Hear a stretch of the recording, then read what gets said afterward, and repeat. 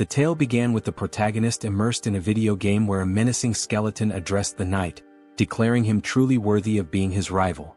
The skeleton remarked that indeed the rumors were true and that the title Nightmare of the Continent suited him perfectly. Yet, he added, as long as the forces of light stood by their side, they would never surrender. Sunghyun thought to himself that this was both a terrifying immortal king and a noble knight of light. He sipped on his soda, wondering aloud if their dramatic clash was a bit overdone. Still, he acknowledged it was just a performance. But how had things ended up this way? Even this unlucky guy stuck in his closet watching it all unfold, wasn't that also him?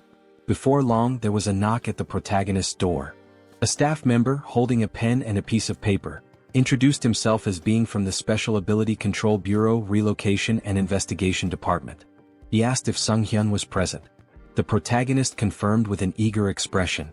The employee explained that his identity had been verified and requested that, should he awaken, he report it immediately to the Special Abilities Control Bureau.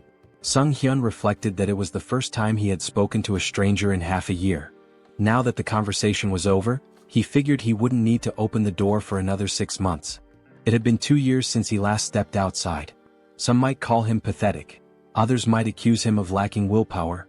But in truth he saw himself as a casualty of a twisted world. Suddenly the TV news caught his attention. A reporter announced that firefighters were battling a blaze at a shopping mall. The arsonist, it was said, was an awakened individual who had started the fire before transitioning to another world. Sunghyun stared at the screen in shock, thinking, an awakened person. Not long ago, people all over the world had begun awakening one by one, developing mysterious abilities referred to as special powers. After awakening, individuals were forced into another world within 24 hours, returning only after meeting specific conditions. However, very few ever came back alive. Desperate and hopeless, many of the awakened resorted to committing senseless crimes before their inevitable departure. 2 years ago, a reckless prank by one such awakened person had cost Sunghyun both his family and his leg. Though he had tried to muster the resolve to start anew, the effort seemed futile. At one point he sat on a specialized exercise machine attempting to work his legs. He slumped down, exhausted, asking himself what the point of all this was. Why was he so afraid of stepping outside? Perhaps with just a little more determination something might change. Maybe he could leave this place and go somewhere, anywhere. Suddenly, a translucent system window materialized above his head. It displayed a message, dimensional distortion detected. Connection to the Akasha system in progress. Awakening of a unique skill. The unique skilled avatar had been awakened, and a countdown began. 24 hours remained before transitioning to another world.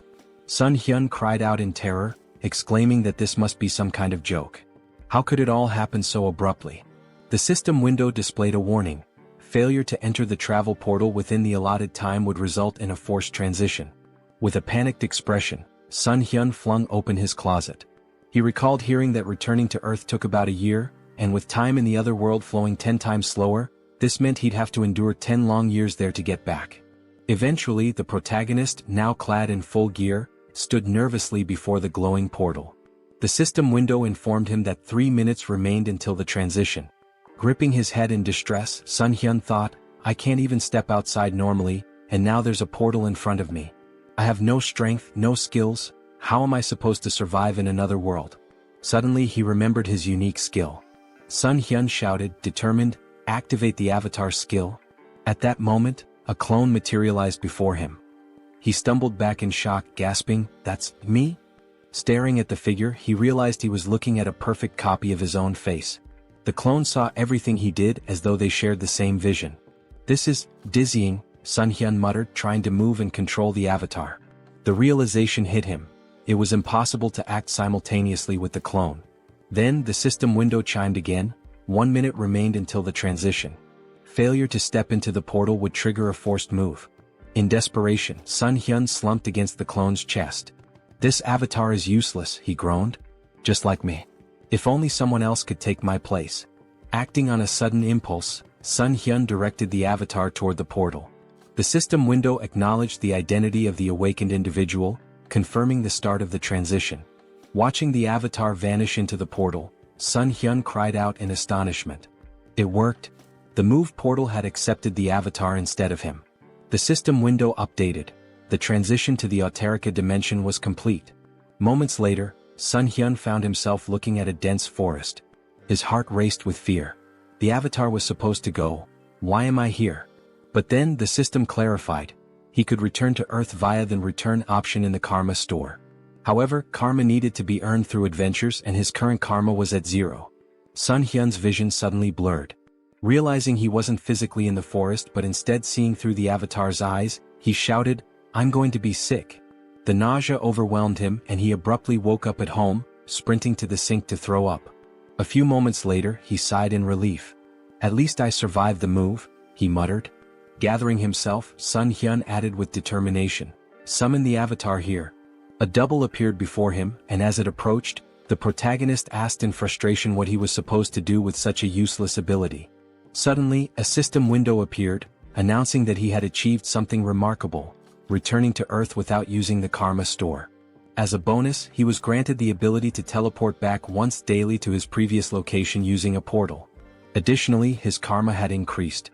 Sunghyun was stunned, realizing that he had become the first awakened individual to return to Earth so quickly. The system window displayed his balance: 1,910,213 karma points. His jaw dropped in shock. Could this much really be awarded just for sending the avatar? In one move, he had earned points equivalent to 10 years' worth of effort. The system explained that karma is granted based on a person's impact in another world, whether through good deeds, misdeeds, murders, or honest labor. It made no distinction. Accumulated karma could be spent on improving abilities or returning to Earth. Sunghyun wondered if there had been some kind of mistake. What if he was still required to travel back to another world? Then, with a wry smile, he said, "Well, I didn't expect this to work, but who cares?" Turning to the system window, he noted that returning to Earth seemed pointless since he was already here. The system offered a suggestion: improving his unique skill for 300,000 karma or exploring other status enhancements. Intrigued, Sunghyun asked to see the details of the status upgrade section. Opening the tab, he saw an option to enhance regeneration for 10,000 karma. What is regeneration? He wondered aloud. Curious, he pressed the button.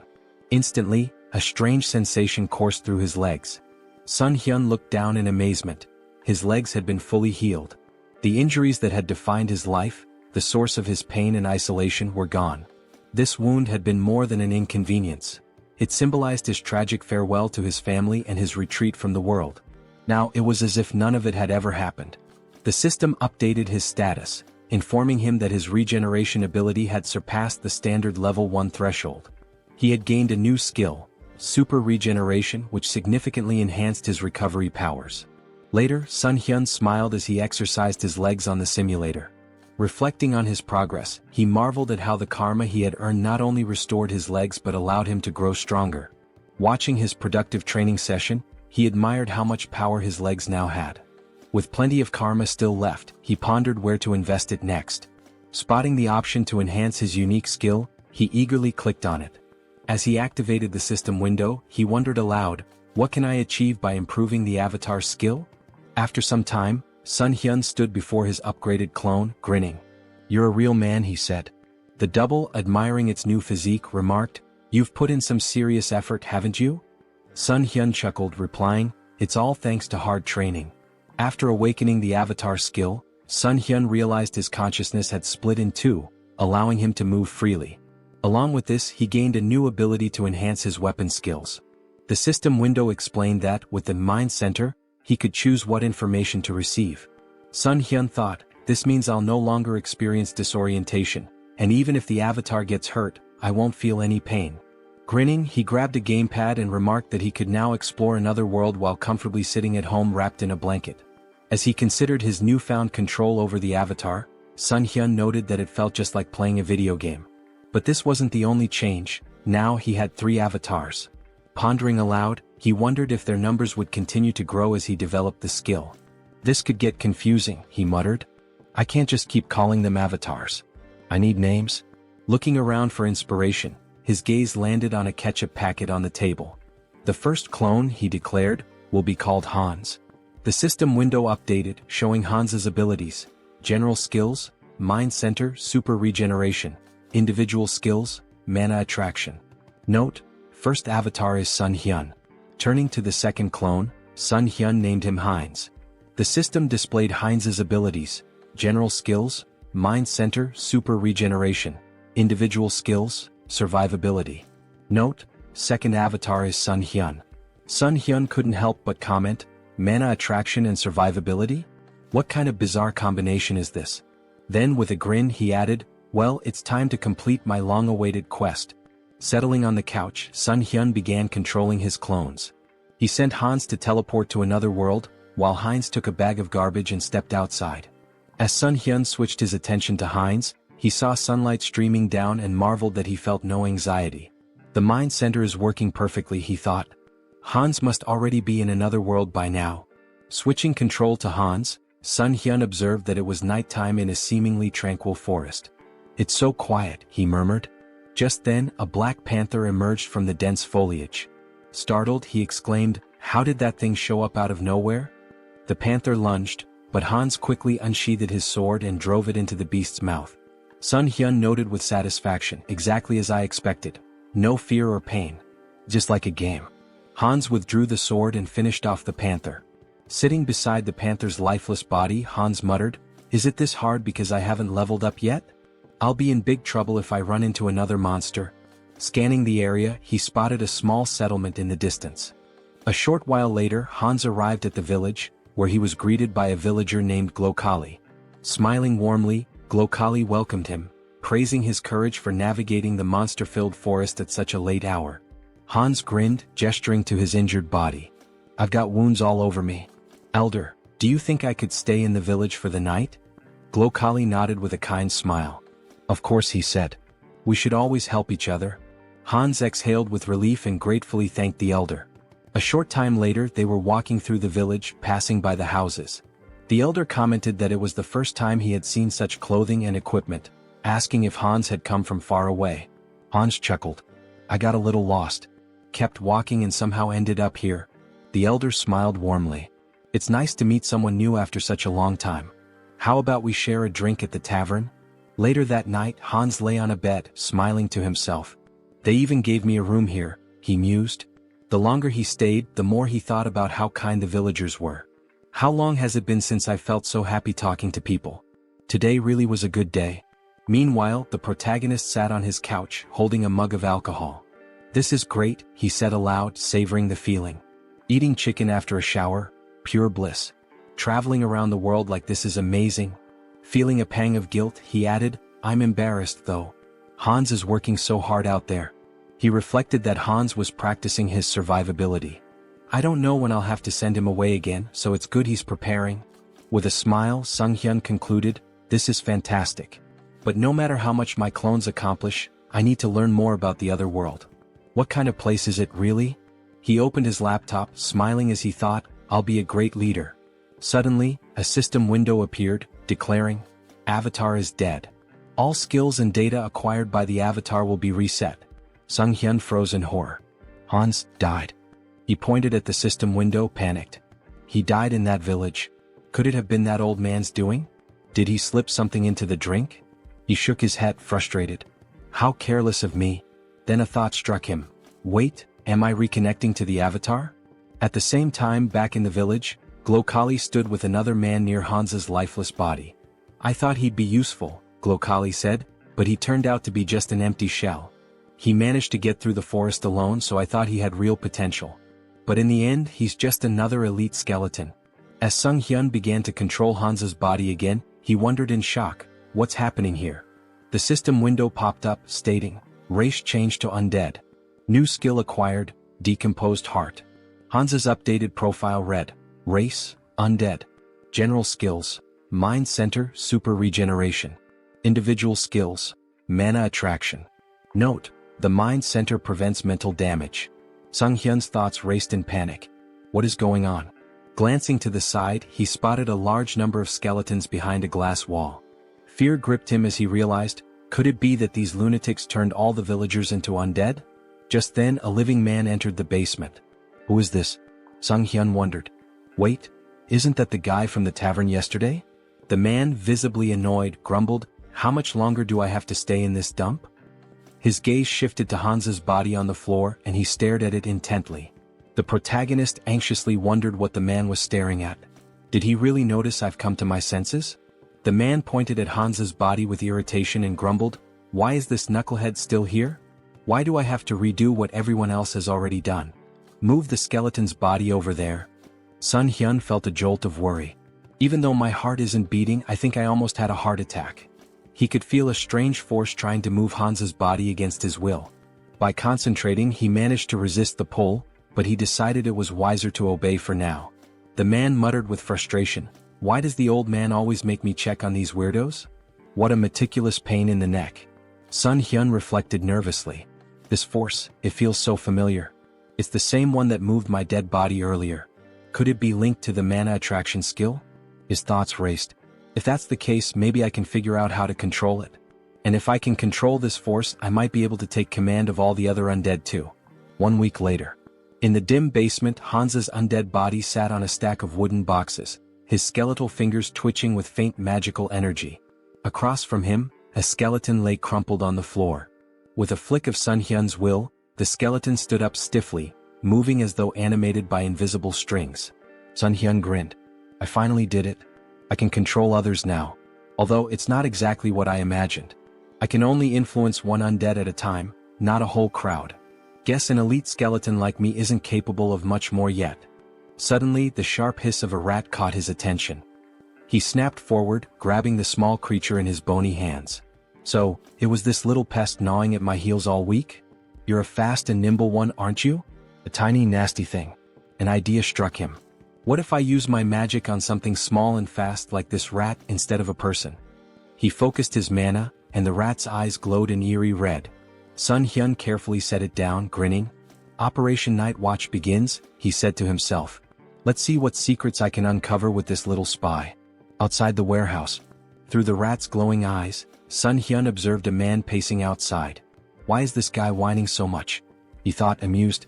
Then the man opened a heavy wooden door, revealing a second, dimly lit warehouse. The rat scurried forward, darting toward the open passage. Suddenly, a surge of energy pulsed through the air, halting its progress. Sunghyun recoiled instinctively, even with the emotional dampening of the mind center active. "That energy, it's overwhelming. I can't risk getting closer." From within the warehouse, he overheard a conversation. Jeffrey, a sharp-featured man, asked impatiently, "When will the maturation process be done? That fragment of the immortal king, it feels like it's sucking part of my soul every time I go in there." "It'll be soon, right? The teacher's been stuck in there for days." Another man replied, his tone cautious, "It should be soon. But isn't it funny? We're guarding this place so tightly with traps set all over the village and even here. Not even a mouse could sneak through." Sunghyun's thoughts swirled. A fragment of the immortal king? That must be what they're guarding. But where else can I gather information? And where did that old man disappear to? Moments later, a sudden flash of magical energy pierced the rat's body, shattering the connection. The elder approached, his expression calm and his tone almost amused. "A simple mouse," he said, brushing his robes as he inspected the remains. Sunghyun seethed from his safe distance. This old idiot. He noticed even a tiny spy. This is going to be more difficult than I thought. The protagonist's thoughts raced as he wondered, did they really figure me out? The old man stepped closer, inspecting the rat's lifeless body. "An undead?" he muttered, puzzled.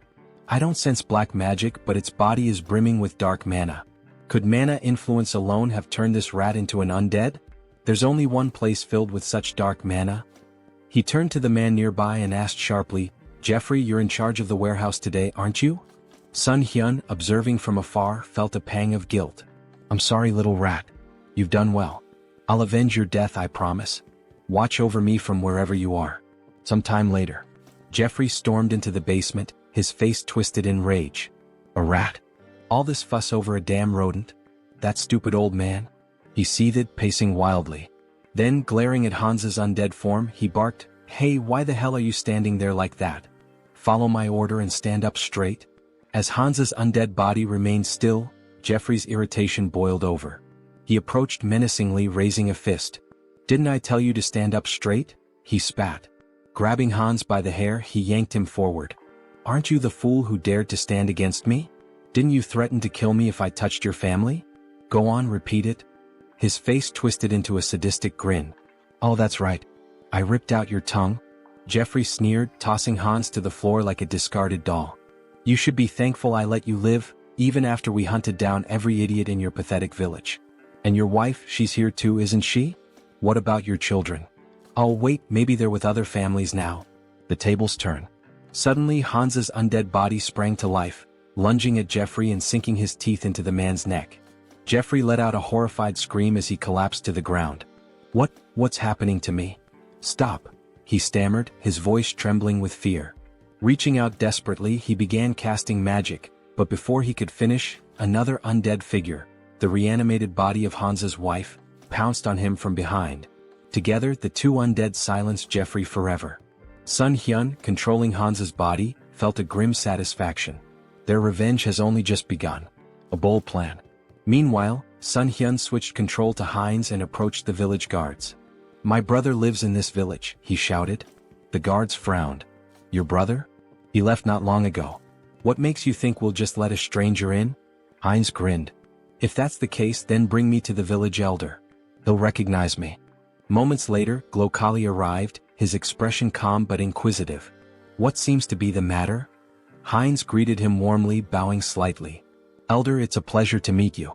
I believe my twin brother Hans is somewhere here. Sunghyun smirked inwardly. Having two avatars really comes in handy for moments like this. While Heinz kept Glokali distracted, Sunghyun, through Hansa's body, infiltrated the warehouse and approached the fragment of the immortal king. The fragment pulsed with a dark, otherworldly energy, resonating with the undead around it. Is it absorbing the energy from the undead? No, it's more like it's replenishing itself. This explains why the people here are so unnaturally strong. That warehouse I was stuck in before must have been a dumping ground. And yet these fools dare to act superior? They'll learn soon enough. Sunghyun activated his abilities, drawing the fragment toward him. A powerful surge of energy echoed throughout the village, shaking the very ground. The elder's realization. Back at the gates, Heinz maintained his ruse. Twins are connected, he said with a sly smile. We always know where the other is. Glokali frowned, his suspicion growing. Hard to believe, he muttered. Suddenly his eyes widened in panic. He sensed a disturbance and shouted, something's wrong with the fragment. Kill this fool immediately. In a blur of movement, Glokali transformed into a monstrous, darkened form and hurtled toward the source of the disturbance, his face twisted with rage. The guards, startled by Heinz's sudden disappearance, raised their spears in confusion. Meanwhile, the protagonist reflected on the overwhelming surge of emotions emanating from the fragment. Such an irresistible flow of negative energy. Even with the mind center filtering the input, it's like a tidal wave. Could anyone endure this and remain sane? Suddenly, a deafening explosion of energy shook the area, and a system window materialized before him. System notification. Your essence meets the conditions. Information unlocked. Immortal magician Demolic. Rank increased due to the power of the fragment of the immortal king. Dark magic hidden in the fragment has assimilated with your essence. New skill acquired, demonic wisdom. This skill grants mastery of dark magic and an innate understanding of its mechanics. Sunghyun marveled at the new power. Demonic wisdom. Just by observing dark magic, I can wield it as if I've known it forever. This changes everything. In the basement, a man stood near the remnants of Jeffrey's last stand, muttering to himself. That idiot couldn't even handle a zombie rat. Now I have to clean up this mess. Before he could proceed, the elder's booming voice rang out. Check the fragment immediately. And find Jeffrey. Grumbling, the man approached the cage containing the fragment. Why is it so quiet? He asked, leaning closer. Suddenly, a mass of undead surged from the shadows, clawing at him. Panicked, the man shouted, This is impossible. How can they? His words faltered as Heinz's voice cut through the chaos, calm and sarcastic. Lovely weather today, isn't it? The man's eyes widened in horror. How is he talking? The undead latched onto him, but he managed to release a small burst of magic, pushing them back momentarily. However, the cage shattered, releasing a flood of monsters into the basement. Heinz smirked, his voice dripping with mock politeness. Ignoring someone's greeting? How rude. Sunghyun observed through Heinz's perspective, marveling at the newfound power demonic wisdom granted him. Dark magic feels as natural as breathing. This knowledge, it's like it was always there waiting for me to unlock it. Outside, a massive explosion rocked the village as the undead spilled into the streets. Heinz commanded them with unwavering authority. Don't let anyone escape. Kill them all. The confrontation with Glokali. A skeleton's body fell before Heinz and the elder, Glokali, emerged, his expression cold and furious. "You should have been an elite skeleton," he growled. "What did you do with the fragment of the immortal king?" Heinz greeted him with a grin. "Glokali, it's been too long. By the way, thanks to you I lost my heart. Fortunately, I found a new one in your warehouse." Glokali's face contorted with rage. "You dare to merge a fragment of the immortal king with such a pitiful body? You've gone too far." Raising his hand, he invoked a powerful spell. Finger of Death. A wave of dark energy surged forward, striking Heinz with enough force to sever his arm. Heinz glanced at his dismembered limb, more annoyed than pained. Attacking someone mid-conversation? Really, where are your manners? Silence. Glokali roared. "Do you have any idea how much effort and resources I've poured into this fragment? An entire year's worth of preparation, and you've ruined everything." Glokali's eyes blazed with fury. "I was so close," he growled, "to wielding a power greater than anything in existence. And now you've turned my masterpiece into this?" Heinz smirked, wrapped in the swirling energy of dark magic. "What's wrong, old man? Can't handle a rookie demolic? Dark thorn?" Glokali roared, sending tendrils of shadow magic spiraling toward Heinz. Heinz laughed. "Using high-ranking magic against a beginner? You must really be desperate." His voice turned cold as he countered effortlessly, "I'm the only one who can truly control the fragment, and you know it." Glokali sneered. "You may have survived the destruction of your body, but I'll dismantle it and use it for experiments. Let's see how you handle this destructive ectoplasm." Heinz scowled. "Stop reciting your skills like an amateur." His voice rose with disdain. "And just die already, Alfred." The elder froze for a moment. "Alfred?" His expression twisted into suspicion. "How do you know that name? Did you sneak into this village intentionally?" Before Heinz could reply, a surge of dark magic shot toward Glokali from behind. The elder reacted swiftly, deflecting the attack with ease. He narrowed his eyes. "You're adapting quickly to dark magic. Is it the fragment's doing? No matter. I have no time to waste." Raising his hand, Glokali activated another spell. Pact of Destruction. The battlefield dimmed as the souls of the fallen black magicians coalesced, swirling around Glokali like a maelstrom. A dark crown materialized on his head, amplifying his power. Heinz watched warily. "You're sacrificing the souls of your own allies for this? How fittingly vile of you." Glokali snarled, his voice thunderous. "With the full power of this fragment, I would have crushed you. But no matter." Now, flame of souls soaked in darkness. A massive surge of fiery dark energy erupted toward Heinz. The final blow. Before the spell could reach its mark, a streak of magic pierced Glokali's chest. The elder stumbled, his expression frozen in disbelief. Heinz stood unimpressed. "Took you long enough to tire yourself out. Honestly, I almost fell asleep while you were chanting all those fancy spells." He added with a smirk, "By the way, thanks for plunging me headlong into dark magic. I think I've finally mastered it." Blood trickled from Glokali's lips as he collapsed to his knees. "How could I die like this? So, senselessly?" Heinz watched him fall lifelessly to the ground. Raising his gaze to the sky, he muttered, "Alfred, I hope you saw all of this. Your revenge is complete. Rest in peace." Elsewhere. In a grand cathedral, Rista knelt before a massive statue, her hands clasped in prayer. The flickering light of candles illuminated her solemn face. A knock interrupted her meditation. Rising, she opened the door to find Martin, his face pale with urgency. "Are you finished praying?" he asked. "Yes," she replied calmly. "What's the matter?" Martin hesitated, then blurted, "The ghost of the immortal king's resurrection has been detected in the west." Rista's eyes widened slightly, though she maintained her composure. "The immortal king?" Martin nodded grimly. "I'll summon the council immediately." As he left, Rista turned back toward the statue, her expression hardening. "The one who brought terror to this continent hundreds of years ago. I won't let it happen again." On the battlefield, Heinz surveyed the wreckage, the remnants of the battle littered around him. "Devastation," he muttered. "Hundreds of undead destroyed." A grin crept across his face. "But losses can always be replenished. There's no need to mourn." He turned, the dark magic emanating from him pulsating with new strength. "After all, this is only the beginning."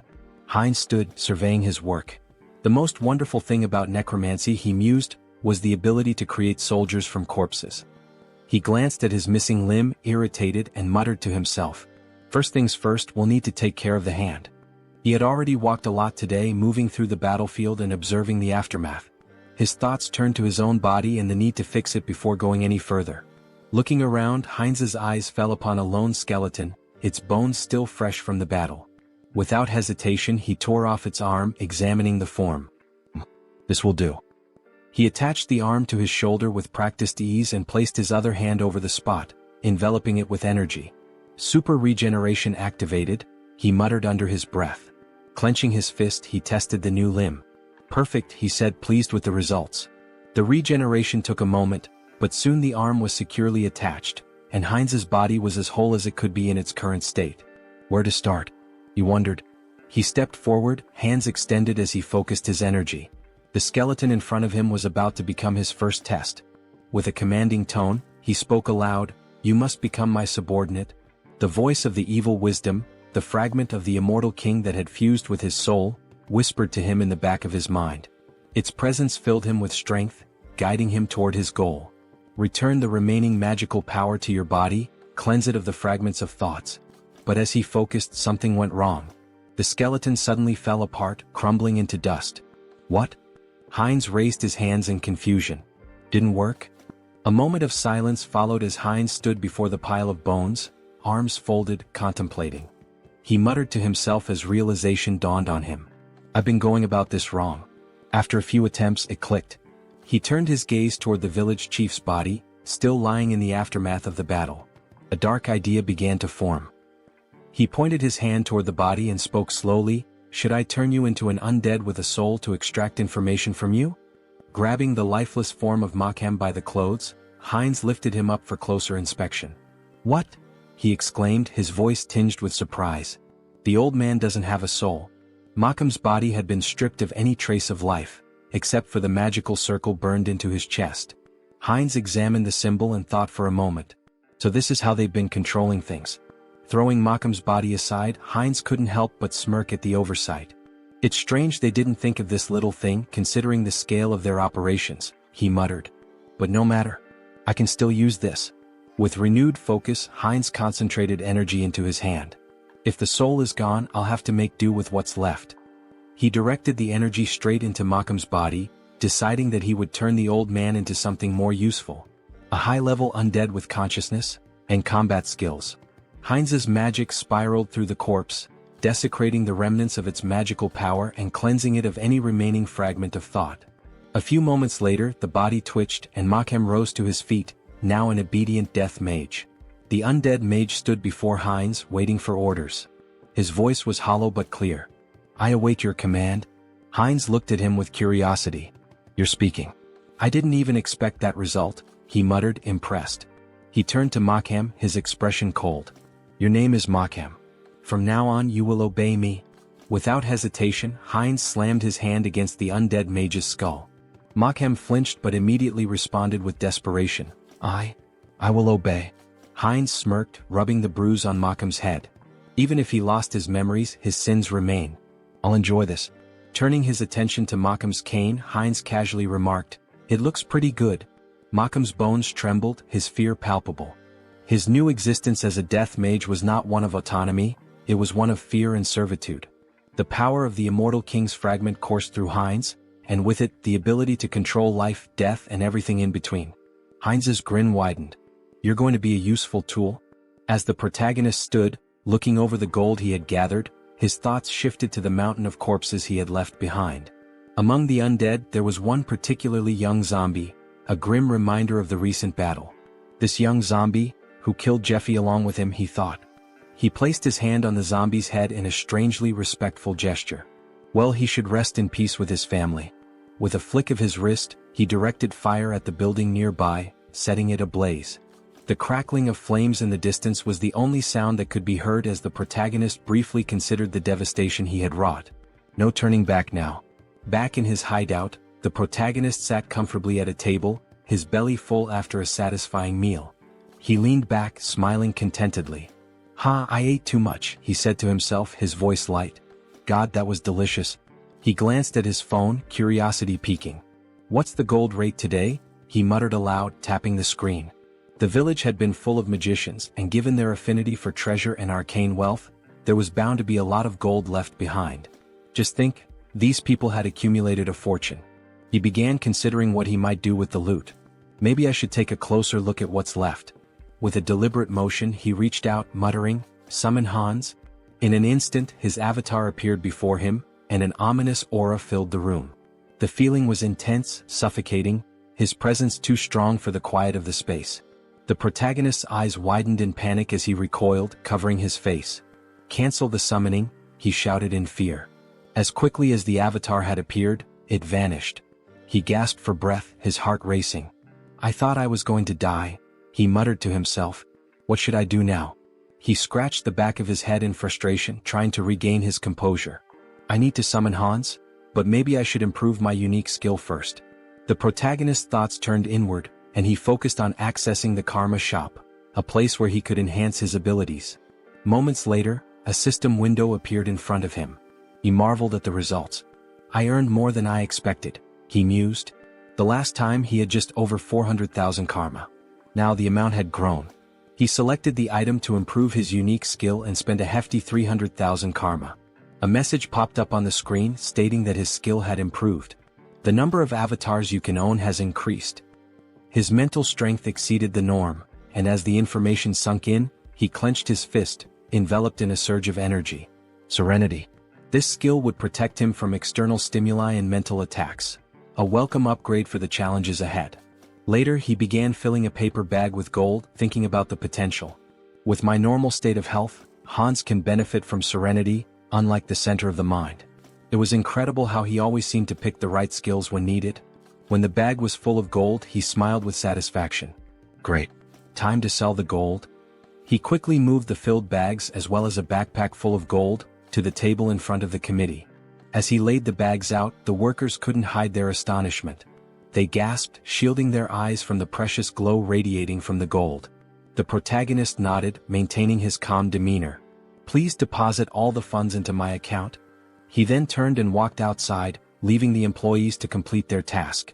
They bowed in gratitude, thanking him for his trust. Sunghyun offered a smile in return, wishing them well. As he walked away, he glanced at his shadow on the ground, remembering how Hans had hidden it with dark magic just in case. "Maybe I was worried for nothing," he mused. The shadow was well concealed, even masked to avoid detection. Just as he was about to leave the area, an explosion echoed from behind him. The building rocked, debris flying through the air. Wolf stood amidst the destruction, his grin wide as he surveyed the damage. "Looks like we hit the jackpot," he said, his voice dripping with satisfaction. Holding a bag of gold in his hand, the protagonist, Sunghyun, grinned, looking at the treasure he had gathered. Who would have thought there'd be so much gold in such a remote place? He mused, clearly pleased with the haul. His grin was wide, but it was quickly interrupted as a bandit beside him urged, "Stop chatting, it's time for us to run." Without wasting time they made their way forward, running swiftly through the streets. "I know," Wolf shouted, his confidence undeterred as they sprinted. Ahead of them they spotted Sunghyun, who looked at them in fear and shouted, "Villains! Someone needs to report them. These criminals using their awakened powers for evil, and the ones who protect citizens from them are..." His words were cut off as a powerful blow struck his cheek. Wolf, dealing the blow, shouted, "Shut up." His voice was a harsh command, shutting down Sunghyun's words before they could gain any traction. The protagonist touched his bruised cheek and thought to himself, "The guards will probably track them down. I can't do anything." Meanwhile, Wolf ran confidently forward, saying, "Great. Everything is going according to plan." The bandit hanging from his back added, "We've got plenty of time. The guards will be here in about 3 minutes. We just need to reach the portal." "Is she here?" As they neared their destination they saw something that made them stop in their tracks. A girl lying unconscious on the ground. The wolf stopped and shouted, "Portal? What happened to her? She needs to wake up." His voice was laced with urgency. The bandit, looking around nervously, turned to the wolf and said, "Look over there." His voice trembled as he pointed, and the wolf looked to see a figure standing in front of them, masked and glowing ominously in the distance. "Hans?" the wolf muttered, trying to make sense of the situation. He couldn't help but ask, "Who's that?" "The guards?" The bandit, shaking his head, whispered, "That idiot isn't one of them." As Hans moved closer, he reached up to remove his mask. Sunghyun won't be able to do anything, Hans thought, but he knew that his avatar, was a different matter entirely. The bandits looked on in fear, raising their hands in surrender. Time passed and soon the guards of the South Korean Returned Association arrived at the scene, their boots pounding the ground as they ran. The lead guard shouted confidently, "Here?" He looked back at his colleagues, urging them forward. "Are we going to miss him again?" When they arrived, they froze in surprise. "What happened here?" the guard asked. He surveyed the area where the bandits lay defeated on the ground. The wolf, still dazed, had lost his mask in the scuffle. The lead guard assumed that someone had dealt with the villains but that they couldn't have gotten far. He turned to his colleagues, gesturing around the area. Searched the surroundings carefully. Meanwhile, Hans, like a shadow, moved swiftly through the area. He flew past the guards, heading straight toward Sunghyun. As they reunited, Sunghyun couldn't help but smile. "I see you've warmed up well," he remarked, pleased with the success of their plan. The tension hung in the air as the scene shifted to what would come next, the consequences of their actions and the looming threat of the guards' arrival. Heinz strolled around the parking lot with his hands in his pockets, feeling a sense of satisfaction as he reflected on how relieving stress like this could sometimes be a good idea. His mind was clear for the moment, and the mundane surroundings seemed to offer a rare calm. Meanwhile, Hans, his second avatar who possessed the unique skill Vitality, stood at the entrance to a city on the east side. With a smile on his face, he shielded his eyes from the sun as he looked out at the unfamiliar skyline. "I finally made it here," he said, a hint of excitement in his voice. He remembered Malcolm's words about this city, and after seeing it for himself, he concluded that the old man hadn't lied after all. Stepping into the city, Hans mused aloud, "This is my debut in another world." But even as he admired the bustling surroundings, something didn't feel right. "Although there's still everything ahead," he added, scanning the area. However, as he walked deeper into the city, he realized something. Why was the city so empty? It seemed that the locals weren't paying much attention to newcomers. People went about their business as if strangers were a normal occurrence, not even sparing Hans a glance. Just then, in a nearby alley, a robber turned to his companion Diana and exclaimed, "Was this a joke?" He pointed an accusing finger at her, his expression dark. "I warned you." Diana, trembling, folded her hands in a prayer pose and apologized, pleading for a little more time. The robber's tone grew harsher. "I want 2 silver coins from both of you," he demanded. "And you have 3 days. No money? Then there's no other choice." Hans, who had been casually observing the scene from the corner of his eye, thought to himself, local thugs, and a young girl being manipulated. How cliché. He was about to continue walking, uninterested in getting involved, but fate had other plans. As Diana turned and tried to flee from the robbers, she collided with Hans. She stumbled back, immediately lowering her head in apology. "Sorry," she muttered, not knowing who he was. "Let's talk," Hans said, his tone calm as he sized her up. "How well do you know this city?" It was clear to him that he would need a guide. "Who are you, uncle?" she asked, surprised by the stranger's sudden question. Hans grinned, holding up 2 silver coins in his hand. "I'm a potential employer," he said, his smile widening. "Maybe we can discuss the terms?" Diana's eyes widened as she stared at the silver coins, the promise of money catching her attention. She quickly agreed, and the two of them made their way through the streets toward an inn. When they arrived, Diana pointed to the building. "This inn is one of the best places you'll find here," she said, clearly proud of her choice. "What do you think?" Hans, now understanding a bit more about her situation, nodded thoughtfully. He could tell from the way she spoke that life hadn't been easy for her. Diana had barely been making ends meet, struggling to care for her sick brother after the loss of her parents. She also mentioned how she couldn't pay the local tax. In response, Hans handed her a silver coin, and Diana's eyes sparkled with gratitude. "Okay," Hans said with a smile. "You'll come to me tomorrow as soon as you wake up. We can discuss your pay then." Diana agreed quickly, and with that she became his guide, earning 2 silver coins a day. That night, Hans lay down on the bed at the inn, his hands tucked under his head as he made himself comfortable. "Well," he thought, "I'll pretend I'm doing a good deed even if she just wants to rob me." He chuckled to himself and settled in for the night, his thoughts drifting off as he prepared for whatever the next day might bring. Heinz sat up in bed, scratching his head in frustration. The bed was terribly uncomfortable, and despite his best efforts, he couldn't seem to fall asleep. He tossed and turned for a while, but then a sudden sneeze from outside caught his attention. Curiosity piqued, he got up and walked to the window, pressing his hand to the glass. His eyes widened in surprise as he spotted Diana sitting on the ground outside, leaning her back against a box. "Hey, is that her?" he muttered to himself. Diana looked up at him, her eyes widening, and then smiled, waving in greeting. "Hello," she called up to him. Heinz was indignant. "What are you doing there?" he shouted down, clearly irritated. "Why are you waiting for me?" After a moment they were sitting together at the table eating breakfast. Heinz frowned as he took a bite, his frustration still simmering. "You shouldn't do that again," he said, trying to sound stern.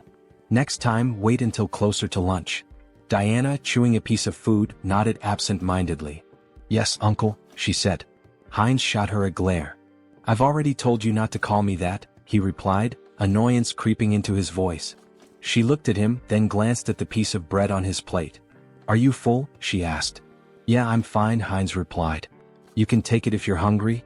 With a smile, Diana took the bread and slipped it into her bag. "Thank you," she said, grateful. The town they were in was called Ozantu, a small village located on the western edge of the kingdom of Talia.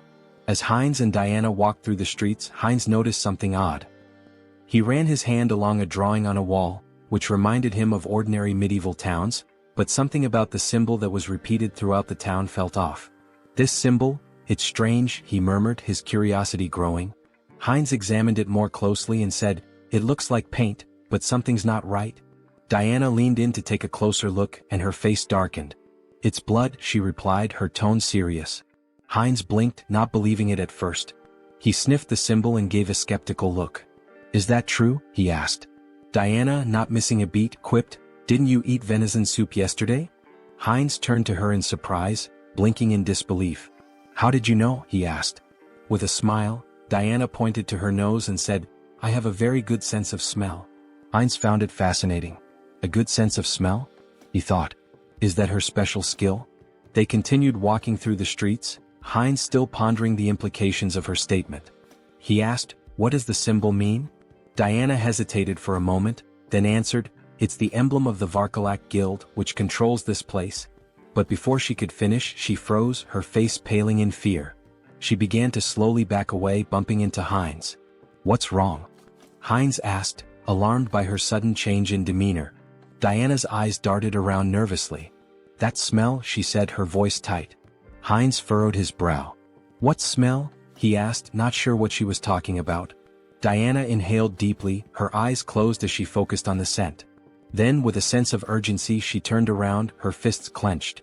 "Freshly baked bread," she exclaimed. "I have to try it?" Heinz, confused but amused, asked, "Didn't you just eat a minute ago?" Diana pointed ahead, her face lighting up with anticipation. "I'm hungry again," she said, clearly excited by the smell. They followed the scent down an alley which led them to a door. When they peeked inside, Heinz's stomach dropped. Behind the door was a corpse, its lifeless body sprawled on the ground. The smell of bread was still in the air, but the sight of the body made it clear that something sinister was at play. A few days later, Heinz stood against a wall, arms folded, waiting impatiently. "She's never been late before," he muttered. "Something must be wrong." Just then, a bandit approached him, a smirk on his face. "Hey buddy," the bandit called out, drawing Heinz's attention. Heinz looked at the bandit in surprise, unsure of what to make of the situation. The bandit, arms folded and wearing a smug expression, said, "We should talk." Heinz felt a moment of frustration, thinking to himself, has it really come to this? The next instant, he handed the bandits a handful of silver coins, offering them a smile. "Take this," he said, trying to remain calm.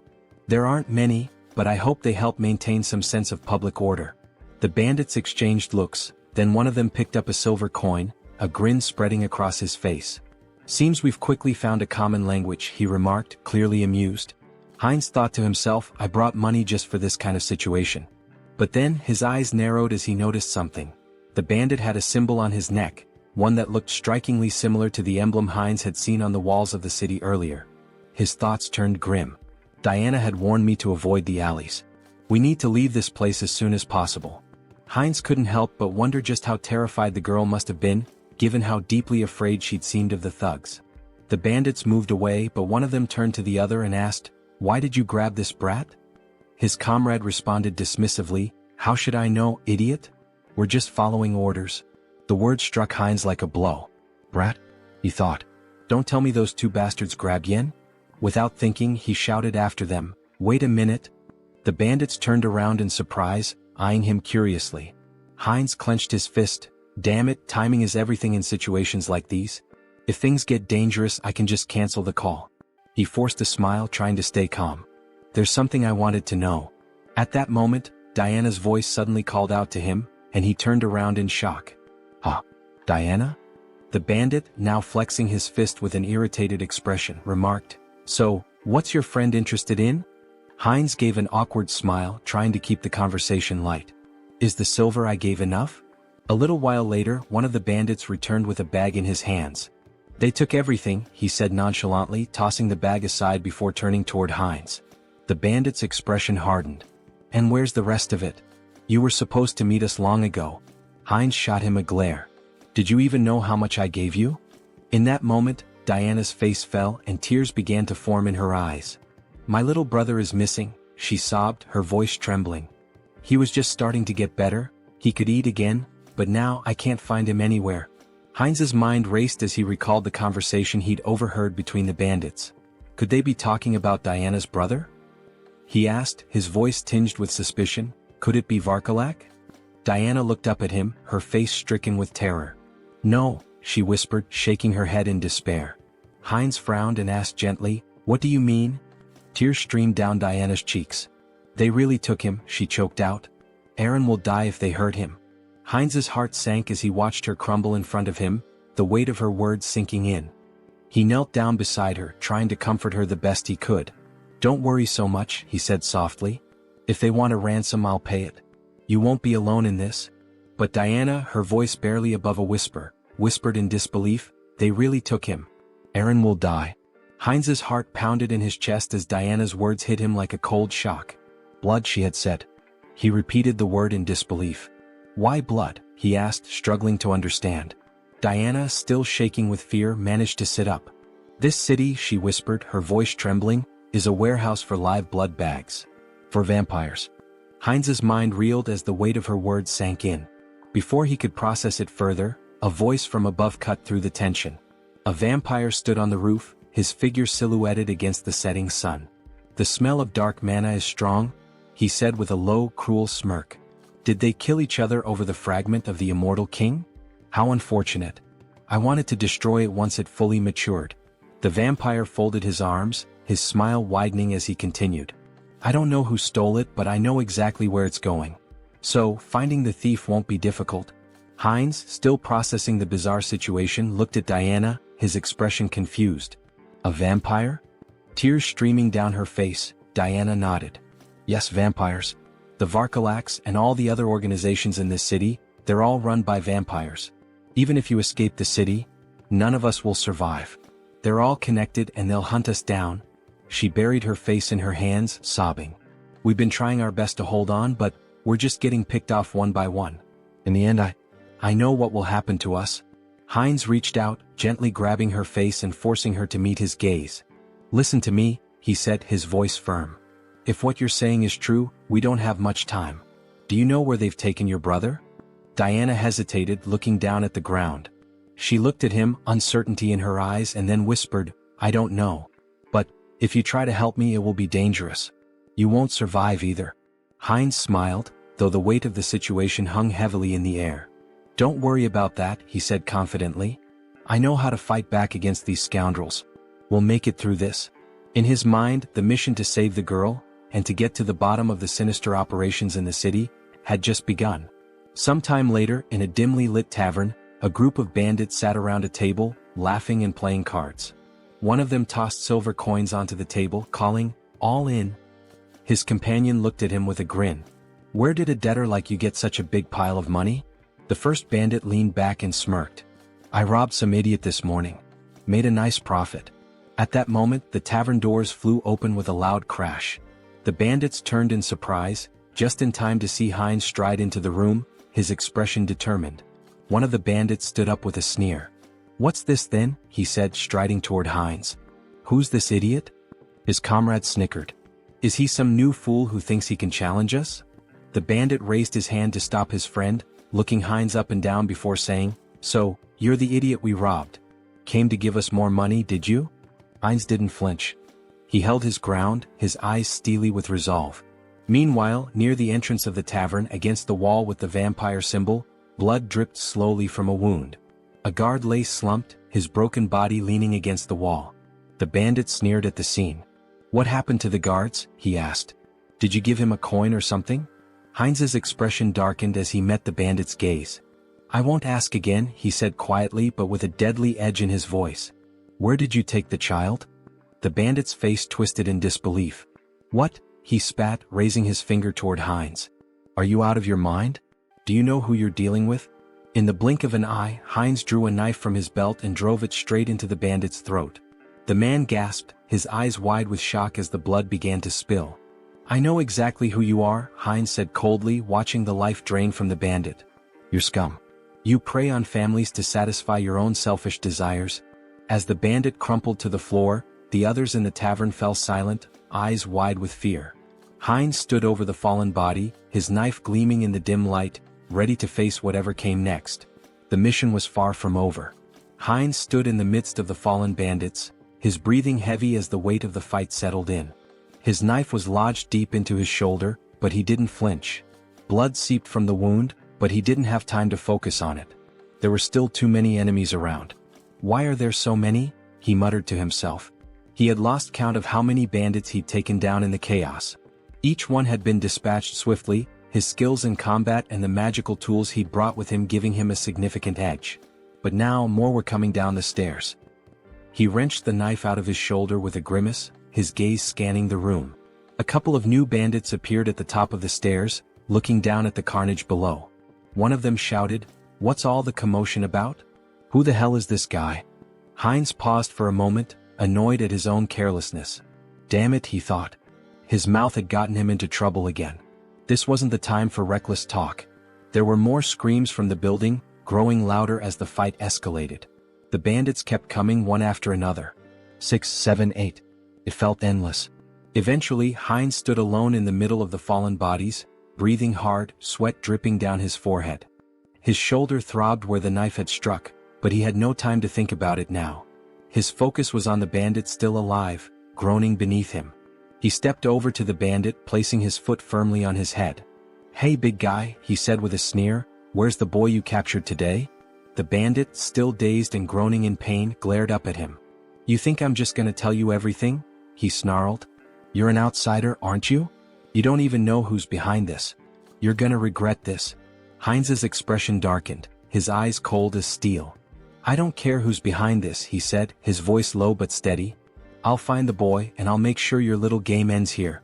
The bandit struggled under Heinz's foot, but Heinz wasn't about to give him any leeway. He leaned in closer, whispering, "Tell me where he is and I'll make it quick. Otherwise, we'll see how long you can last." The bandit growled through gritted teeth, but Heinz could see the fear in his eyes. Despite his bravado, the man was terrified. I don't know where they took him," the bandit spat, "but the leader, he's the one with all the answers. He's got a place near the old mill. Go there if you want to find the kid." Heinz's eyes narrowed. This was the break he needed. The mill. Got it? He stepped off the bandit's head and turned, heading for the door. As he did, he thought to himself, this isn't over yet. They've taken too much from this town and I'm going to put an end to it. He left the tavern, the weight of the mission heavy on his shoulders. There was no turning back now. After some time, Heinz opened the door to the room. Seeing the boy sitting on the floor, he asked, "Is this Aaron?" Trembling with fear, Aaron held his head and begged for mercy. The avatar knelt down, extended a hand toward him and reassured him, "Don't be afraid." Aaron's sister had pleaded for his rescue. Confused, Aaron asked, "Do you know my sister?" At that moment, a vampire in bat form flew into the scene. Heinz turned to Aaron, confirming, "It's true. I'll explain everything once we're out of here. But first we need to leave." The vampire landed on the window and shifted into his human form. Glaring at Heinz, he sneered, "Who are you? How dare you touch my food in my restaurant?" Heinz froze, feeling a sinister presence behind him. The vampire taunted him, saying, "Are you from an oath of disobedience?"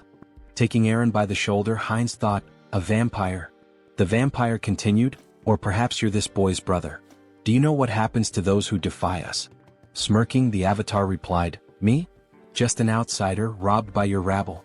Shielding Aaron, he added, "It's pure coincidence I helped this boy. The vampire extended a hand and scoffed, "Really? How dull. I prefer my meals lively. Both of you will die here." As the vampire fired a magical projectile that shattered the surroundings, Heinz shielded Eren with his body, yelling, "Run!"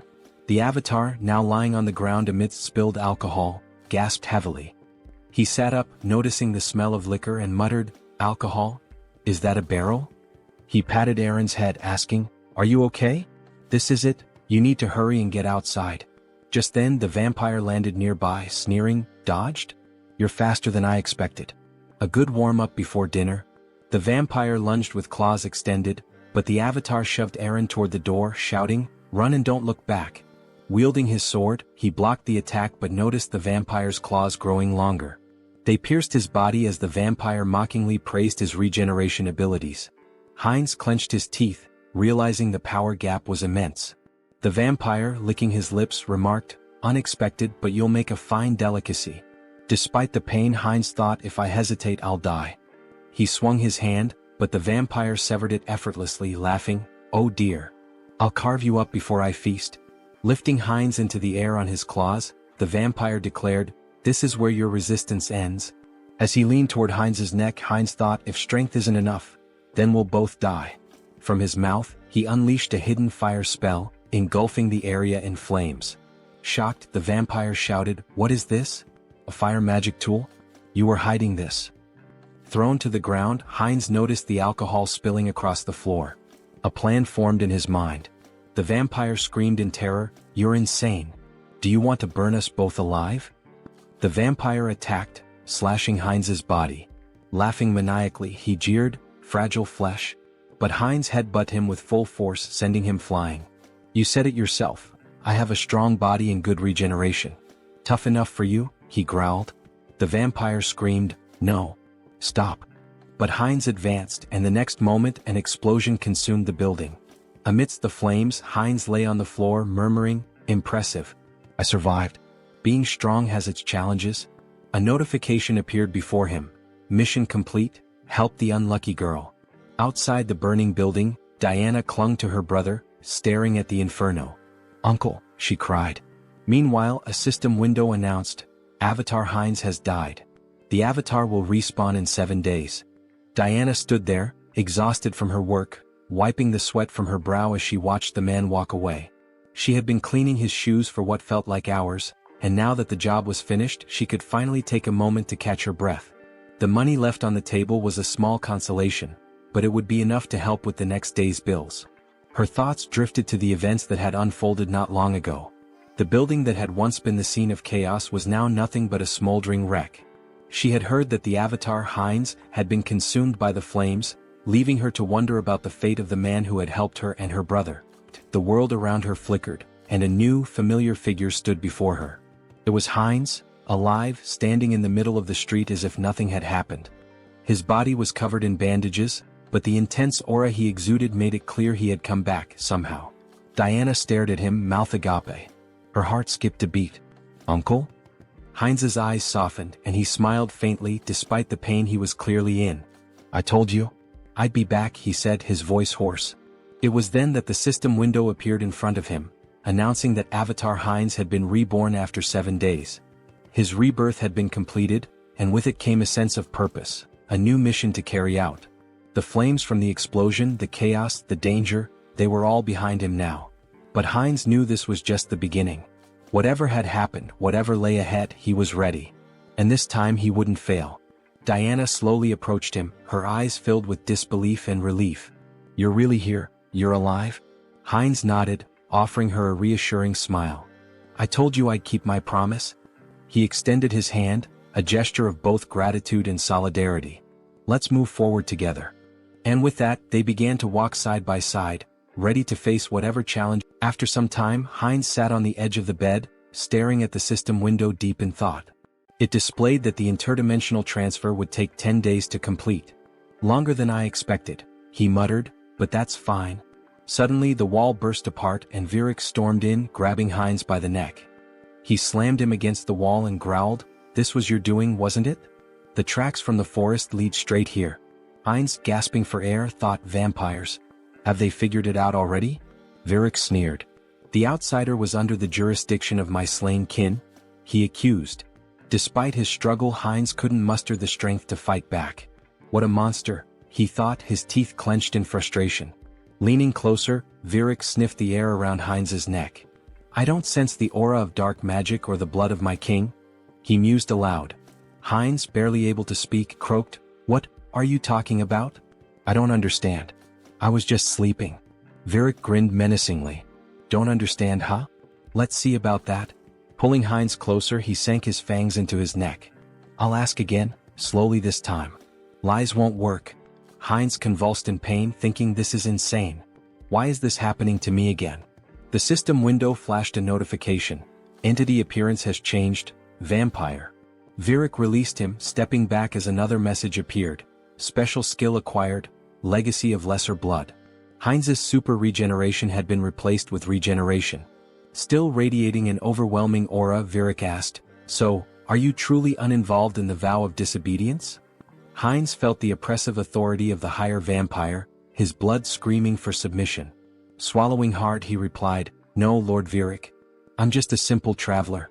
Despite the instinct to obey, Heinz knew his center of the mind ability blocked the compulsion. Virik turned away, muttering, Was I mistaken? Then he commanded, Follow me. We have important matters to attend to. Heinz smiled faintly. Fine. I'll go, and gather some intel while I'm at it. They soon arrived at the Azanta branch of the Vargalak clan.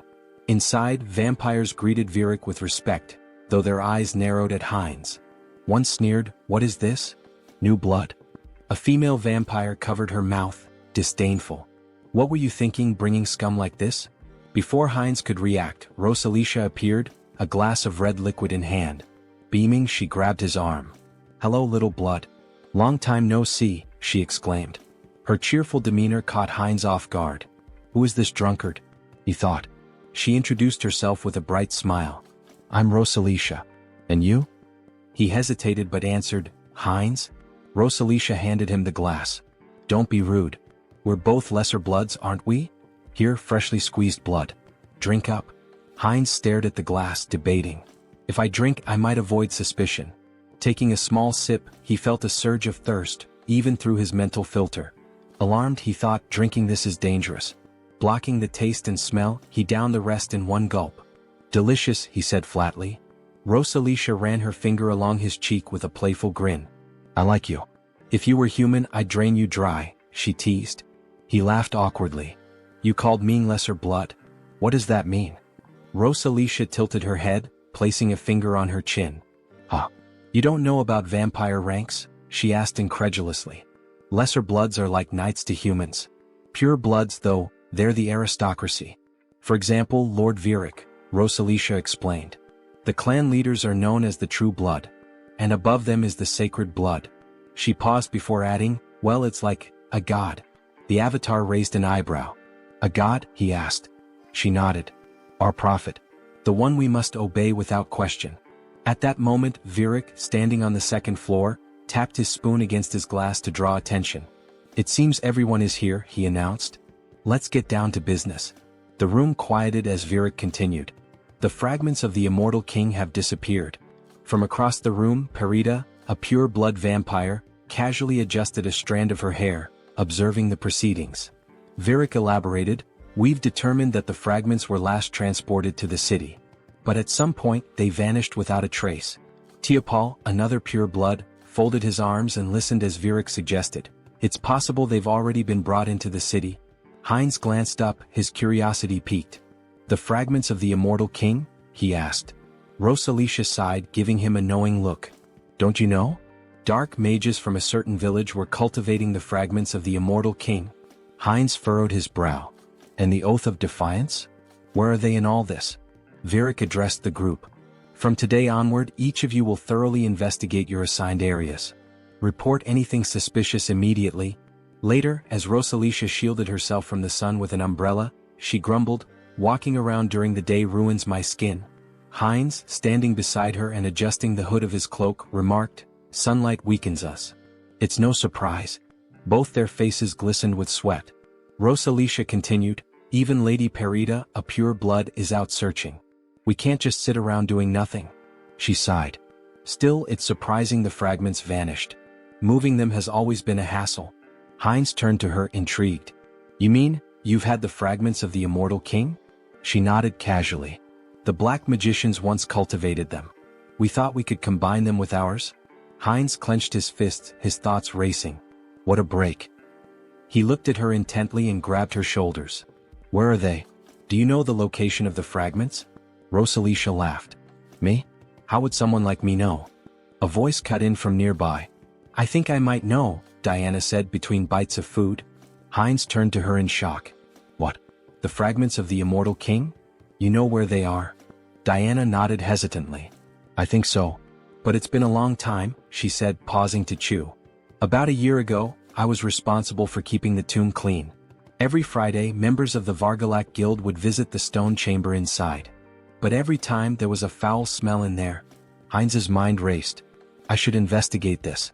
Aaron, sitting nearby, sighed in realization. So that's why you always told me to stay away from the tomb. Heinz stood from the table, nodding firmly. Thank you for the valuable information, Diana. I'll investigate this myself. It would be better for them to keep a low profile. Diana said, grabbing his hand and turning to him, that he seemed to smell different now. Could he tell her the reason? Sunghyun said, showing his fangs, that her nose was not deceiving her, but it just happened that. What? It would not affect her, so she should not worry. Diana looked at him in shock. She said, gloomily holding his hand and turning to him, that if he got sick. Diana screamed, exposing her neck, that it was okay with her so he could drink some of her blood. She said, stretching out her hand to him in fear that she just wouldn't drink too much blood. The protagonist stared at her in complete shock. He screamed, hitting her on the head, that she should calm down. Sunghyun said, angry that he already had enough, so she better answer where that place was. A while later, cries of pain echoed through the cemetery. Stand still, Tiapal commanded coldly, his voice full of menace. Do you really want to die? His lips curled into a cruel smile. I'll give you one chance, take your best shot at me.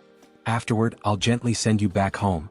The man, trembling with fear but clutching his weapon tightly, let out a defiant scream and charged at the vampire.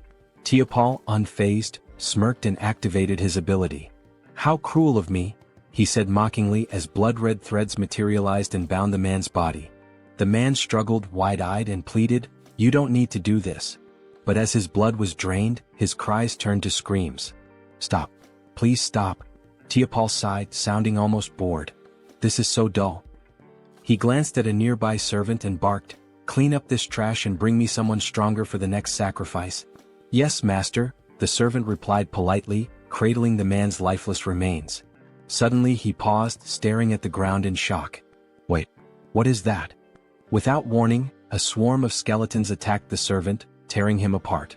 Tiapal roared in fury. How did these filthy corpses get here? His anger only grew as more skeletons surged forward. Servants, destroy these wretched creatures at once. A shadowy figure darted through the chaos, striking down enemies with precision. Who are you? Tiapal demanded, glaring at the figure. Are you a necromancer from the Oath of Defiance? How do you know about this place? The shadow revealed itself as Sunghyun, controlling Hansa's body, wielding dark magic with ease. Tiapal's annoyance deepened. You're not going to talk willingly, are you? He sneered. Fine. I'll just rip your head off and ask my questions later. He unleashed a barrage of blood-based attacks, tearing through the skeleton army. Sunghyun smirked, manipulating the skeleton remnants into makeshift weapons with his magic. So, you'll just leave my head?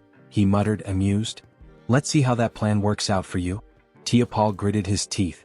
The spell is too fast. I can't dodge it. At that moment, Sunghyun intercepted one of Tiapal's attacks. Tiapal froze, startled. Reinforcements? He asked, his voice laced with surprise.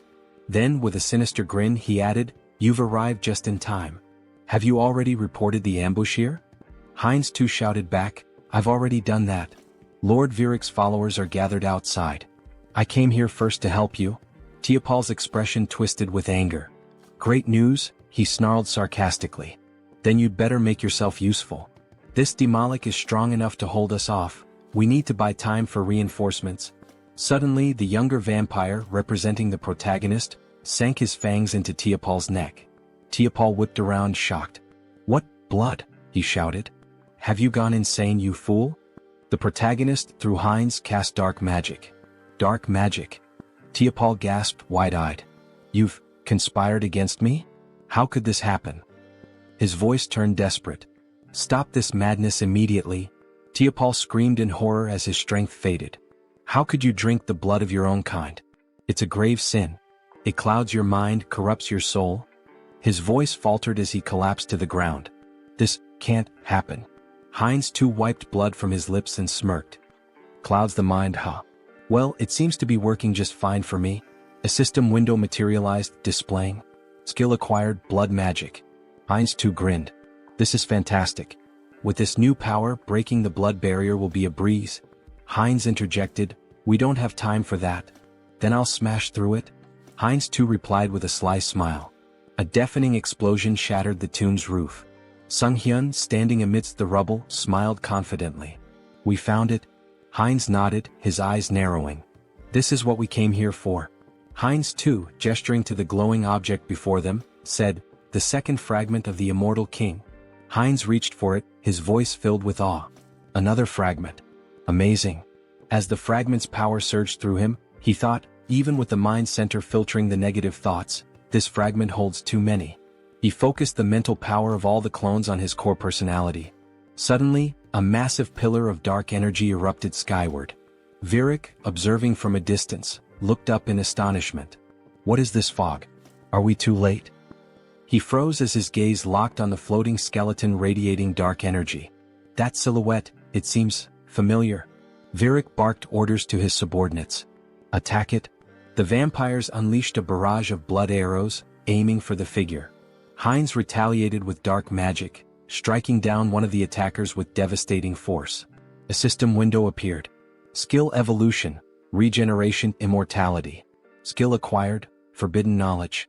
Personality status, Heinz Archlich. Meanwhile, the holy paladins arrived at the cemetery's outskirts. What is this? One asked, shielding his face. Smoke? Fire? It seems to be coming from Azanthu. He coughed, overwhelmed by the dark energy. Tuscan dismounted, his face grim as he examined the ashen residue. We're turning back. This isn't ordinary ash. What do we tell the saint? Another asked nervously. Tuscan looked up at the ominous energy pillar. Everything. This changes everything. The ominous energy surged in the air, thick with power and foreboding. System notification. The rebirth of the immortal king is imminent. Heinz stood motionless, overwhelmed by the rush of newfound strength. This is incredible, he thought, his mind racing. I've become 10 times stronger than before. A system window materialized before him, detailing his transformation. New skills acquired. Power of the immortal king fragment. Rapid rank advancement, plus 2/3 rank. Secret dark magic energy amplification. Traits gained. Evil wisdom. Unlocks insight into forbidden knowledge. Unconditional understanding of dark magic. All secrets revealed. As long as my source remains intact, I'll endlessly revive. An unkillable existence, he mused. The dark energy coursed through his body like a tidal wave, and Heinz unleashed it in an explosive attack. Tendrils of shadow surged toward the vampires surrounding him. Virik's eyes widened in alarm. What is this smoke? Is this a trap? What is your plan? A subordinate rushed to his side. My lord, we must retreat and recover our strength. Before the words could settle, the dark energy swallowed the subordinate whole, obliterating him in an instant. Virik froze, staring in horror at the remains of his servant. This is an attack spell? Dark thorns erupted from the shadows, piercing through Virik's chest. He screamed in agony, his strength waning rapidly. Heinz, through the avatar Hans, stepped forward, his cold gaze fixed on the pure-blooded vampire. You're stronger than the others, he said calmly, but right now you're nothing more than a blood bag to me. Virik gritted his teeth, his voice trembling with anger and disbelief. Where did you get such power? Did you truly absorb the fragment completely? How did you endure so much darkness alone? Heinz too smirked, stepping closer. Alone? He asked mockingly, leaning in. Who said I was alone? Before Virik could respond, Heinz too sank his fangs into the vampire's neck, drinking deeply. Virik's body convulsed, then went limp, crumpling to the ground. System notification. Conditions fulfilled, skill growth activated. Legacy, minor blood legacy, pure blood.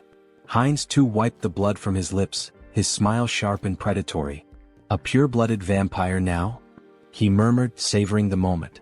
The realization struck him like a bolt of lightning. By devouring other vampires I can grow faster. He laughed darkly, his voice resonating with malevolent triumph. Let them wait for me. I'll devour them all, one by one. After some time in the forest, Rosalicia cried out that they needed Parita. Fearfully she asked what they should do now. With tears in her eyes, Rosalicia lamented that if Lady Parita had been there, they wouldn't have succumbed to the enemy so easily. Parita responded, stating that Virik had been defeated but warned against underestimating this adversary. She touched the lingering dark magic and noted that the fragments contained an overwhelming amount of power, indicating the enemy's formidable strength. As the sun began to rise, she urged them to return to the base quickly to request reinforcements. Elsewhere, a man sprinted through the city streets, shouting curses. Leaning against a wall, he demanded angrily, "They won't chase me to the very end, will they?" He blamed everything on the vampires, accusing them of arrogance before being destroyed in an instant. He cursed his own mistake of trusting them. From the shadows, Heinz too grabbed the man, dragging him away. A terrified scream echoed from the alley. Meanwhile, Sunghyun reflected on leaving Hans in the city to deal with the remnants of Varkalak. He had also arranged for Heinz too to be connected to a minor merchant guild so he could escort Diana and her brother out of the city. Later, in the forest, Heinz too, holding a frying pan, joked that with enough pepper, he could make a special steak. Diana and her brother gazed at the meal with admiration, thanking him for the delicious food. The protagonist smiled, assuring them it was healthy and safe to eat. Sunghyun thought about how their happiness stemmed from being free of danger. Smiling, the protagonist asked if they had an uncle who ran a store in eastern Lapillas. Diana nodded nervously, unsure if her uncle would be pleased to see them. He reassured her not to worry, and Sunghyun considered giving them money if things didn't work out. A wave of sadness hit him as he thought about their eventual parting. When was the last time he'd felt this way? Perhaps he'd changed since arriving in this world. Diana called his name, reaching out with concern. "Are you okay? Do you need blood?" she asked. Laughing, the protagonist replied that he'd had enough to drink, having drained the vampires left in the village. At the same time, Hans, embodying another side of the protagonist, was reanimating the corpses of vampires in the cemetery. He decided it was time to finish up and retreat to their secure space, marveling at how convenient and boundless it was. He wondered if forbidden knowledge could help him create a similar subspace on Earth. Suddenly, blood magic struck him. Varkalak, a purebred vampire, confronted him with fury. "Still lingering in our city? Do you underestimate us so much?" she demanded, using blood magic to challenge his membership in the Oath of Defiance. Hans smirked, introducing himself as an honorary member of the Oath. She accused him of stealing the fragment of the immortal king and destroying their hideout. Holding a weapon forged from her blood, she declared it no longer mattered. He would die. Her attack was swift. Though he narrowly avoided a fatal blow, Hans felt the strength of a purebred vampire firsthand. Crashing into a barrier, he realized it was the work of her clan's blood mages. "Did you think escape would be so easy?" Over taunted. The protagonist analyzed the barrier, recognizing he could break it but would need more time to adapt to his new power. Over vowed to crush his skull and personally reclaim the fragment. Grinning, the protagonist declared she should remember his name and that he was from the Oath of Defiance. "I am your death," he added dramatically. Though retreating for now, he promised to return. In true villain fashion, he made a theatrical exit, summoning Hans to escape. Over was shocked to see him bypass the barrier, while her subordinate deemed his departure inappropriate. Suddenly, an arrow struck one of Over's servants from behind, a holy silver arrow from the paladins. Realizing they were surrounded, Over clenched her teeth in fury, cursing the Lich for delaying her. Wherever he had gone, she vowed to find him. She shouted furiously that she would find him and kill him no matter what. A while later, in the protagonist's room, Sunghyun sighed in relief. "I'm still alive," he muttered. Hans remarked that the recall ability was like a cheat code, reaffirming its power. Sunghyun cringed as he remembered the dramatic line he had uttered before using recall. Swinging his legs off the bed, he asked himself, "Why did I have to use such a typical villain line?" He groaned, clutching his face. "Am I crazy? What possessed me to say that?"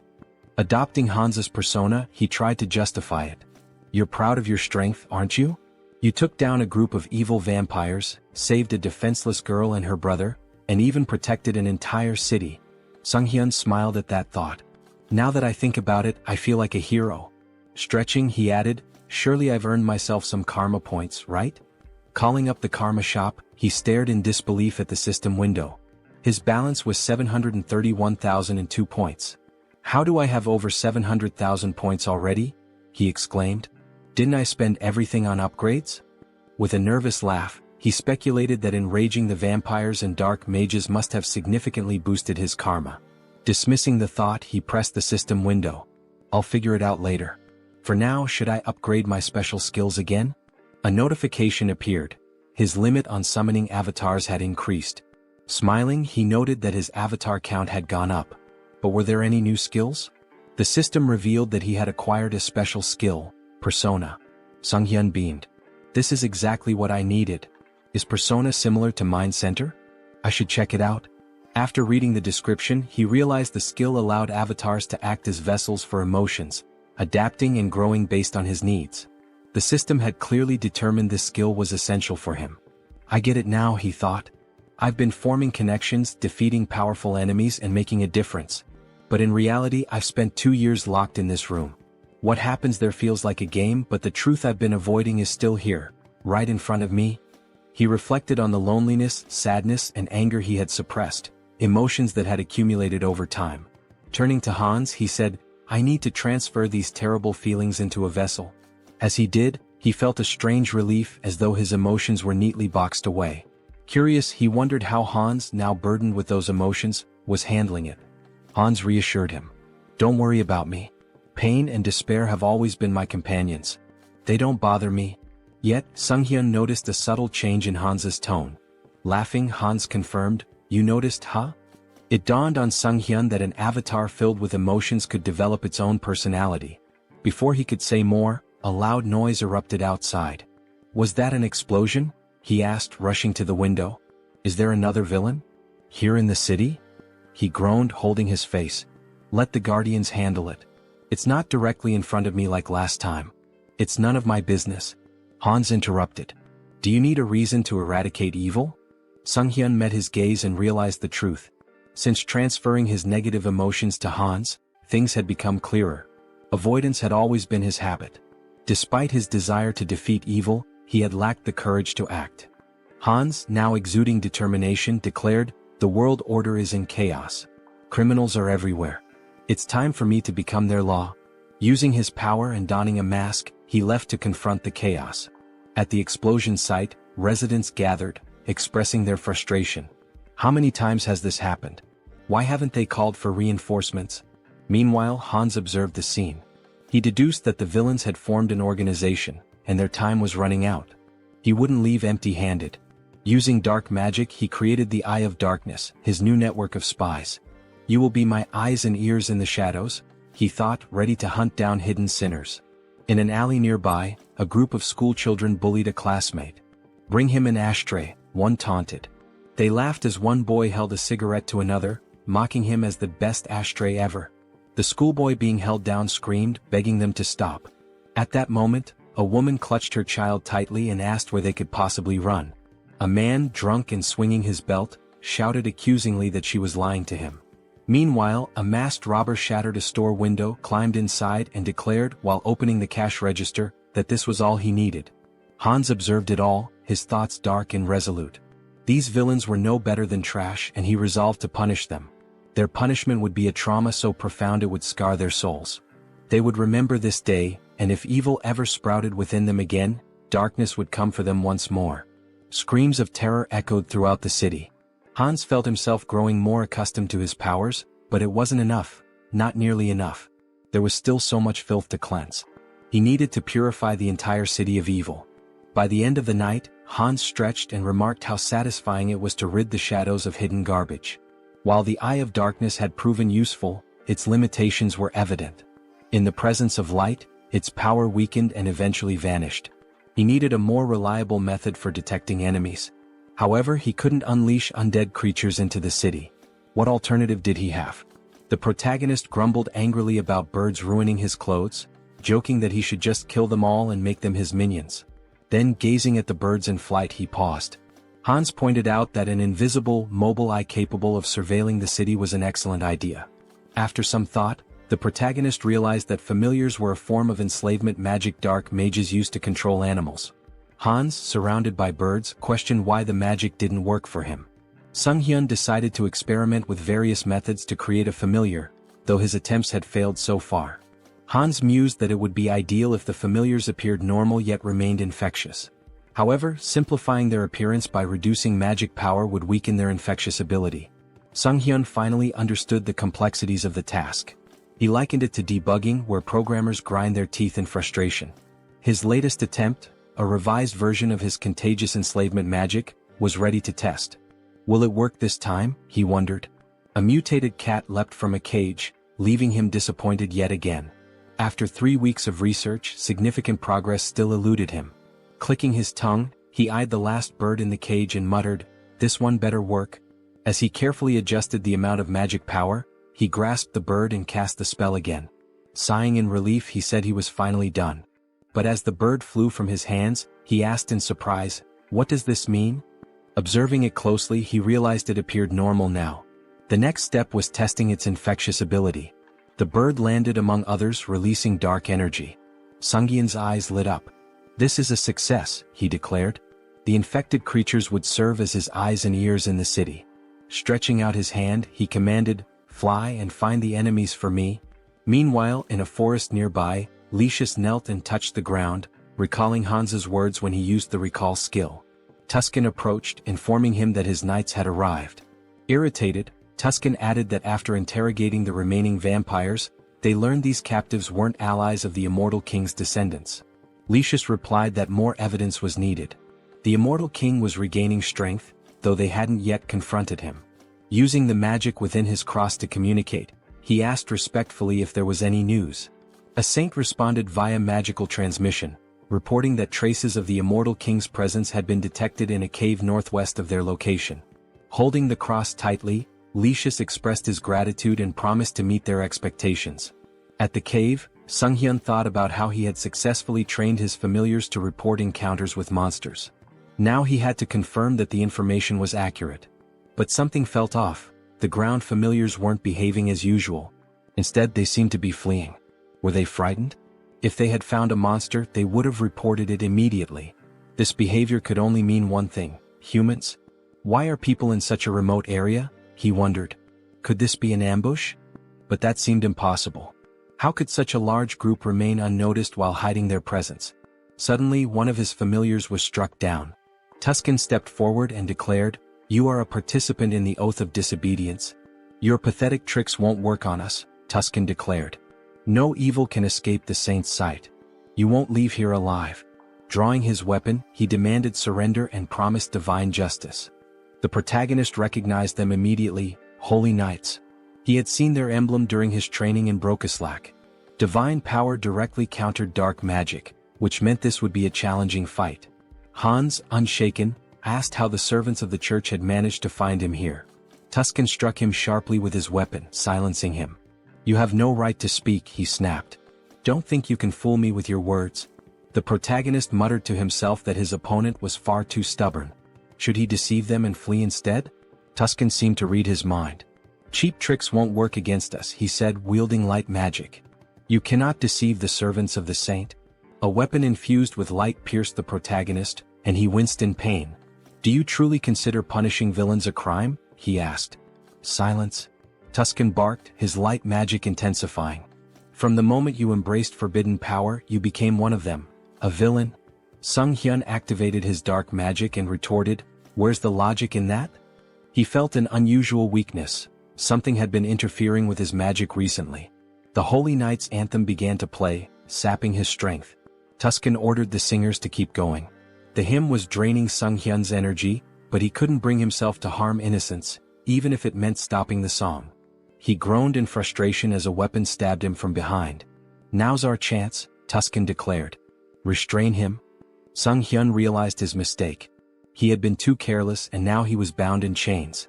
These restraints were not ordinary, they blocked both his movements and magic. "Impressive work catching me," the protagonist admitted. Tuscan smirked. "Exactly as expected. No evil has ever escaped these chains. Will you resist any longer? Grinning, the protagonist replied, as if I'd make it that easy for you. He knew there was no reasoning with them. It was time to part ways. Let them think they had won. Tuscan, now wary, activated his light magic. I don't know what you're planning, but don't think I'll just stand by and let you try anything. He launched another attack. But the protagonist only smirked. The strength of the chains didn't matter anymore, because Hans was already free. Tuscan's eyes widened in disbelief. He broke the chains? Impossible. Who is this man? Later, lying exhausted on his bed, Sunghyun sighed. Trouble seemed to follow him wherever he went. First, the Shadow faction and the Oath of Defiance. Then the Varkalak vampire clan. And now, the Paladin Order, one of the most powerful forces on the continent, had joined the list of his enemies. He called up the system window, his thoughts racing. There must be a reason for all this karma I've been accumulating. Is it because I keep attracting villains from across the continent? He groaned and decided to focus on his original plan for now. Sometime later, in the city, the protagonist prepared to test the fruits of his research.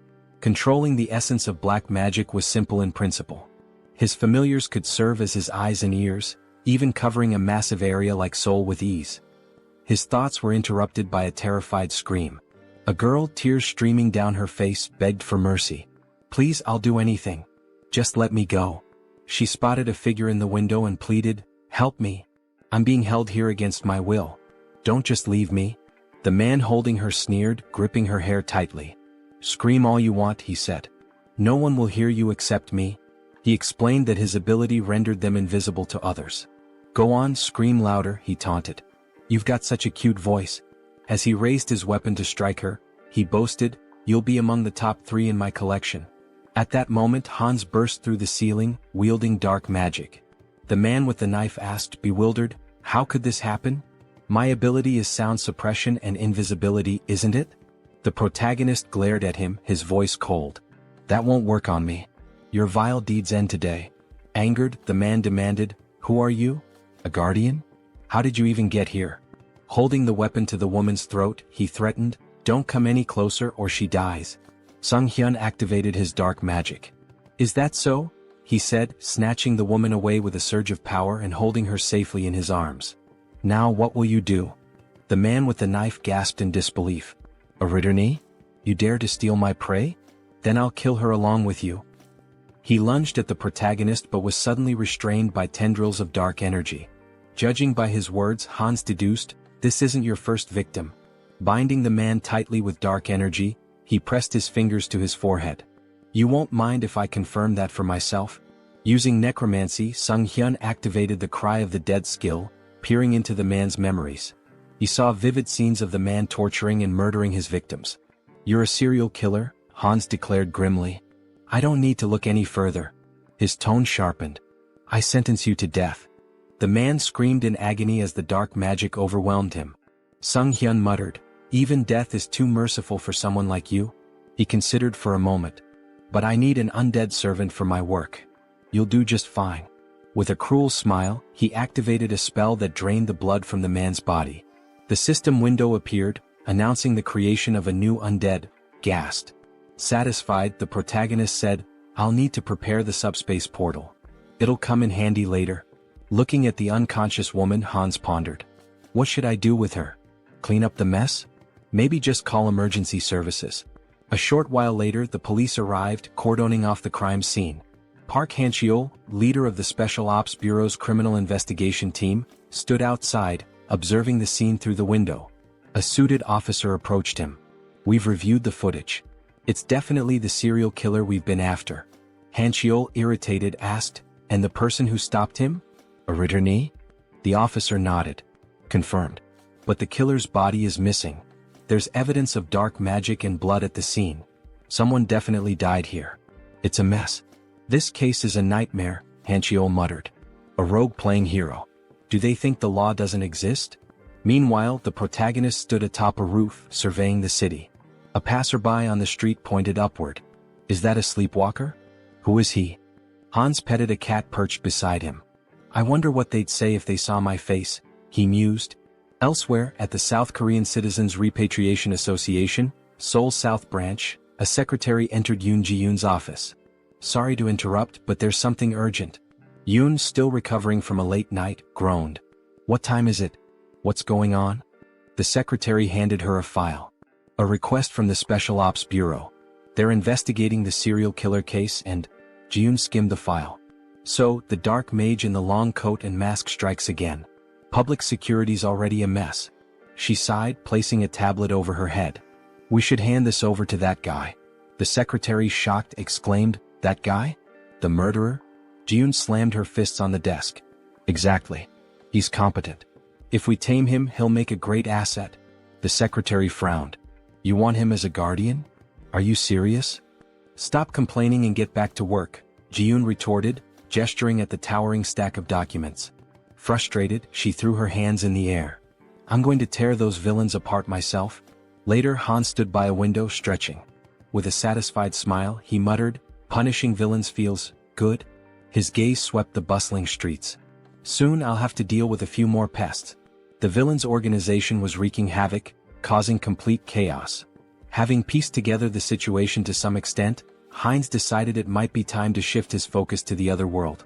When he arrived, Uncle Diana and Aaron were in tears, shouting his name. The children ran to him, embracing him tightly.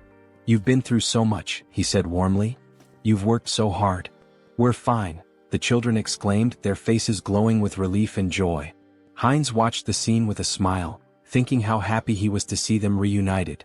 He seemed like a genuinely kind person, one whose actions didn't raise suspicion. If he had acted otherwise, Heinz might have resorted to threats, but it didn't seem necessary. Their uncle took Heinz's hand, thanking him profusely for bringing the children back safely. Heinz waved his hand dismissively. I didn't really do much, it simply had to happen. Diana approached him, gratitude shining in her eyes.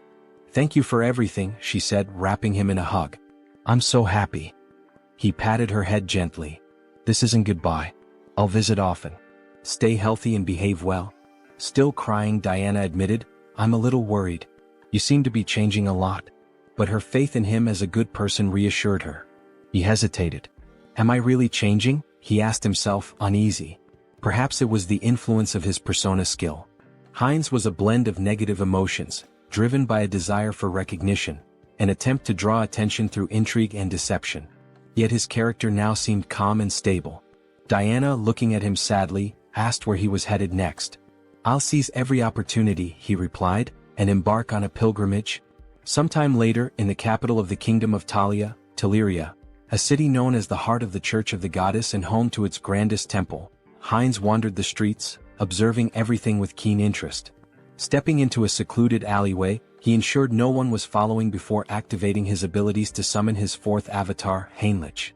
This avatar embodied key traits: a composed mind, persona, super regeneration, and calm demeanor. Its unique feature, the spirit of a warrior, granted additional bonuses to skills and experience acquired through combat and training. Handing a bag to Heinlich, Heinz instructed, walking through the holy city as a vampire isn't ideal. Take this and step into the light. Heinlich made his way to the elder, who sat on a chair surrounded by his subordinates. Next, believer, step forward, the elder called. In response, Heinlich emptied a bag of gold at the elder's feet, startling everyone. The elder began counting the coins, stacking them neatly. How much is this? He asked, astonished. This is everything I have, Heinlich declared, placing a hand over his heart. I wish to dedicate it all to the goddess and serve as a paladin to fulfill her will. Reflecting on his past avatars, an undead, a dark mage, and a vampire, Heinlich mused that this time his form would embody light. A paladin respected by all. The elder slammed his fist on the table, sending coins scattering. Instructor Marco stepped forward with a hearty laugh. A sincere young man like you will make an excellent paladin. The elder, still hesitant, said, Wait. No matter the sacrifice, we can't just accept an unknown person as a paladin. Marco reassured him. Don't worry. Training reveals a recruit's true nature. Are you prepared to show us yours? Heinlich nodded eagerly. I am. Weeks into the grueling training, Heinlich gasped for air, sweat pouring down his face. I need water, he cried moments before a massive iron ball flew toward him. What is this madness? He thought, summoning his strength to stop the ball. Exactly a month had passed since his training began. Initially, he thought the Paladin Order was noble and refined. Instead, it was filled with relentless macho warriors. The room echoed with shouts of encouragement as paladins trained intensely. A fellow paladin approached number 12, chastising him. "You're losing focus. Did you forget the rules? You can't stop praying during training."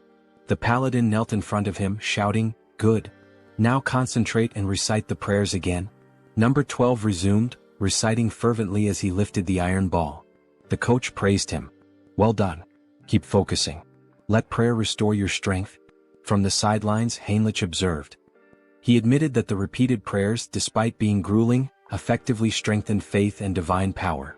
Nearby, two paladins were hitting a third with sledgehammers, who shouted gleefully, "My back feels great today." Heinrich couldn't help but think, this is absolute madness. Let them hit him even harder. Another paladin stood tall, attempting to crush a spiked iron ball with his bicep. Around him, the group shouted praises to the goddess, proclaiming their ever-growing faith. Watching from the sidelines, Heinrich couldn't help but think, do they really need to train like this? On the second floor, the trainer approached Marco, questioning him about the new recruit. Is he just a simpleton? Marco smirked. And if he is, what of it? The trainer chuckled. Well, even before baptism, he's managing to lift such massive weights. His shoulders and lower body are already unnaturally strong. I can't wait to see how baptism will transform him. Hearing this, Heinrich felt a wave of discomfort. Why are they drooling over my body? He thought, trying to suppress his unease. He didn't want to attract attention from this group of apparent muscle fanatics. Time passed, and Heinrich continued to endure the relentless training. During one particularly grueling session, he paused, gasping for breath. It had been 3 months since he began. Without his wind instrument and super regeneration skills, he would have collapsed long ago. His body and endurance had improved significantly, but the endless perversions of the group were the real challenge. Marco approached him, placing a firm hand on his shoulder. Finished with lower body training? How about we hit some chest exercises together? Marco removed his shirt, flexing dramatically in front of Heinrich. Panicking, Heinrich let out a distressed scream. The trainer joined in, striking a dramatic pose. What a beautiful day. Don't you agree we should do some solid back training? Heinrich's discomfort grew unbearable as he tried to suppress a shudder. Why are these muscle perverts targeting me? Later, Heinrich sat near a building with another paladin, stretching his neck. I think I'm starting to lose my mind, he muttered. Not a single day goes by without someone inviting me to train with them. The other paladin laughed. That's because the elders have low expectations for themselves. As they spoke, a group of smiling paladins passed by, laughing among themselves. Suddenly, two figures emerged from the building, Archbishop Lucius and Tuscan. They waved at the paladins, their presence commanding attention. One of the senior members announced, "We've received orders for an expedition with a full contingent of crusaders. When do we depart?" Heinrich noticed one of the paladins and thought, isn't that the guy who pointed his sword at Hans? The returning group must have been searching for Hans. Could they really have been hunting him all this time? Shortly afterward, the recruits gathered in a grand hall. An elder stood at the altar, addressing the group. We are here today for the baptism ceremony of the most promising recruits. Due to special circumstances, the ceremony has been moved forward. We hope for your understanding. One recruit whispered, why are they holding an event that usually happens only once every 6 months? Why now? Heinrich had his suspicions. They're desperate for reinforcements to pursue the heir to the immortal king. But this is a perfect opportunity for me to test my plan. The elder called out, Max Veroin? Max stepped forward, and the elder asked, are you ready to dedicate your life to the goddess and serve as her paladin? I am, Max declared confidently.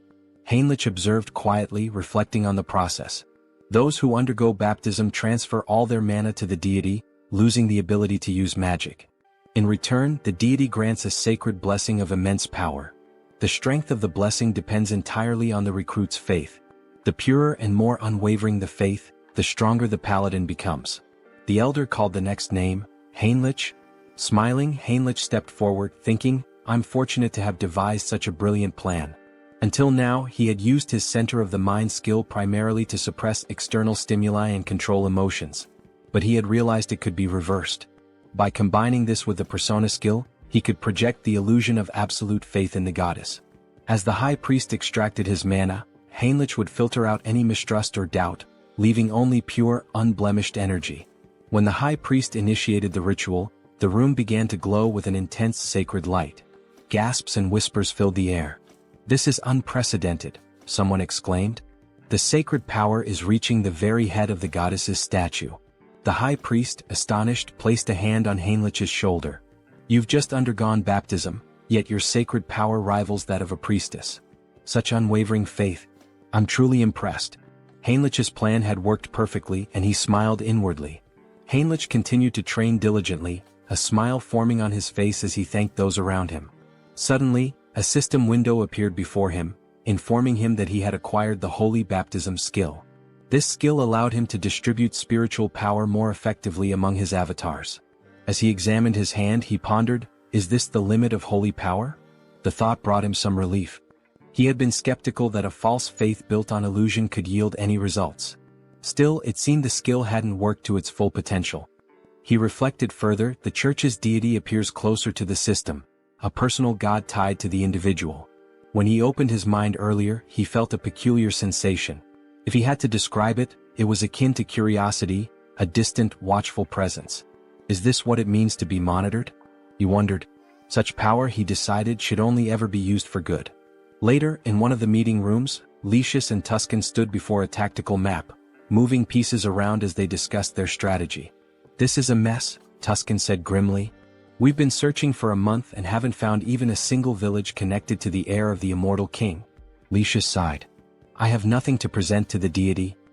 He glanced at Tuscan and added, "And beyond that, I sense the kingdom of Talia's support is waning. The vampire organization hidden within their borders is likely involved."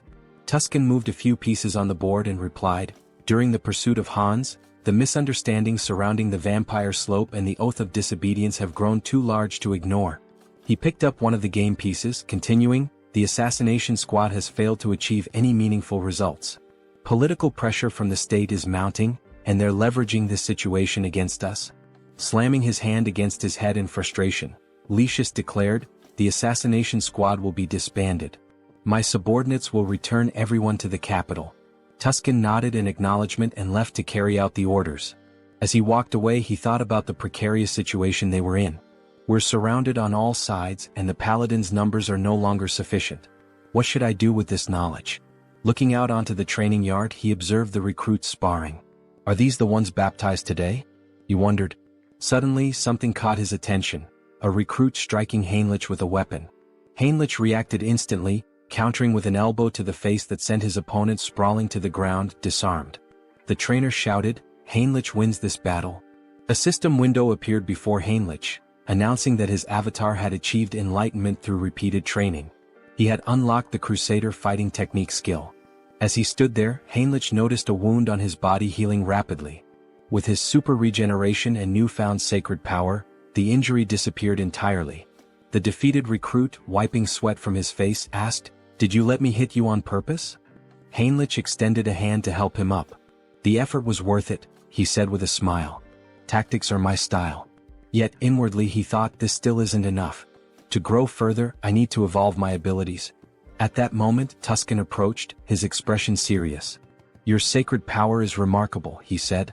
"You're already at the level of a trainer or a high-ranking paladin." The defeated recruit looked shocked by Tuscan's words. Tuscan continued, "But you're not experienced enough to be a full paladin just yet." Heinrich tilted his head, curious. "What do you mean?" Tuscan smiled knowingly. "You've likely felt it, more than others." He extended his hand to Heinrich. "I can make you much stronger. Will you come with me to the Rosalia Temple?" The protagonist inquired about his purpose in the Grand Temple, to which the response came as a question. Did he have any particular issue? Heinrich extended his hand reassuringly, stating that there was no problem and affirming his desire to accompany him. Tuscan, with a dissatisfied expression, began walking away, remarking that if he wanted to follow, he should do so immediately. The protagonist hurried after the paladin, requesting time to gather his belongings, but Tuscan advised him to entrust that task to someone else. They entered a room and stood on glowing runes. Tuscan placed a hand on the protagonist's shoulder, acknowledging how sudden everything seemed. He assured him that everything would be explained in detail later. The protagonist nodded, indicating his understanding. Soon they arrived at the renowned Great Temple of Rosalia, the largest sanctuary of the church, positioned at the continent's center. This sacred site was where both the father and the goddess had once dwelled, marking the heart of the faith. Inside, Rister greeted them warmly, expressing her hope that their long journey hadn't been too exhausting. They knelt before her, expressing their gratitude. The protagonist reflected on entering this sacred space, where the goddess resided, as an opportunity for immense growth. He believed it to be the ideal place to develop his skills and gain recognition as a paladin. Determined, he resolved to hone his abilities while handling covert tasks with Hans's assistance. Meanwhile, Hans sat atop a rooftop surrounded by corpses, scrolling through news about the saint on his phone. Acknowledging his newfound fame, he noted that remnants of a human trafficking ring had been eliminated. However, something peculiar caught his attention: mentions of a divine retribution society by the defeated villains. They had cursed him repeatedly, claiming the society would not forgive anyone who failed to act against him. Hans suspected this society was linked to multiple organizations. Stretching as he stood, he resolved to investigate further and continue dismantling their operations. He mused about dividing his profits, now contemplating how best to manage his newfound wealth. Later, Hans walked down the street wearing a mask, considering the risks of trading large quantities of valuable, mysterious items under the guise of the Haho mask persona. Any sudden activity might make him a prime suspect. Entering a discreet establishment, he handed a bag of money to an employee and expressed his intent to sell. The employee scoffed, questioning if Hans mistook the place for a pawn shop. However, Hans emptied the bag's contents, revealing its valuable items. The employee, visibly stunned, quickly began examining the goods. He realized the badges belonged to a group involved in human trafficking, a trading syndicate. He had heard rumors that this syndicate had been dismantled by a masked man. The protagonist turned to the person before him and asked if he was interested in the deal. The man grew visibly nervous and instructed him to use the back door, warning him not to try leaving any other way. Following the instructions, the protagonist eventually arrived at the correct location. A masked man greeted him, asking if he was there to sell something. Hans confirmed, then inquired if payment could be made in a form other than cash. Hans handed over a bag and the masked man began examining its contents. He asked if Hans was looking for material goods and, if so, what exactly he needed. Hans pointed out that he required a lottery ticket for a grand prize, preferably one that could be used immediately. Cash, he explained, was useless to him unless it could be spent. What he needed were legal funds for his real identity, Sunghyun, and a lottery ticket would provide clean, untraceable money. The masked man confirmed that a lottery ticket was possible but mentioned the commission would be steep. Hans assured him it wasn't a problem and asked how much it could sell for. The masked man replied that it would be 6-1, with a redemption period of 4 months. Hans requested 2 tickets, but the masked man stated that the payment provided wouldn't cover that. Unfazed, Hans assured him there was no need to worry and retrieved gold bars from his subspace storage. He asked if those would suffice. The masked man, stunned, felt the bars and asked incredulously, "A subspace storage tool? Who are you? These are extraordinary materials. Where did you get them?" Hans, annoyed at the man's curiosity, complained about being touched and stated he wasn't there to chat. He urged the masked man to finish the deal quickly. Apologizing, the masked man agreed to proceed. As the transaction concluded, Hans used his heightened senses and noted the faint scent of blood lingering in the air. It wasn't his imagination after all. Moving closer, he remarked that this wouldn't be their last deal and predicted they'd see each other often in the future. Later, Hans stepped outside, smiling as he inspected the checks in his hands. He mused aloud about how he'd used his dreams to win the lottery. Now he pondered what to purchase. Subordinates would make such errands easier, as constantly running back and forth was inefficient. Taking a moment to enjoy the cool night air, he observed the bustling streets. Only a few months ago, they had been eerily empty due to the human trafficking syndicate's presence. Now life had returned and the streets were alive once again. Perhaps it was all the rumors he had heard, but he felt relieved to know that he was somehow involved in promoting peace. Out of nowhere, Gamma approached from behind and whispered in his ear, asking where he was from. Startled, the protagonist turned around, alarmed. He thought, who is this? How did he sneak up on me unnoticed? Gamma, noticing his reaction, tried to calm him down, assuring him there was no reason to worry. He simply wanted to have a conversation. The protagonist, still uneasy, asked what exactly Gamma was talking about. He had snuck up behind him and even sniffed him. What was going on? Gamma asked if he was a vampire. The protagonist froze. That's right, Gamma confirmed. He was at level 6, born from Demir's transformation. Gamma pressed further. What's your name? When did you return to Earth? The protagonist, thinking that yet another vampire traveler from another dimension had appeared, realized he needed to come up with something quick to get out of this situation. However, without realizing it, he began answering questions he hadn't planned on, his mind seemingly under some sort of hypnosis.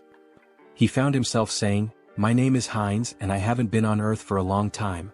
He thought to himself, why am I answering so easily? Is this all his mind control at work? Gamma smiled. Very good, he said. So you're a newcomer who's just returned to Earth. Let me introduce myself properly. He handed the protagonist a business card. I'm with the Blood Pack organization, which encompasses all the vampires on Earth. My job is to track down those who have recently returned.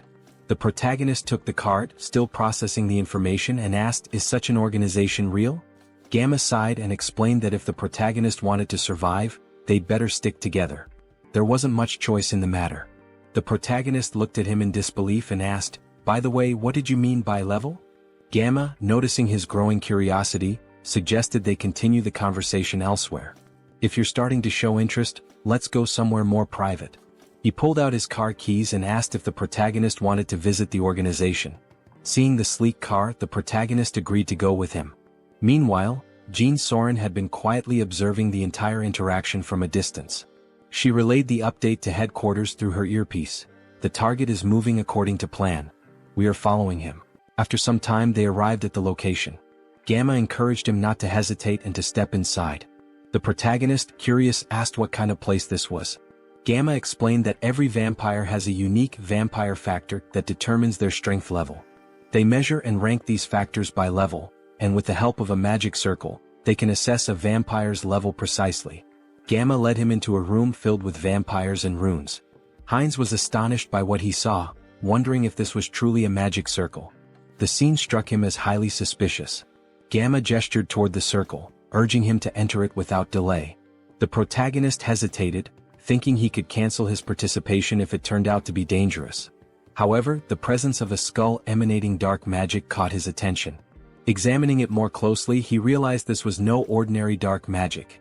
It involved shamanism, curses, alchemy, and various other mystical practices, all fused together. He wondered how such a thing could even exist. Since the returnees began appearing about 20 years ago, magical tools remained rare, and magical technology had not advanced significantly. This was due to the differences in energy laws between abilities and dimensions. Yet, here was an organization capable of merging such disparate powers. The Blood Pack, it seemed, was far more impressive than he had anticipated. One of the vampires asked him to extend his hand. The vampire made a small cut on Heinz's palm, warning him it might sting briefly. To Heinz's surprise, his blood began to levitate, forming 5 orbs. A vampire noted that this indicated he was at level 5. Observing the tight connection between the orbs, they commented on his strong regenerative abilities. The protagonist thought about purebreds from Alterica, estimating their levels to be around 5 or 6. Gamma smiled knowingly, remarking that he was already nervous. Coming from a dimension no one had heard of, Heinz had only reached level 5, a mere waste of time. At this level, amputating limbs wasn't necessary. The vampires in the room all agreed and activated their abilities. Alarmed, Heinz realized there was another motive behind this ritual. It was far too elaborate for a simple level assessment. He urgently needed to summon help. At that moment, a knock at the door startled everyone, making Gamma visibly tense. The door burst open as Rand stormed in, commanding everyone to freeze. She declared her intent to apprehend Gamma, a level 6 vampire from the Blood Pack, for kidnapping and killing other vampires. Gamma appeared unfazed, questioning her rude intrusion. The protagonist found Rand familiar but couldn't place where he had seen her before. Rand pointed out that when she first heard rumors of vampires being abducted, she doubted their truth, but now the evidence was undeniable. She demanded that Gamma release the vampires and surrender. Gamma mocked her, calling her a naive servant of the Blood Pack. He questioned why vampires needed to live in subjugation, follow human rules, and hide underground. Rand, enraged, argued that it was the actions of warlike vampires like him that forced their kind into hiding. Gamma dismissed her argument and asked whether her comrades shared her perspective. This caused doubt to spread among the vampires behind her. Shocked, Rand questioned their loyalty. Just then one of her allies betrayed her, activating his ability and striking her down. As she collapsed, she demanded to know why he had turned against her. The traitor explained that in his dimension he was a powerful lord. Now trapped in this reality, he was reduced to working as a bouncer in a club. Not all vampires could adapt to her way of life. Gamma leaned in and Rand, struggling, asked about his ultimate plan. Was he kidnapping vampires to start a rebellion against the Blood Pack? Gamma smirked and dismissed her as foolish. Such an endeavor would take centuries. Instead, he revealed that they had discovered a way to grow stronger quickly. He demonstrated this by lifting the body of a vampire and alluded to breaking a taboo. Shocked, Rand accused him of creating mad vampires again. Hines, observing, realized she was referring to cannibalism among vampires. While it wasn't practiced on Earth, when vampires from different dimensions consumed one another, their vampire factors merged, increasing their strength but at a severe cost. This act often led to profound mental instability, a grim legacy from their ancestors. If someone fails to control themselves, they become mad vampires, driven insane by an unquenchable thirst. The first appearance of a mad vampire marked them as a global threat. Gamma, however, smiled confidently and assured everyone that this wasn't a concern. After extensive research, they had discovered a way to remove residual bloodlust. Suddenly, Gamma's victim began screaming in agony, exclaiming that they were being used as experimental material. The protagonist observed the situation closely, realizing that the magic circle wasn't merely for separating empirical factors. It was designed to transfer a drug to vampires without causing side effects. Minhyun reminded Gamma of his promise, pointing out the risks he took to follow him secretly. Gamma, keeping his word, tossed him a pill. Minhyun consumed it and his body began to transform, becoming larger and stronger. Smiling, he marveled at his newfound strength, unable to believe the change. Grabbing Rand by the throat, he demanded more pills immediately, threatening violence otherwise. Feigning panic, Gamma urged Minhyun to stop, assuring him that while he was pleased with his strength, he needed to be patient. After all, another guest had arrived before him and was still waiting. Surely it wasn't too much to ask to wait a little longer? The protagonist rose to his feet, calmly stating that there were 2 purebreds and 4 half-breeds, proof that cannibalism worked. Gamma looked at him, stunned. Filled with newfound strength, Hines expressed his eagerness to see just how powerful he could become. As he prepared to absorb the others, chaos erupted.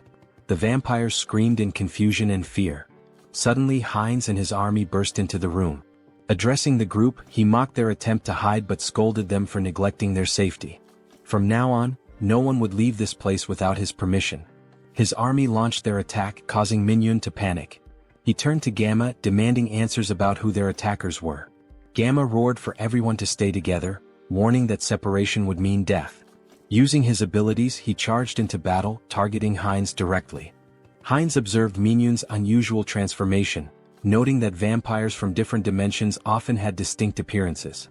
Slamming his staff to the ground, Hines summoned magical spikes that pierced through Minhyun's body. Smirking, Hines declared that minimizing casualties was part of his plan. He leaped into the fray, mocking Minhyun's organic transformation, claiming it posed no threat.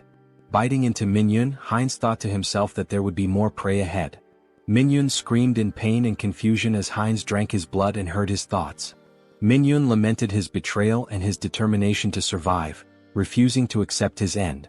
Wiping his face, Hines remarked that insanity was far worse, as he could hear every obsessive thought coursing through Minhyun's mind. To his surprise, his teeth began to fall out, a sign of his empirical factors evolving and merging.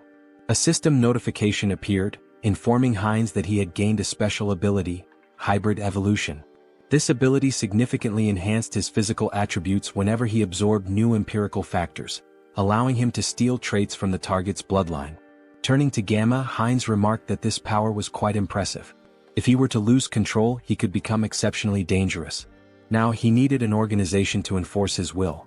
The Blood Pack could serve his purpose, or they would face the alternative of joining his undead army. As the battle continued, Hines devoured the remaining vampires. Another system notification informed him that he had acquired a new vampire trait, Insight. This skill allowed him to assess the physical condition and stats of his enemies. Hines dismissed it as relatively useless but realized that vampires possessed a supernatural ability called heritage, tied to their origins. Using hybrid evolution, he could master this ability and steal all their powers. Gamma, now crucified, demanded to know how Hines had managed to remain sane while devouring his own kind. Approaching him with a grin, Hines taunted Gamma, asking if he was curious about how to resist corruption. The secret, he teased, was to ignore the whispers that accompanied the act. Gamma, panicked and disbelieving, screamed in protest. His cries turned into agony as another system notification revealed that Heinz had gained a new skill, camouflage, which allowed him to conceal his presence. Observing Gamma's transformed state, Heinz smiled slyly, commenting that Gamma must have been using camouflage all along. Not bad, he remarked, relishing his growing power.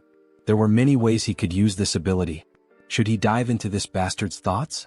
Gamma reflected on research, collaboration, support, and the public retribution technology. He also recalled a promise he had made to Mr. Beta. The protagonist panicked, wondering who the hell is this? Was this person Gamma's patron? And once again the Public Retribution Society was mentioned. It seemed like this intricate ritual was also their doing. What were these people planning, aiding the blood pack like this? Later that night, Heinz and So-Ran were driving through the city together. Heinz glanced at her and asked if she was finally coming to her senses. Startled, she yelled at him, calling him trash for selling his life and demanding to know where he was taking her. Grabbing him by the throat, she shouted furiously. Heinz gasped, pleading for her to stop and look around. They had captured him too, and if she didn't let go, they'd crash. Reluctantly, So-Ran released him and apologized, asking for an explanation of what had happened. Heinz asked if she had heard of Ho-Ho's mask. He mentioned that the masked figure had escaped during the chaos when a group of vigilantes burst in. Placing her hand over her heart, So-Ran expressed her gratitude, saying that even amidst the chaos, Heinz had gone out of his way to save her. As Heinz observed her closely, her face and voice felt oddly familiar. Yet no matter how much he tried to place her, he couldn't shake the feeling that he'd seen her somewhere before. He asked why members of the Blood Pack were fighting one another. So-Ran explained that the group was divided between radicals and moderates. She and her team had discovered evidence that the radicals had kidnapped one of their own, so they infiltrated the radicals' territory. She expressed relief that they had escaped in one piece and even managed to learn the radicals' plans. She intended to inform the higher-ups and put an end to it. Heinz, skeptical, thought to himself that resolving this wouldn't be so simple. It was likely that even the highest-ranking members of the radicals were involved. So-Ran cheerfully asked about Heinz's identity. Who was he as her savior? He seemed incredibly strong. Heinz replied that she could call him whatever she wanted, as she felt comfortable.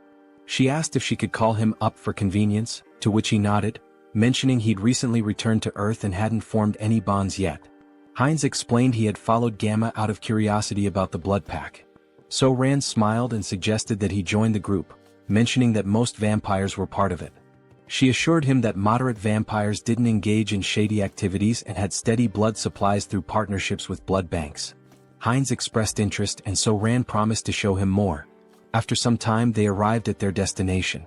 Inside, a little girl named Nahi ran to the door when she heard them. So-Ran greeted her warmly and Nahi hugged her, asking if she was okay. Smiling, So-Ran reassured her, introducing Heinz as their friend and a new member of the Blood Pack. Nahi, looking nervous, greeted Heinz. He waved back with a friendly smile. So-Ran patted Nahi's head, asking her to stay and play while she showed Heinz the room. Nahi agreed but asked her to return soon. On the way up, Heinz commented that Nahi seemed very small. So-Ran clarified that it wasn't just her appearance. Nahi wasn't a returner. Confused, Heinz asked if all vampires weren't returners. So-Ran explained that wasn't true. Nahi had been born and raised on Earth, but her father, a returner, had turned her into a vampire to save her from a chronic illness. This revelation made Heinz reflect on why the government wanted strict control over vampires. In many ways they were like an infectious disease. So-Ran continued, explaining that turning someone on Earth took significantly more power than usual. Nahi's father had reached his limit but wanted her to live confidently, even under the sun. Eventually they reached a room. So-Ran let Heinz in, telling him to call her if he needed anything. Since it was late, she suggested he rest. She said goodbye with a distinct gesture. Heinz froze, startled. That gesture, her voice, it all seemed so familiar. Pointing at her, he asked, "Is she the streamer Orchid?" So-Ran's eyes widened in shock and she screamed in embarrassment, covering her face. She stammered, asking if he'd just mentioned her stream. She blushed, saying that moment from her stream was stuck in her head, then nervously asked if he was one of her subscribers. Heinz awkwardly waved, denying it, explaining that her videos had simply popped up in his recommendations a couple of times. She sighed in relief and said it was a good thing because she had nearly died of embarrassment. She explained that she had been a trainee, and after quitting she felt lost and decided to try streaming. Heinz asked how old she was back then. She replied that she was 22 now and had awakened at 19. Then she asked his age and when he had awakened. Feeling awkward, Heinz quickly shut the door behind him, calling out that he'd tell her later. She blinked in surprise, wondering aloud if she had said something wrong. Inside, Heinz exhaled deeply, realizing she was much younger than he had assumed, which explained his casual tone earlier. At 20 years old himself, he found it surprising that she was older than him. Lying on the bed, he muttered to himself that regardless, she still looked familiar. As a streamer, she was quite famous. Maybe he should look her up online? Opening her streaming page, he found a notification about her recent hiatus. In the post, she mentioned taking a break from streaming for about a week due to work obligations. She assured her audience she'd return as soon as possible and hoped to see them again soon. Heinz swiped through the updates, thinking to himself. After she posted this, she went straight to the crime scene? If he hadn't intervened, that post might have been her last. The thought unsettled him. The situation had been far too close and dangerous. The next morning, Heinz woke to the sound of So-Ran yelling into her phone. She was shouting, demanding to know why there was no evidence. How could they find nothing? Groaning from his headache, Heinz got out of bed, wondering what the commotion was about so early in the morning. Heading downstairs, he heard her shouting again. He says there's no proof of this. How is that even possible? Noticing Heinz, So-Ran paused her argument and asked if he was awake. Holding the phone away, she explained that her colleagues had gone to the crime scene yesterday, but everything had been burned. There was no evidence left, and now they couldn't act against the radicals. Heinz clenched his fist, thinking to himself, they've gone too far. Were they trying to erase all traces of me? Out loud, he sympathized, saying it was unfortunate, but then he asked her something. Could she tell him where the radicals' base was? Her eyes widened in surprise. Why do you need to know where the radicals' base is? She asked. Then, raising her voice, she added, don't tell me you're against the blood pack. Heinz raised his hands to calm her down, assuring her it wasn't the case. He explained that the radicals were dangerous, and it would be better to know their locations to avoid them. Taking a deep breath, So-Ran nodded, placing a hand over her heart. That does make sense, she admitted. She pulled up some information on her phone, handing it to him. Here, hold on to this. Avoid the marked locations and you'll stay safe. Heinz studied the screen, noting the map of locations. While doing so, So-Ran offered to cook him something since he was already up. He waved his hands, politely declining. No need to trouble yourself, he said. I'll grab something nearby. There are plenty of good restaurants around. Looking at the map's marked spots again, Heinz licked his lips and muttered, that's why I'm thinking of going for a walk and finding something good to eat. Moments later, he appears indulging in the blood of vampires, as if feasting at a banquet in a restaurant. Suddenly, a still-living vampire calls him a bastard, warning that he cannot leave peacefully because the clan leader will hunt him down, leaving not a single bone marrow behind. The protagonist asks if they know who he is and thanks them, mentioning that after stealing the concealment skill from these vampires, they are now worse than blind fools. So, he won't have any trouble for now. He then demands they reveal where their other friends are. By touching the vampire's head, he accesses their memories and discovers that the next day, there will be a gathering in a secret location, and their leader will also be present. The protagonist sees this as a perfect opportunity to eliminate all of them and feed. After finishing off the last living vampire, he says it's time to clean up. Using the Blood Bloom skill, he spreads blood to create a burning flower that won't extinguish unless the caster wishes and burns only the target. This new technique, which he acquired after stealing from the vampires, is perfect for erasing his traces. As for magical traces, he'll use his concealment skill to hide them. With these two skills, no one will be able to track him. Suddenly, the protagonist's heart starts pounding. This feeling, his body was beginning to evolve again. While spitting blood and groaning in pain, he acquired new abilities. The special skill, Bloodline, Pure Blood, evolves into Bloodline, True Blood. Due to the effects of hybrid evolution, he gains enlightenment and acquires the skill, Blood Flow Amplification. His recovery ability has transcended its limits, and the skilled regeneration has evolved into hyper-regeneration. Finally, he has become a True Blood and gained some new abilities. Let's test what they do. He makes a deep cut on himself and within seconds his artery heals. Now he can control blood and has absurd regeneration. During a fight, he can absorb the blood of enemies to recover, making him practically invincible. If a True Blood is this strong, imagine how powerful a Holy Blood might be. In the next scene, we see Jean Soren thanking someone for donating 1 million cheeses. The donor earned 1,000,000 points in her heart.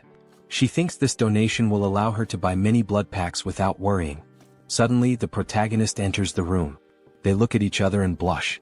He apologizes for interrupting and tells her to continue her work. Soren, embarrassed, shouts at him to knock before entering and punches him. Soren then asks what happened. He tells her they received a letter in her name. The letter contains images and information about a group of criminal vampires. Someone mysterious sent this dossier with such valuable information. She has no idea who it could be.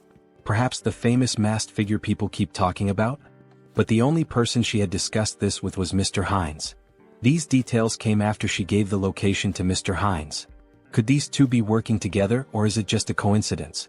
The next day, Hines observes a house from a rooftop where a secret meeting will take place to discuss measures against the masked figure and the recent attacks. Hines uses a skill to peer inside the house but notices a blood magic barrier. On the first floor, he sees several high-level vampires emanating intense energy. Alright, let's go in.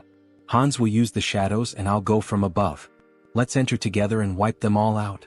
Hines enters through the window like a scene from an action movie. Prepare yourselves, you criminal bastards.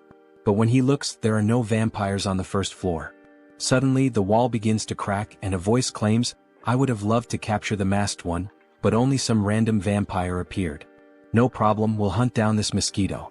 Beta 1 Beta Shin, do you recognize this vampire? We don't know him. He seems to be level 7 but he's entirely unfamiliar. It looks like this vampire came from somewhere unknown. Hines recalls the name Beta from the vampire memories he absorbed.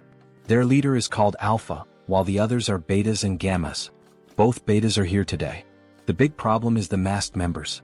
Perhaps they belong to the secret divine society I've been searching for. I can't sense their energy, they're using a strong skill to conceal it. For now, get this bastard out of my sight, and, of course, the one hiding in the shadows. They point toward Hans. Hines is surprised they know about the shadow. Since you're so eager, I'll end you right now, Hines says, irritated, with veins pulsing. Using the skilled blood flow amplification and acceleration, he quickly jumps on the vampires, draining their blood. The other vampires are shocked to see Hines cannibalizing his own kind, which is unacceptable. Hans, meanwhile, summons skeletons from the shadows. One vampire tries to flee, begging for his life, but Hans appears in front of him, saying, You're not the only ones who can create barriers. From now on we'll perform the dance of death, where there's no place to run. And so, the dance of death begins. Vampires lose their lives one after another. Beta 1 is stunned by the strength of this unknown vampire. This power doesn't make sense, he's only level 6 or 7. There must be some trick. One charges at Hines, but Hines uses his extended claws to stab one. One, however, hardens his skin like crystal to block the attack. Realizing the enemy blocked him, Hines decides to increase his strength and lands a heavy punch on one's chest. One is shocked to see his crystal armor shatter, something that had never happened in combat before. Recognizing Hines's superior strength and speed, one orders the other vampires to assist him. Hines taunts, Do you think these small fries will stop me? With open hands, Hines releases jets of blood, piercing one's subordinates. Enraged, one seizes the moment while Hines's hands are occupied, slicing off one of Hines's arms with a sharp strike. But it's useless. Hines absorbs blood from the fallen vampires and regenerates his arm instantly. Gaining a new skill, invisibility, Hines disappears in front of one, reappearing behind him and driving his hand into one's body, humorously described as into the vampire's butt. Checkmate, Hines declares as he begins to absorb one's blood. New vampiric factor collected. The skilled blood magic evolves into the special skill Mystery of Blood. Mystery of Blood absorbs subordinate skills, Blood Bloom, and Blood Flow Amplification. Hines feels the surge of power, now able to control all abilities with sheer will and manipulate them rapidly. Beta Shin curses Hines for devouring his own race, calling him a corrupted bloodline, and blaming his strange abilities on it. Hines responds, So what? Are you just going to keep yelling nonsense all day? Why don't you come at me like your brother did? Or are you too scared for that? Beta Shin charges at him, shouting, Bastard. Hines uses Mystery of Blood and traps Shin with blood chains. Shin continues cursing, saying, These tricks are unfair. Unfair tricks? That stings a little, Hines replies sarcastically. Let me tell you something too. Checkmate. He slices the vampire's neck. As Hines absorbs Shin's blood, the other vampires are terrified, muttering, This vampire is insane. Who would have thought the masked one would have such a strong helper? Prepare the orb, we need to deal with him now, says one assistant. One of them casts a spell and launches it at Hans. At that moment Hans appears saying, "That's an interesting spell," and reflects it back at the vampire who cast it. The other assistant, now terrified, says, "The enemies are too strong. There's no hope, we need to flee."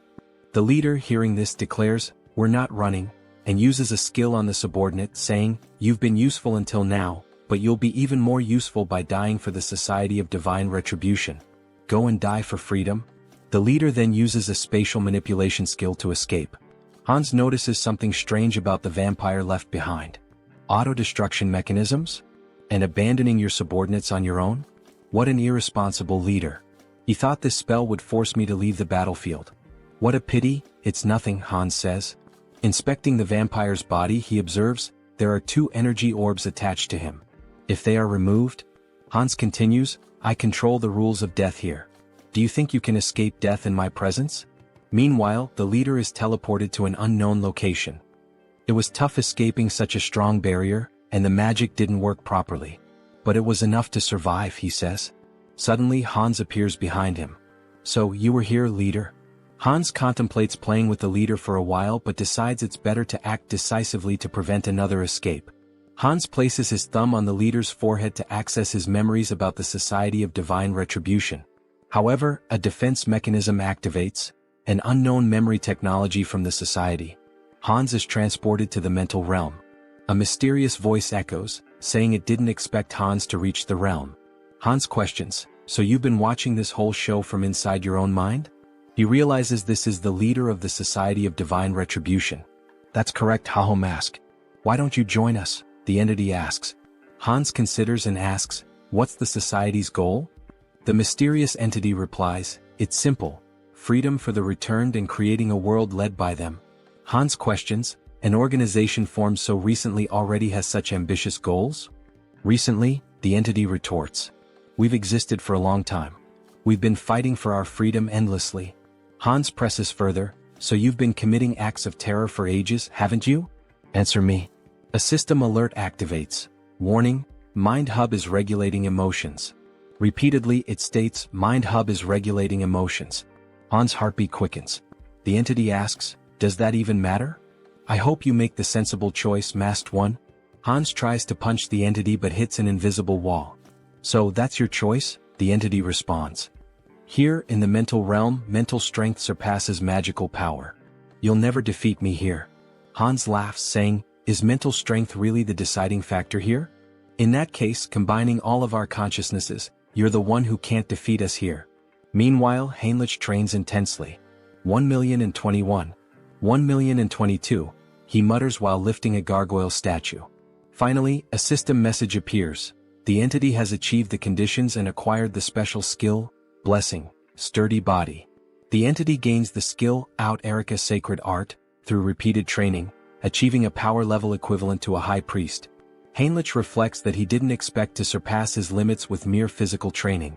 With these new abilities, I've earned the qualifications to be a holy knight. Maybe it's time to discuss the next step. Suddenly he hears a feminine voice, it's the saint in the flower garden. Despite being the saint with the greatest divine power, she appears like an ordinary girl. Hello, Sir Heinrich, she says with a smile. Her radiant aura of divine power betrays her otherwise ordinary appearance. Heinrich greets her and asks, why are you alone in a place like this? The saint replies, I was just watching a ladybug in this field of flowers. The little creature was so cute I lost track of time. Heinrich had thought she was admiring the flowers, only to find out it was the ladybug. The saint notices something different. Sir Heinrich, you've finally received the blessing.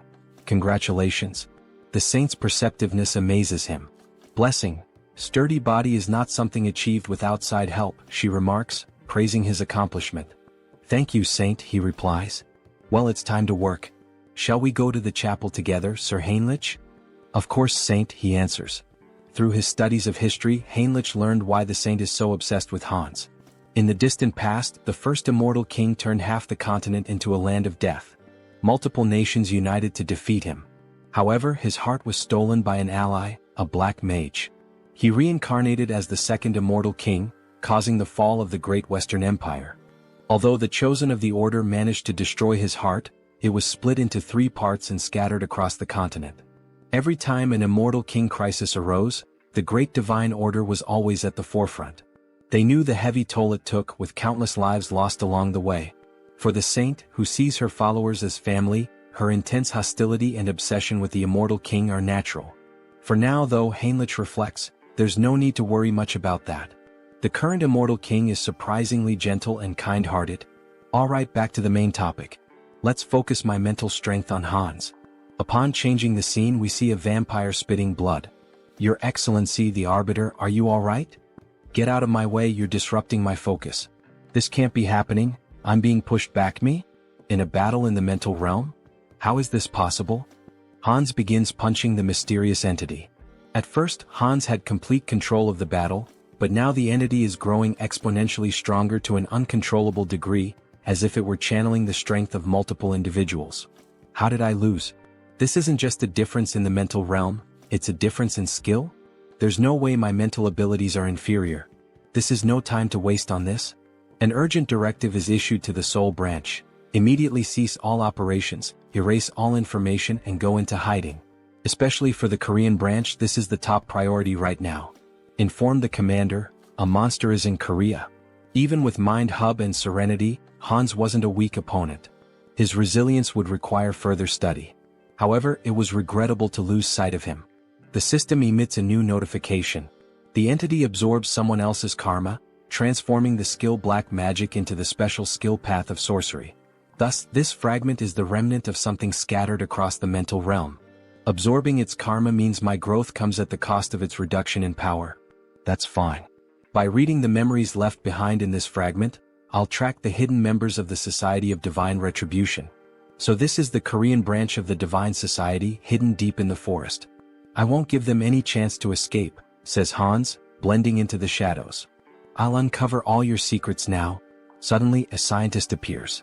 They told me to evacuate as quickly as possible, but they didn't mention that a monster like this was coming. So the evacuation order had already been issued? At least my effort wasn't completely wasted. Look at you, trying to save a piece of paper with some data, only to hand everything over to me. Let's see what you've been up to for so long. Wait, this incident. I will never forgive you, Society of Divine Retribution. You're the ones who stole my life. I'll hunt down and kill every one of you without exception. Heinz refines excess blood stored in his body into blood crystals, which he plans to use to enhance other vampires' vampiric factors. This refined blood connects these vampires to Heinz, creating a hybrid clan loyal to him. Those who resist will be crushed. The next day, Jean Soren is stunned to learn that Heinz has eliminated all vampires in the region and intends to meet with the leader of the moderate faction. Wait a minute, this is a lot to process. I need to verify these facts, Soren says. Verify? What do you think of this as proof? Heinz interrupts, demonstrating his overwhelming power. Soren is terrified by such a display of power. She knew he was strong, but not at this level. He must be at least level 7 or higher. I can't even gauge his strength. Very well, I will contact them now. To think that you eliminated all the vampires with your own hands and now intend to absorb the rest. This is quite an unusual proposal, almost bordering on unsettling. I have no intention of giving absurd orders. The goal is simply to maintain peace and order, to track connections of the Divine Retribution Society, and eradicate every member. Don't you think these two objectives are contradictory? That depends on where you set the standard. It seems she won't be easily persuaded. If she refuses, then we'll have to use force. Fine deal. What are you relying on to accept so quickly? What am I relying on? Of course, I'm relying on myself. I will help you absorb all the remaining vampires, Mr. Heinz. You can start with Soren. She will be the bridge between us. Very well, that's exactly what I wanted. But I don't think that will be the case for them. Alright, then we should begin sharing the details of the discussion, how to absorb the vampires and about the new faction you mentioned. Let's start with absorbing the remaining vampires and becoming the leader of a new faction. That will be the first step toward taking control of the Blood Pact. Stay still. If you move, you might get hurt. Now let's begin. Heinz inserts a blood crystal into Soren. She feels the refined blood entering her body, healing it, making her blood pulse faster. Her muscles and bones are expanding. This feeling, it's as if she's been reborn. She doesn't feel like she's in her old body anymore. The refined blood crystal reaches a maximum of 30% enhancement. That's not a small number, but it continues. Soren then asks what they should do next. Lord? Heinz asks. Yes, Lord. You're creating a new clan now. Now that a lineage has been stabilized on this land, we'll need to find a new name for our clan. Do you have something in mind, Lord? A name? I'd like something that stands out, something different. Vampires who accept the blood crystals are renamed Heterosis, embodying the hybrid vigor of Heinz's blood. He declares, beware remaining vampires. I will hunt you down and make you the strongest within the blood pact. Returning to the original avatar, Heinz's issues are being addressed, but it's still not enough to bring down the Divine Retribution Society. They've vanished from Korea, but they are a global organization. More preparation will be necessary, enough to eliminate them all at once when they reveal themselves. For now, it will be necessary to expand influence in the other world as well and accumulate karma. For example, events like wars and terrorism. Wait, what the hell am I thinking? If I do that, I'll be killing innocent people. Is there any way to create accidents without anyone getting hurt? Maybe I should give up. As the protagonist glances at a book, an idea emerges. The Demon King Hans wants to destroy humanity, and the hero Heinrich will defend it. Hans will use corrupt nobles to expand his forces of evil, while Heinrich defends against malevolent organizations and becomes a hero. This is a perfect story, gaining karma points from both bad people and good people. It's a win-win game. Alright, let's take this one step at a time. Harley, it's time to act. A system message appears. Harley is the fifth avatar of Han Seong-gyeon's adaptation. He can adapt quickly and efficiently to extreme conditions. I intended to strengthen him appropriately after creating him as a new avatar with an extended limit. In the meantime, I'd like to further develop his adaptation. There might be a way. Yes, this is the right path. After exterminating the remaining members of the Divine Retribution Society, experiments were being conducted underground. They were transplanting demon bodies into humans, something akin to chimeras. Among the samples, the item I was searching for was this. Something that would contribute to stronger absorption, more powerful traits, and evolution. Dragon blood. If Harley can adapt to this process and I manipulate some discoveries I've made, he will become a living weapon, a biological creature. Days later, under rainy skies, the saint is seen gazing at the overcast heavens as though troubled by something. What is worrying the saint? Ah, Sir Heinrich. Why do you wear such a worried expression even in the rain? I'm not entirely sure, Sir Heinrich. Perhaps it's because of this somber rainy weather. I just feel suffocated, as though my instincts are trying to warn me of something, as if there's a weight pressing on my chest. Even so, Saint, if you catch a cold, it would be a major problem. Please come inside the temple. Alright, the saint said. In the next scene, as expected of the saint, how impressive. Even in the middle of these remote mountains, surrounded by double barriers reinforced with dark magic, she can still sense that something is amiss in this hidden refuge. Fortunately, it doesn't seem she has uncovered what is truly happening. With this dose, we can continue to the maximum scale of the experiment. The dragon's blood evolves continuously, acquiring traits from its consumed prey. Combined with the research data from those bastards in the Divine Retribution Society, my forbidden knowledge, and finally, the perfect test subject. Let's begin, shouts Harley, exhilarated by the idea. Sir Heinrich, you are the sword and shield that will protect the righteous. Do you swear to be a holy warrior of the great divine order and defend the innocent? Yes, your grace. Then, from this day forth, I hereby name Heinrich Landguard a holy warrior of the great divine order. The system emits a notification. The Blessed One has fulfilled the conditions and attained enlightenment, acquiring the special ability Blessing Leap. Meanwhile, Sir Heinrich's necklace radiates a brilliant light. Oh, such grace, exclaimed the bishop, astonished by the strong glow. To receive a divine blessing during the ceremony, this is proof that God, our deity, is watching over us and praying for us. May God protect us. Once again it happened. For just an instant, something touched Heinrich's shoulder. A divine sensation resonated within his body, akin to what he felt during his first baptism, as if the divine were watching him directly. Why is this happening? Could it be because I came from another world? It doesn't feel like a human emotion, like curiosity. Well, anyway, let's focus on what's important. What is this new ability the divine has granted me? Blessing Leap, it allows me to transcend space? What? Transcend space? Isn't that basically a teleportation skill? It doesn't mention any limits on usage or distance traveled. This ability is top tier. As expected of a god, they are so generous, casually granting such a powerful skill. Thank you, God, for your generosity to this sinner. I am moved by your grace and offer you my prayers. Thank you for continuing to watch over me. Meanwhile, the other devotees wept with joy at seeing Heinrich's devotion to God. A young man like this, he's truly devout. That's true. I couldn't agree more, said another man.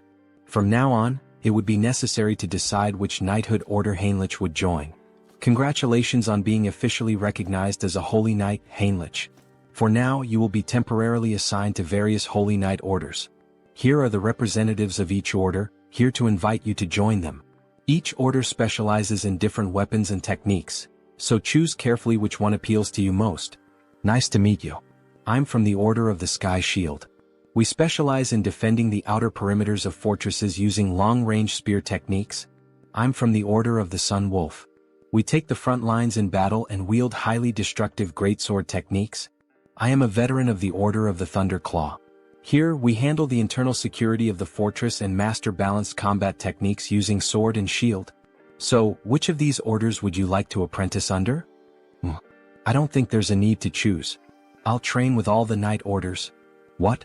With my warrior spirit and growth acceleration abilities, there are no limits to my body. I will absorb all the sacred warrior's combat techniques. However, that person in the corner, isn't he also part of a knight order? Why hasn't he introduced himself or said anything yet? Over there, well, obviously. Suddenly the man was interrupted. Our order only selects the best of the best to join us. But looking closer, you're not too bad. With that level of divine power, perhaps you're qualified to take the test. Heinrich's divine power was among the greatest, even compared to high priests. What are the criteria for this knight order? Just follow me. Our knight order has a singular purpose: to protect the most important thing within the fortress of the Great Temple. The most important thing? What exactly are you referring to? That. I'll tell you if you pass the test. Suddenly they entered a room, a library in the castle dungeon. Inside, a man wearing a strange mask sat beside a shadowy statue holding a parchment. That hood and mask, he's a heretic inquisitor. All you need to do is read the text on the table. Make sure you read it clearly so the divine can hear your prayer. Strange, is this some kind of device to weed out spies? This is bad. Could Heinrich's identity be exposed? What is this? I'm offended that my faith is being questioned in this way. It's just a procedure. Is there any reason you can't read it? Damn it. I am the messenger and sword of the divine. Thus, I swear to remain silent under any circumstance to protect this secret. I would throw myself into the fire and carve the mark of faith upon my own body. Suddenly, Heinrich's tongue began to burn, and a sacred symbol appeared.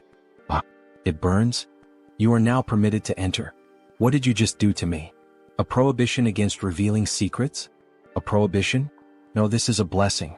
The blessing of silence protects you from being forced or willing to reveal the secrets of this place. That's literally a prohibition. Let me explain. We are the Order of Radiant Knights. Our mission is to guard and protect the underground of the Great Temple with our lives. This will be the first and last time you see this place in person. Remember well with your eyes what we are protecting here. Suddenly, two soldiers drew their swords and inserted them into the door, activating a defense mechanism. As the door slowly opened, Heinrich saw what lay beyond. He had suspected something was wrong, but he never imagined such a massive secret. The reason this order stationed its greatest forces at this temple, the reason for all these security measures, prohibitions and blessings. At the deepest part of this great temple lay the last fragment of the Immortal King. Heinrich was shocked to see the final fragment of the Immortal King. Well, the Grand Divine Order was one of the greatest powers on the entire continent. There was no way they hadn't found at least one fragment of the Immortal King after centuries of searching. Clenching his fist, Heinrich wished he could seize that fragment immediately. However, the four strongest sacred knights were guarding the entrance to the temple. Even Hans wouldn't be able to extract the Immortal King's fragment from the temple's deepest depths. Heinrich would have to think carefully about his next move. Suddenly, another knight informed him that due to the blessing placed on Heinrich's mouth, he wouldn't be able to reveal anything, no matter if he was tortured or even killed. Formally, he was stating this anyway. This fact must never be revealed to anyone. Understood? Heinrich confirmed. Don't worry, I promise that only I will know this information. Haha, the final fragment. What an unexpected stroke of luck, Hans said, laughing wickedly as he gazed at his experiment. However, Harley's condition was far more unstable than Hans had anticipated. With a worried expression he exclaimed, "What's wrong?" Why is this happening? Everything should be working perfectly according to theory. Meanwhile, Harley was coughing up blood. He felt something boiling inside him. The dragon's blood had definitely been transfused into his body. But perhaps the power output needed to be pushed to its maximum. Hans then yanked the lever. Harley let out an agonized scream as his body began to tremble violently, smoke rising from his skin. And then he suddenly stopped moving.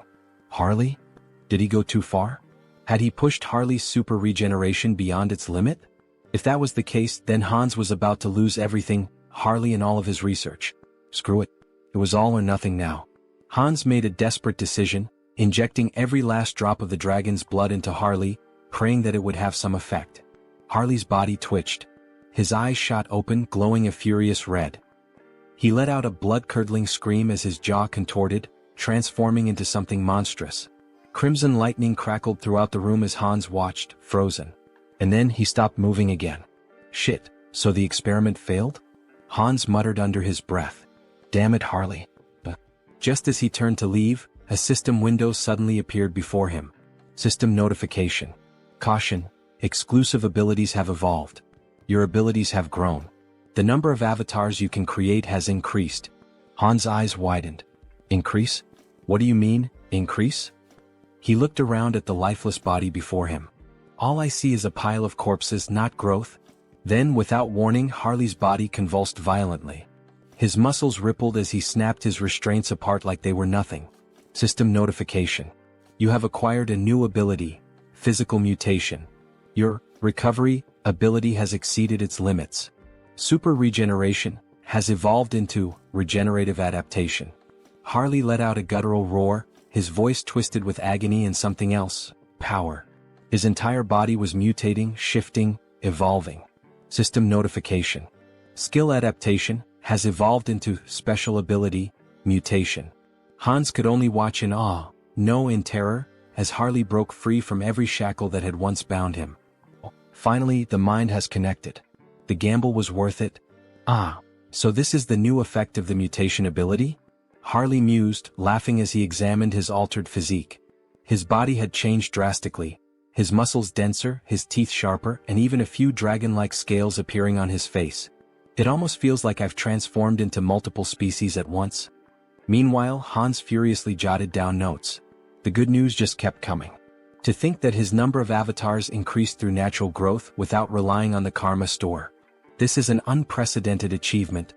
He grinned, his eyes gleaming with excitement. I'll figure out how to use this new avatar later, but before he could finish, Harley interrupted him. Should I test my new abilities? He asked, grinning wickedly. Hans smirked. Be my guest. Deep in the forest, Harley stepped into the dense wilderness, marveling at the beauty of his surroundings. His body had become a perfect killing machine, every sense razor-sharp, his instincts honed to an unnatural degree. Then he heard it. A faint breath, nearly imperceptible, but his new senses picked it up immediately. A predator was watching him. A black panther lurked in the shadows, muscles tensed, eyes locked onto its prey. It pounced, a blur of muscle and claws, but Harley didn't move. Instead, as the beast drew closer, his eyes widened. Wait a damn second.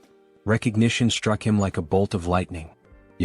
You're the same species that attacked me the moment I arrived in this world, aren't you? His lips curled into a smirk. Well then, it's nice to see you again. Crack. Before the panther could react, Harley's hand shot out, clamping around its throat with a terrifying grip. The creature thrashed wildly, but it was useless. Forgive me, but... With a single motion, he slammed the beast into the ground with monstrous force, shaking the earth beneath them. The impact alone was enough to cripple the creature, but Harley wasn't finished. His blood boiled. His strength surged. With nothing but his bare hands, he drove his fingers straight into the panther's belly, tearing through flesh with horrifying brutality. The beast let out a final, pitiful gasp, before everything went silent. To enhance the efficiency of the mutation ability, he needed to find monster crystals. More specifically, he had to consume their cores, commonly known as magic stones. It was the fastest and most efficient way to evolve. As he bit into the monster core, his body immediately began to undergo minor transformations again. A system window appeared before him. The entity has achieved enlightenment through repeated actions. Let us further solidify its concept with physical mutation. At that moment, his body visibly evolved. His muscle mass expanded, his height surged, and within moments he stood close to 2 meters tall, his physique now overwhelming and powerful. Having a large and muscular body is undeniably an advantage in battle, isn't it? Another system alert followed. You have acquired the ability, Gluttonous Feast, a new skill that allowed him to consume and digest anything with ease, ensuring that he could always eat more.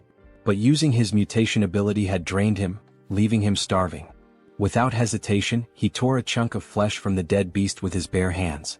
With this new Gluttonous Feast ability, there shouldn't be any issues if I eat this meat, right? Harley thought, drooling at the sight of it. The moment he took a bite, his body shivered. The meat was incredibly tender, and the blood coating his lips sent a strange, refreshing sensation through him. Is this because of the mutation? He couldn't suppress his laughter, or his growing urges. At this point, anyone watching would think he had lost his mind. His behavior was completely primal. Primal, huh? That word stuck in his mind.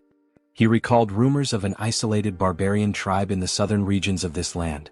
In that case, Harley smirked, licking the blood from his fingers, perhaps it's time for a class change. The country of Tulek Kingdom, Tarak. The scene opens to the entrance of the guild in this city. What the hell? A barbarian from the south? What's he doing here in the west? The tension in the air is palpable. Welcome. Everyone seems completely on edge. Well, of course they are. This body is stylish and intimidating. Harley figured it might be too much, but in the end it suited him just fine. But he wasn't here to make an impression just yet. His goal was far greater, to become a hero capable of shaping the entire continent, leaving behind a legacy so unforgettable that no one would ever erase his name. So, what does the esteemed guest require? The guild receptionist asks hesitantly. Harley leans in, smirking. Isn't it obvious? He says, slamming his hand down on the counter. I'm here to exterminate the monsters in the northern mountains, near the steel fortress. Isn't that what this city is for? The guild worker flinches but quickly composes himself. Oh, of course. I'll register you immediately for deployment, rookie mercenary. Harley grins. Good. Let's get this started. Meanwhile, at the temple, a grand duel reaches its climax. Heinrich stands victorious, wiping his blade clean. Damn that tenacious bastard. One onlooker mutters. Heinrich had done it. He had mastered every combat technique and weapon style of the Sacred Knights. The entity has achieved enlightenment through training. You have acquired the skill, comprehensive weapon mastery. It was finally over. Now Heinrich could wield any weapon to absolute perfection. This experience would undoubtedly benefit all his other avatars as well. Just as he relished his victory, he caught sight of the Saintess. But something was off. She was dressed in full ceremonial robes. Why is she wearing those? What is she up to? Heinrich wondered. He approached her. Saintess, what are you doing? She turned to him with a serene smile. Ah, Sir Heinrich. We meet again. When it rains, worms always emerge from the earth. He followed her gaze. She was blessing worms with divine power. Blessed worms? Imbued with holy energy? They're not going to turn into giant monsters like in those old fantasy tales, are they? Heinrich thought, unnerved. But his thoughts quickly shifted back to her attire. There's some kind of ritual happening, isn't there? The Saintess nodded. Yes. In fact, it is an extraordinary event. One capable of tracking the Immortal King. It is about to begin soon. The Immortal King? Just how powerful must this guest be, to be capable of tracing Hans? Hans, who had concealed himself behind countless layers of barriers. I'm not sure I can explain it properly, but if you're interested, perhaps, you would like to participate as an honorary guardian warrior? Heinrich didn't hesitate. Yes, Saintess. Please let me participate. Inside the temple, a voice rang out. Lord Granwood is entering. A noble figure strode inside, surrounded by an entourage. Heinrich's sharp eyes scanned the unfamiliar formation. Someone powerful enough to track Hans? I need to confirm this myself. Then more guests arrived and the room fell silent. A formal greeting echoed through the hall. Salutations to the Saintess. But then Heinrich noticed something. Those ears. A high elf. His heart pounded. The guest they had all been waiting for was none other than Rayfury Granwood, a high elf from the Elven Kingdom. In the next scene, we see a luxurious shop filled with magical items, trinkets, and jewelry. Oh, so this is made of bronze? The texture is quite interesting, an old man muses. A shopkeeper approaches, his tone polite but firm. Sir, it's perfectly fine to browse and admire our goods, but it's been 2 hours. Are you planning to buy something, or will you just keep looking? My sincerest apologies, shopkeeper. My knowledge is still lacking, the old man replies. At this moment we are introduced to the protagonist's sixth avatar, Hubert. Hubert, the sixth avatar obtained thanks to Harley's progress in previous scenes, possesses the initial ability of appraisal. This skill grants him the power to see detailed information about items. Material, ruby. Weight, 12 grams. Material, bronze. Weight, 480 grams. However, his proficiency is still low. For now, he can only view basic details about objects. But if he continues to hone this ability, he could become the merchant who dominates the entire continent's market. Of course, before that can happen, he must navigate the opposition of existing merchants. To ensure his success, Harley's heroic influence must continue to grow, so that in the future they can support each other. Shifting scenes, we now find ourselves in a vast landscape of towering ice-covered mountains. Harley has finally reached his destination. So, it's you? The biggest threat lurking in this mountain? Before he can react further, a massive bear lunges at him, wasting no time in launching a ferocious attack. Harley grips his axe tightly, bracing himself as he counters with powerful swings, wounding the beast and forcing it to retreat. Seeing an opening, he leaps above the bear, ready to deliver a devastating strike to its head. However, just as his attack lands, his axe shatters in two. Before he can even curse the bear, a massive paw strikes him with full force, sending him flying several meters through the trees. Damn it! The axe didn't work. As the bear charges at him once more, Harley quickly decides to activate his body mutation ability. His arm becomes covered in dragon scales, reinforcing his strength. He clenches his fist and, as if standing in a boxing ring, delivers a full-force punch straight into the bear's mouth. The impact is immense. The bear is sent flying. Tisk, fighting barehanded is more effective than using weapons. But with power like this, I'll never be recognized as a hero. He begins to wonder, could he harness the vitality of monsters without physically altering his body? If so, it might be the key to controlling his own evolution. Determined to test his theory, he focuses on extracting only the energy from the beast, not its physical traits. At that moment, a system notification appears. The entity has met the conditions and achieved enlightenment. A special ability has been acquired, Aura. It worked. A fiery orange aura begins radiating from Harley's arm. Finally, an ability that lets him grow stronger while remaining human. But before he can fully grasp his newfound power, something approaches. A colossal monster emerges from the icy mist. Without hesitation, the creature kicks Harley, sending him skidding across the frozen ground. As expected from the northern mountains. First a bear and now an ogre? Harley smirks, cracking his knuckles. Well then, maybe this is the perfect time to test my new ability, he says, letting out a wicked laugh. The ogre stomped down on Harley, letting out a deep, guttural laugh, convinced it had finished him off. But then a firm grip. Harley was still there, clutching the monster's foot. You think this is funny? You really want to see something funny? With a smirk, Harley began lifting the ogre's leg as if he were simply doing strength training. Let me show you something amusing. With one final push, he sent the ogre off balance, then used the momentum to leap onto its back. In his hands was a new weapon, gleaming with power. As if invoking the might of a god of war, he roared. The slumbering ogre of the forest, awaken. And with that, he tore into the beast, carving deep, brutal gashes into its flesh.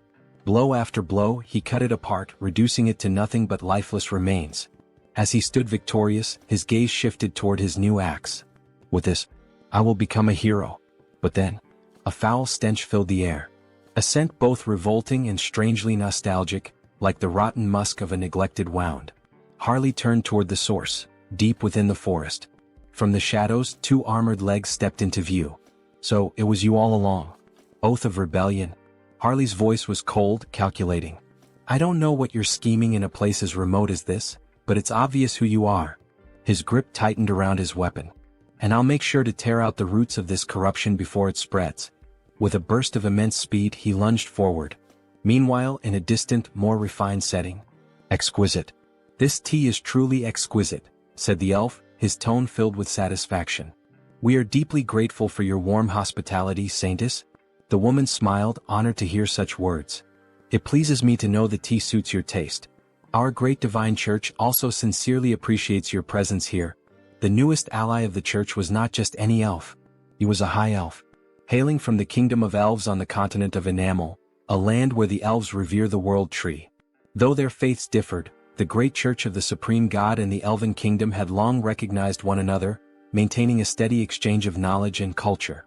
For in the grand scheme of existence, acknowledging another's presence and choosing an object of worship were two entirely different things. The High Elves stand at the pinnacle of elven society, the highest class within their kingdom. If one has come all this way, could it mean they intend to use the World Tree's power to find Hans? Regardless, this is incredible. Their pupils, shaped like stars. Ah, so my eyes have caught your attention? The High Elf remarks with a knowing smile. The Saintess, flustered, quickly averts her gaze. Oh, was I staring that much? My apologies, I didn't realize. It's quite all right. In the end, it's an interesting topic to discuss. These eyes are the mark of a High Elf. Elves born with these celestial eyes serve as priests, bridging the connection between the World Tree and their people. However, such a birth is exceedingly rare. Only 2 or 3 are born per generation at most. And even then, most of them have been elderly in recent times. That is why the birth of a new High Elf is an event of great urgency and hope. So, this urgent request for aid, is it related to that situation? Correct, the High Elf affirms. A divine revelation was received not long ago. A child of great potential was born on the continent of Ion. However, before she could be protected, she was captured by slave hunters and sold as a sacrifice to a dark sorcerer. That is why we sought the aid of the great church of the supreme god. We need assistance in locating her before it's too late. This is terrible. Do you have any clues about her whereabouts? She was last tracked to the northern mountains. We've pinpointed them somewhere deep within that treacherous region. The northern mountains? That's a remote and perilous place. Do you have a description of the child? Meanwhile, in the heart of those very mountains, Harley had arrived. As he surveyed the desolate landscape, his eyes locked onto a girl. Pointed ears. Shackled in chains. Back at the church, the High Elf continued their description. She has yet to awaken her celestial eyes, so for now, she appears to be a normal elf. By human standards, she would look like a teenager. Her hair is a light green, and her eyes, a shade of orange. A sharp breath. A sudden realization. Wait a minute, that's not possible. Heinrich thought, his expression shifting. At that same moment, deep in the mountains, Harley took a step forward, looking at the girl before him. Kit, what's your name? He asked. The girl hesitated, then spoke softly. Cecily. My name is Cecily. In the next scene, screams echo through the frozen forest. Harley is running with the girl tied to his back, while lifeless bodies are scattered across the ground. 2 desperate men shout. Damn it. Keep them away from the storage room. I know, but how are we supposed to defeat a monster like him? Harley keeps running, plowing through the men in black hoods. So, this is the storage room you mentioned?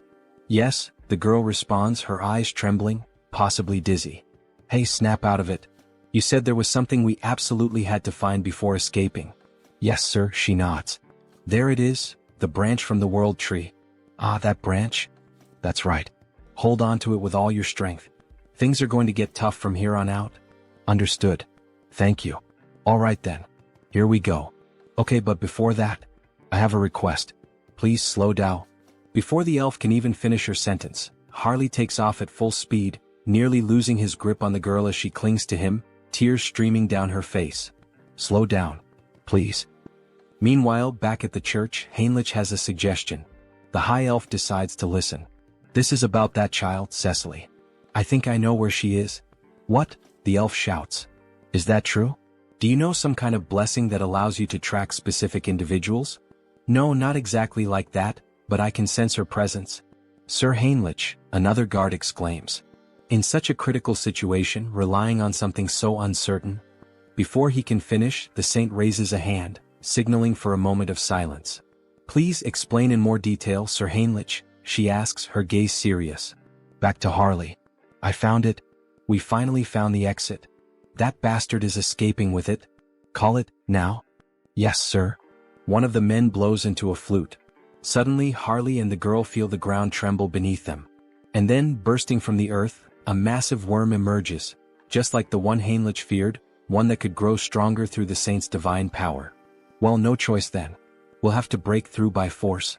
Harley plants his feet firmly. Don't block our path. Get out of the way. With a violent kick, he slams into the monster, but the creature endures the blow and lunges, trying to swallow them whole. That's when Harley notices something. Inside the worm's mouth, a strange symbol. What the hell is that? So they're controlling the worm with this? No wonder he found it suspicious. A creature that only lives in the desert showing up here? It all made sense now. Alright then, Harley smirks. I'll save you like a true hero. He grips the worm's fangs. Fly far away from this place, back to where you belong. With a mighty heave, he hurls the worm several kilometers into the distance. From now on, don't get caught. Live a long life. He grins while the girl, still on his back, struggles with nausea. Suddenly, wolves appear, surrounding them. The number of monsters is insane. These bastards keep throwing challenges his way. What the hell are they plotting now? Whatever it is, doesn't matter. I'll just kill them all. As Harley prepares for battle, a group watches from above, whispering among themselves. Who the hell is that man? Tomorrow I was supposed to offer that half-elf as a candidate and the World Tree's branch as a sacrifice. Even though I used a sealing artifact to hide their location, how did he find them and make it here? But this is the end. At that moment we are introduced to Vow of Defiance, the Elder Newrabe. There's no way he can defeat that many monsters. That bastard is finished now. Just as a wolf lunges at Harley, he transforms his arm. Scales erupt along his skin, shattering the wolf's teeth upon impact. Their numbers are overwhelming, sure, but Harley crushes one of the wolves with his bare hands, extracting its magic stone.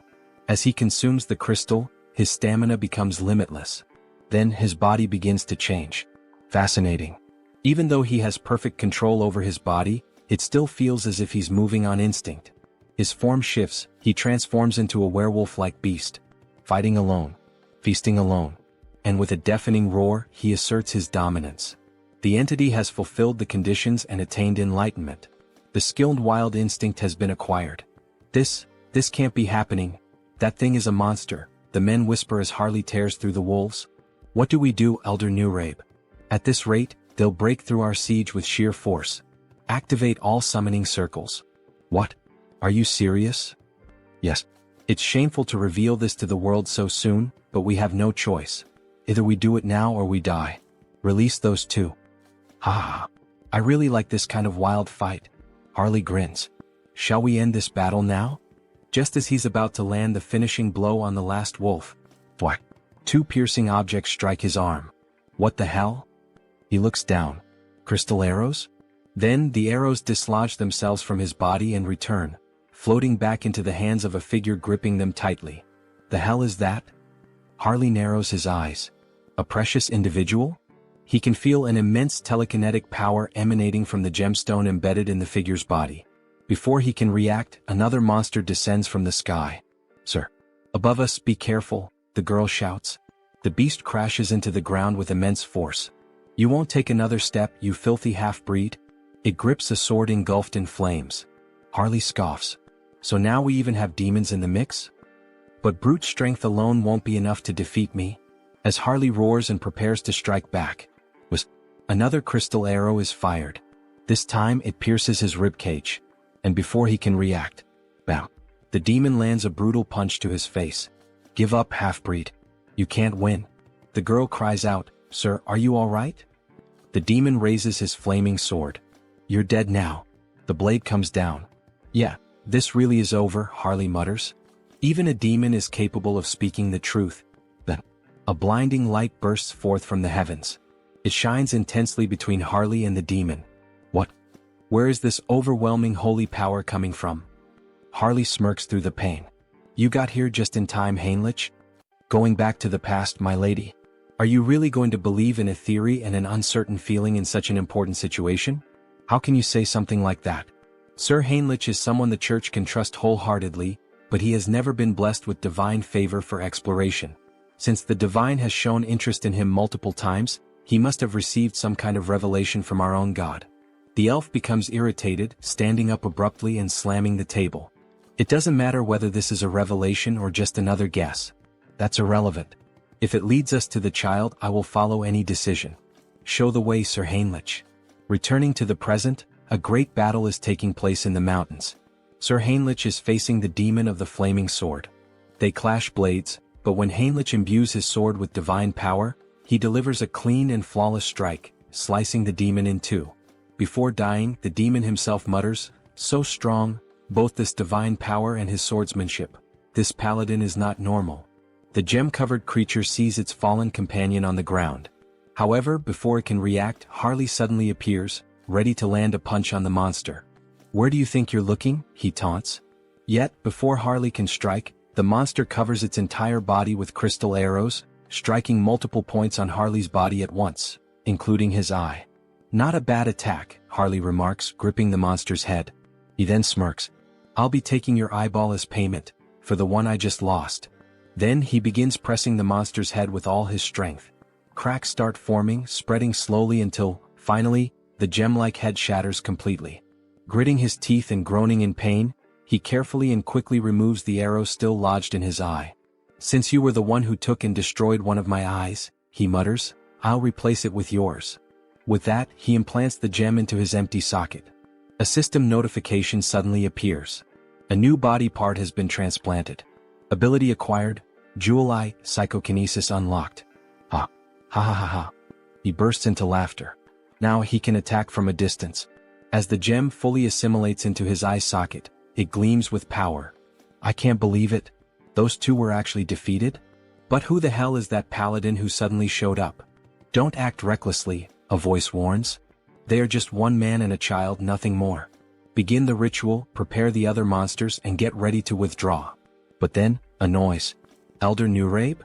A sickening thud echoes through the air. One of the cultists is suddenly struck by an iron club, his body crumpling to the ground. "I'll crush your skulls, you bastard heretics." Paladins charge in on horseback, roaring their battle cries. "The Holy Knight Order." "Damn it," one of the cultists panics. "Elder Nurabe, what should we do? Should we start preparing the teleportation spell to escape?" "Screw that," Nurabe growls. "There's no turning back now." Gripping the arm of one of his devoted followers, he begins the ritual. One by one, their souls are drained, their lifeless bodies collapsing to the ground. With a wicked smile, Elder Nurabe offers up every last soul as a sacrifice. "Descend upon us. Incarnation of greed." Then, a massive pentagram begins to form. "Burn them all," the elder commands as he completes the ritual, his voice laced with eerie finality. Slowly, something monstrous begins to emerge. "Reduce them to ashes." But before the creature can be fully summoned, a radiant light pierces through the darkness. A divine force, so overwhelming, so absolute, strikes directly at the demon, annihilating it before it can even materialize completely. "Forgive me, but the only thing burning today will be you, heretic." With those words, the paladin invokes the light once more, this time beneath the elder's feet. A massive explosion erupts at the mountain's peak, so powerful that even those far below hear its devastating impact. "Looks like things are just about wrapped up here," a voice calls out. "Hey kid, you can stop hiding now. Come on out."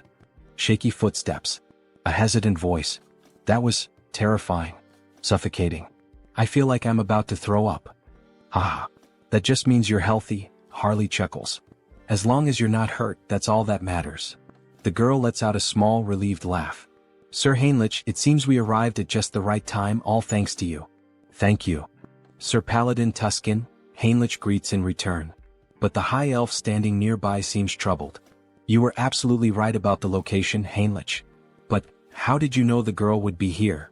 "I'm not sure," Heinrich admits. "I just knew." Then, suddenly the elf calls out. "Lady Cecily." For the first time he lays eyes on her, his voice filled with emotion. "It is an honor to meet you at last, Lady Cecily." He kneels before her, his expression solemn. "I am Rayfury of the Elven Kingdom." Cecily looks at him, confused by the formal greeting. Harley watches closely, analyzing the situation. So this is the gaze of a high elf. "Ah. I'm truly glad you were able to reunite safely with your kin," Harley says. "It was an honor to help you as a warrior, Cecily." Cecily smiles warmly. "All right. Thank you so much, warrior." The elf then turns to Harley. "How could I possibly repay you for protecting Cecily?" "Ah no," Harley waves him off. "I didn't do this for a reward." "You are truly an admirable person," Rayfury acknowledges. "However, since I have received your aid, I must express my gratitude properly. That is the way of my people." Harley grins. "Well then, if that's how it is, I'd be honored to accept." "All right, Sir Harley, could you lower yourself a little for a moment?" The elf looked clearly uncomfortable with the situation. Cecily then leaned forward and placed a soft kiss on Harley's forehead. "May nature's blessings be with you." A glowing symbol appeared on Harley's forehead, and an overwhelming energy surged through him. It felt like the very presence of the world tree itself. "This is a blessing that only high elves can bestow," Rayfury explained. "The blessing of nature, a high-level enchantment that can only be used a limited number of times." He glanced at Cecily. "Cecily isn't a high elf yet, so this won't be as effective. But once she awakens her true sight, she'll be able to reinforce the enchantment and make it even stronger for you." Then, with a solemn expression, Rayfury continued, "And of course I must give you a proper gift as well. Please extend your hand." Harley complied, and Rayfury placed a small, intricate token in his palm. "This is our elven symbol of promise. Should you ever need assistance in the future, we will come to your aid." "Seriously?" Harley blinked, a bit taken aback. "Thank you. You guys didn't have to go this far. I'll accept these gifts with gratitude. Here, take this as well. One last thing." Harley looked at the additional item, curiosity flickering in his eyes. Meanwhile, another conversation unfolded. "That young man? He has quite an impressive physique," Rayfury observed. "He's just as capable as you, isn't he? You two know each other?" "No, this is our first meeting," Rayfury admitted before smiling faintly. "But I have a feeling this will be a good connection." "If it's your intuition, then I trust it completely," Heinrich said. "The order must also express its gratitude properly." Heinrich took a deep breath, his thoughts racing. "We've gained the favor of both the Elven Kingdom and the Grand Divine Order." Then a voice called out, "Lord Tuscan, thank you for handling this issue so swiftly. Now it is our turn to assist you." "Just hearing that gives me courage," Tuscan replied. "We have only one request. For the peace of this island, please find the Immortal King." Heinrich exhaled slowly. So, in the end, was making contact with the High Elves all for this? He looked up at the sky. The World Tree is the root of all trees. The High Elves can borrow its power, sensing energy anywhere there is life, anywhere trees grow. But, Rayfury added, it will require some form of support. Support? I need some knowledge about the energy we're searching for. The energy of the Immortal King. All right. Follow me. They used teleportation to return to the church. Heinrich never expected to visit this place again so soon. No matter how many times he saw it, the sight remained awe-inspiring. A colossal sacred barrier, its complexity beyond even his full comprehension. Bringing in outsiders only made the church distort the path further, twisting it into an intricate labyrinth. Even someone like Hans would need a considerable amount of time to break through a barrier of this magnitude. We've arrived. Even if an intruder somehow managed to slip inside, the Holy Knights and High Priors stationed throughout the entire building would immediately mobilize. And then, at any moment, this is a fragment of the legendary Immortal King? Alright then. Let's begin mapping its energy trail. The High Elf would track Hans. Meanwhile, elite forces would be gathered, prepared to face him once more. Wait a second. That means there's a path. Fine. On that day, with my own hands, I will seize the final fragment of the Immortal King. In the next scene, an empty chair sat ominously. It's time. Have all the representatives gathered. A vast chamber came into view, lined with chairs, bathed in an eerie glow. The flickering of purple fire cast unsettling shadows across the room. The challenge vote. The executive meeting room. The first to respond was a pink flame, its shape vaguely humanoid. The representative of the Empire is present. Next, a dark violet silhouette flickered. The representative of the East, also in attendance. And finally, as for Nurabe, he is dead. He will not be joining us. A heavy silence hung in the air. You've all heard the latest news? A voice finally spoke. We still don't know how the Order or the High Elves managed to track and eliminate Nurabe. First, Marcos, who was cultivating a fragment, and now Nurabe, who had gone into hiding, yet was still found and killed. Aren't we all getting a little too careless? Another shadow stirred.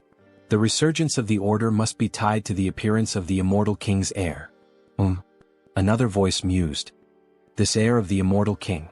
Could we not use him to our advantage?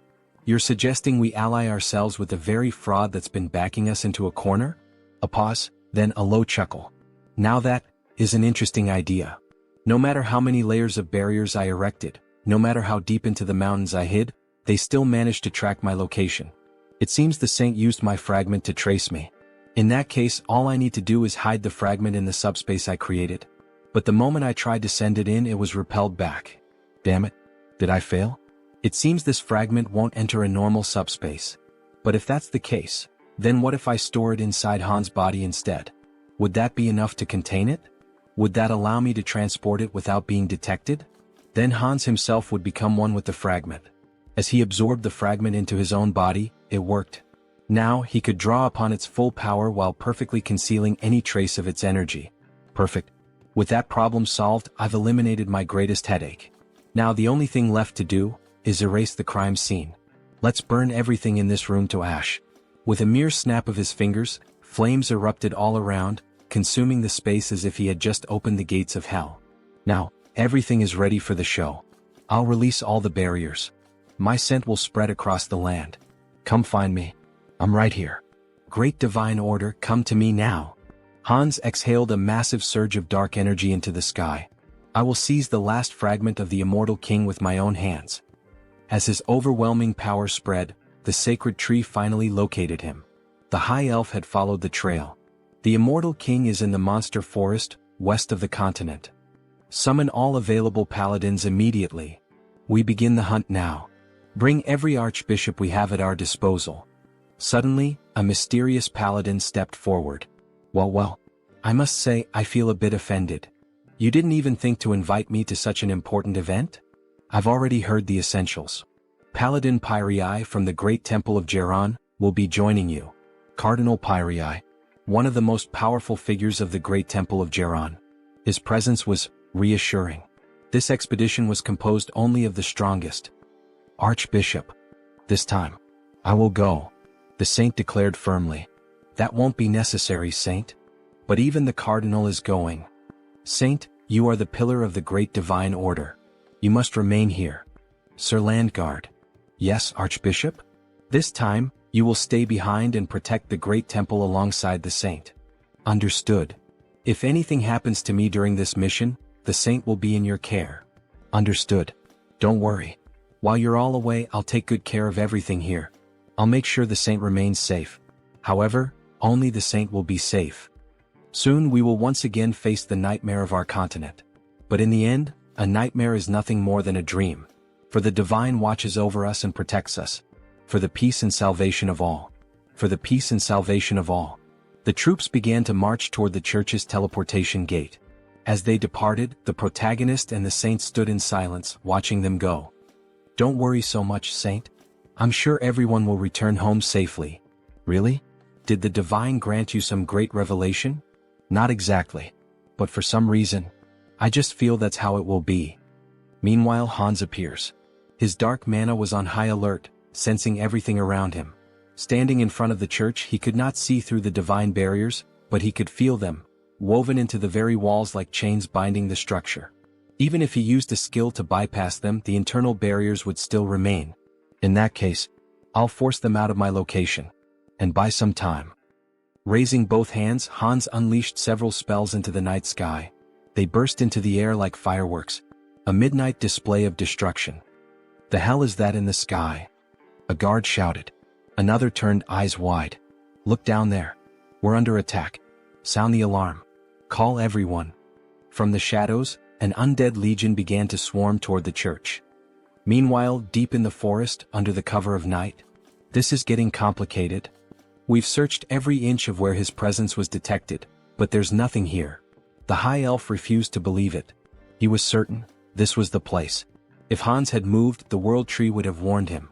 But wait, could he have realized he was being tracked? Did he set this up to mislead us? Everyone return to the great temple immediately. That's an order.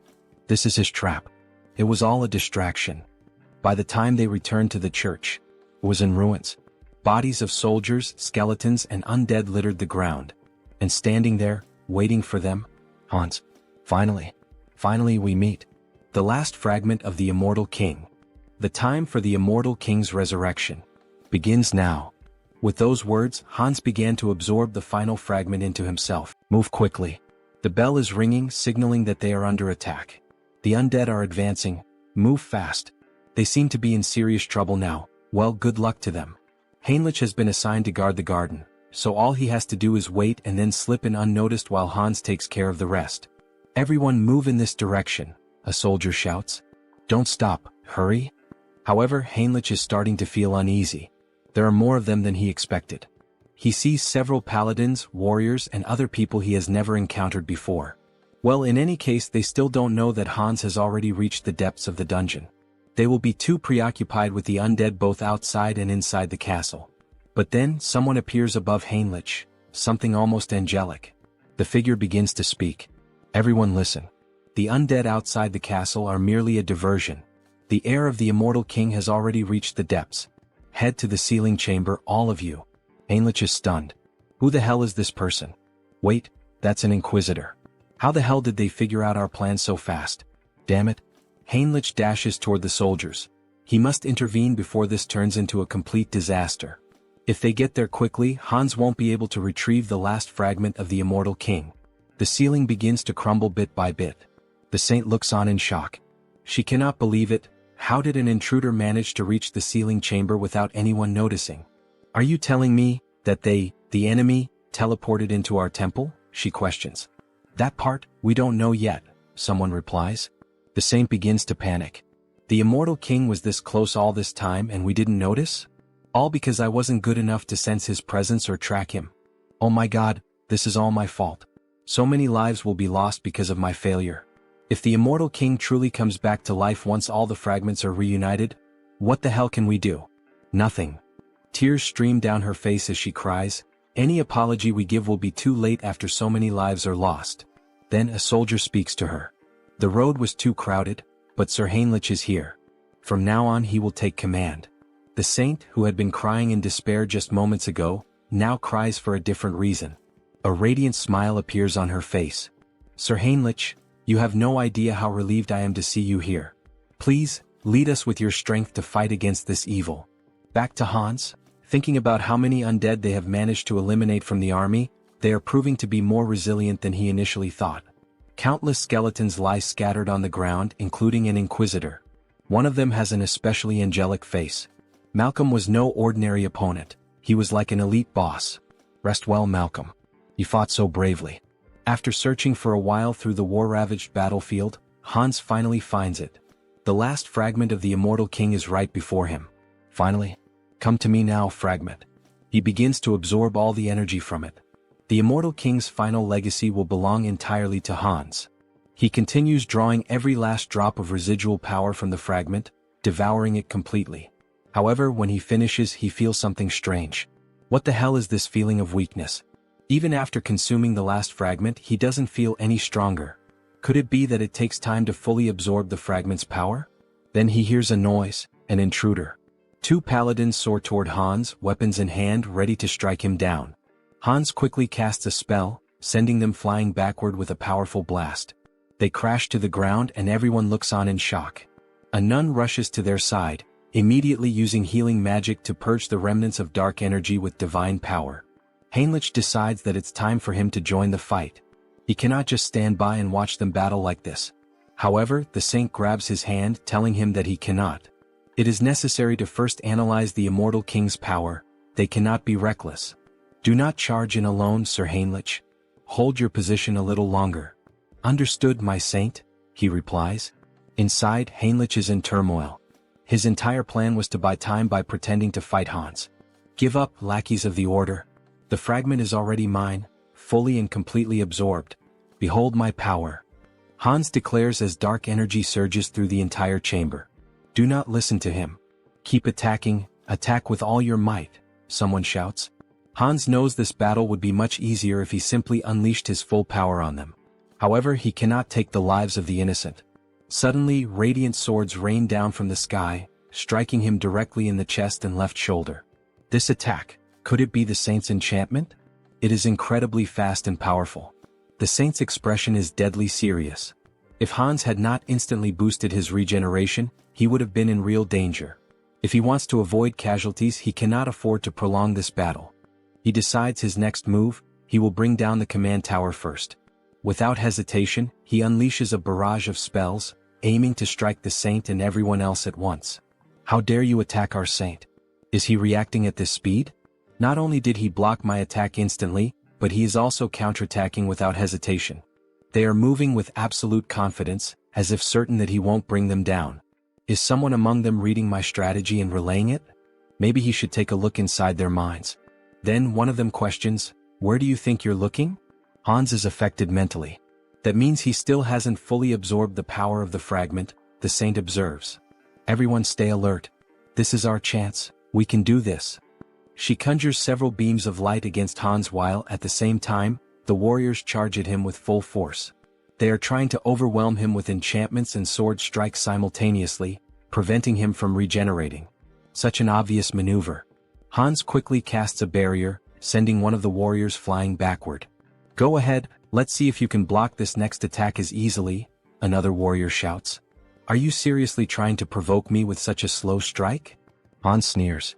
He then summons a spectral hand, binding magic, trapping the soldier as if inside a cage. Damn it! How the hell did this happen? How is he reading every single one of our movements now? He shouldn't be able to block psychic intrusion. "Forgive me, senior?"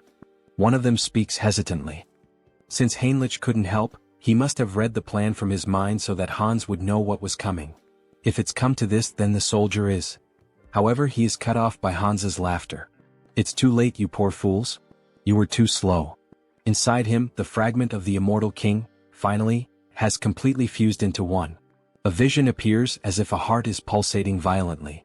Hans begins to laugh uncontrollably as the atmosphere grows heavier and denser, thick with the overwhelming energy surging from within him. No, this energy. The saint stands in shock, unable to comprehend what is unfolding before her.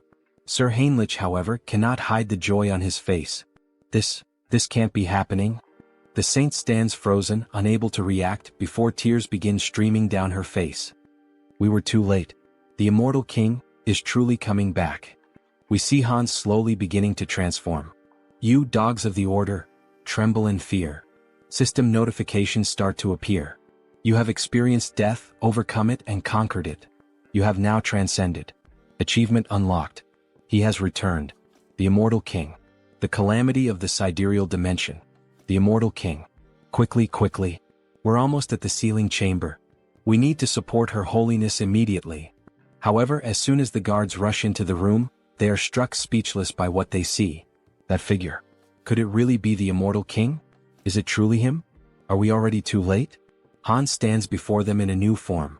He appears more human now, his body no longer just bones but covered in flesh, yet undeniably more powerful than before. We still have time.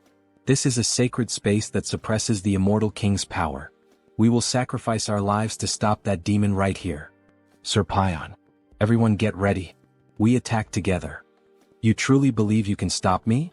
Hans scoffs. Since you cannot see the status window, it's easy for you to fall for such delusions. Achievement unlocked. Rewards, grants immunity to instant death. Special abilities Decayed Heart and Immortal have evolved into Immortal Heart. Hans has truly become a mystical being, now even capable of escaping death itself. He is invincible.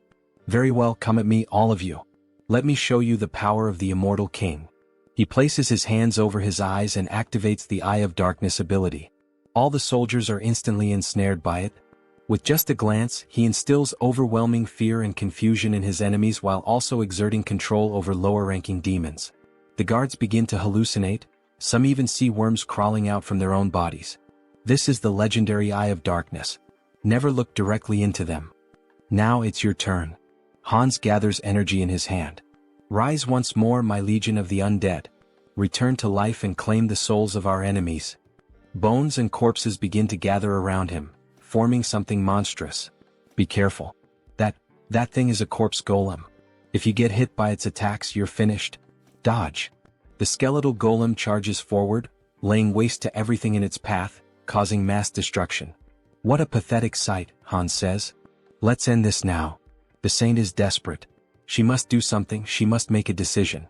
If she hesitates here, not only the church but the entire continent will fall into danger. Clutching the cross at her chest, an idea suddenly comes to her. Sir Heinrich. Yes, my lady? She will entrust him with her token. Please take this and retreat. You must become stronger and stop the immortal king in the future. Attention everyone. We must clear a path for Sir Heinrich. Protect him with your lives so that he may escape safely. Understood, your holiness. Everyone pursue the immortal king. Stop him at all costs. These buzzing flies. I'll finish all of you at once. Just then, a soldier attempts a stealth attack, but Hans notices immediately. To think you would try that failed move again. How foolish. It doesn't matter, the soldier says, even as Hans' magic tightens around his throat. Our goal is complete. What? What goal? If we could save Sir Heinrich, our hope, I would throw away this worn-out bag of bones as many times as necessary. Very well, fool. Your wish is my command. I'll crush this skeleton right now. Before he can finish, Hans is sent flying by a sudden punch to the face. It was Sir Heinrich delivering a powerful, blessed strike. Without giving Hans time to react, Heinrich draws his sword and launches a flurry of rapid, precise strikes. Hans watches, impressed. Your movements are excellent, he admits. But Heinrich's sword is too dull. It cannot cut him, much less kill him. Hans retaliates, launching several black energy spears straight at Heinrich, piercing through his chest. However, they do not wound him. He can feel the impact, but the spears have only punctured his armor, not his body. This is the climax. Hans unleashes another spell, causing a massive explosion across the battlefield. The saint screams in despair. Sir Heinrich, what? Even after I told you we should entrust the future to you. She collapses to the ground, sobbing. Why didn't you run away? I did not join the church to save my own skin, Heinrich replies. How could someone who turns his back on his comrades, who stand ready to face death and sacrifice themselves for a greater cause, ever hope to protect the world? The cross-shaped token in his hand begins to shine intensely. Immortal King, you said my sword was dull? Even if my blade breaks today, I will kill you here and now. You have achieved enlightenment by fulfilling the conditions. You have acquired the special ability, Blessing, Rod of Light. This is the third blessing. Excellent. Shall we head toward the conclusion? Sir Heinrich charges forward, striking Hans directly in the chest. That was a wonderful line, Hans chuckles. The emotional delivery was top tier. Now, let's wrap this up with our final comments and bid farewell to our audience. Everyone stares in disbelief at what has just transpired. Servant of the Church.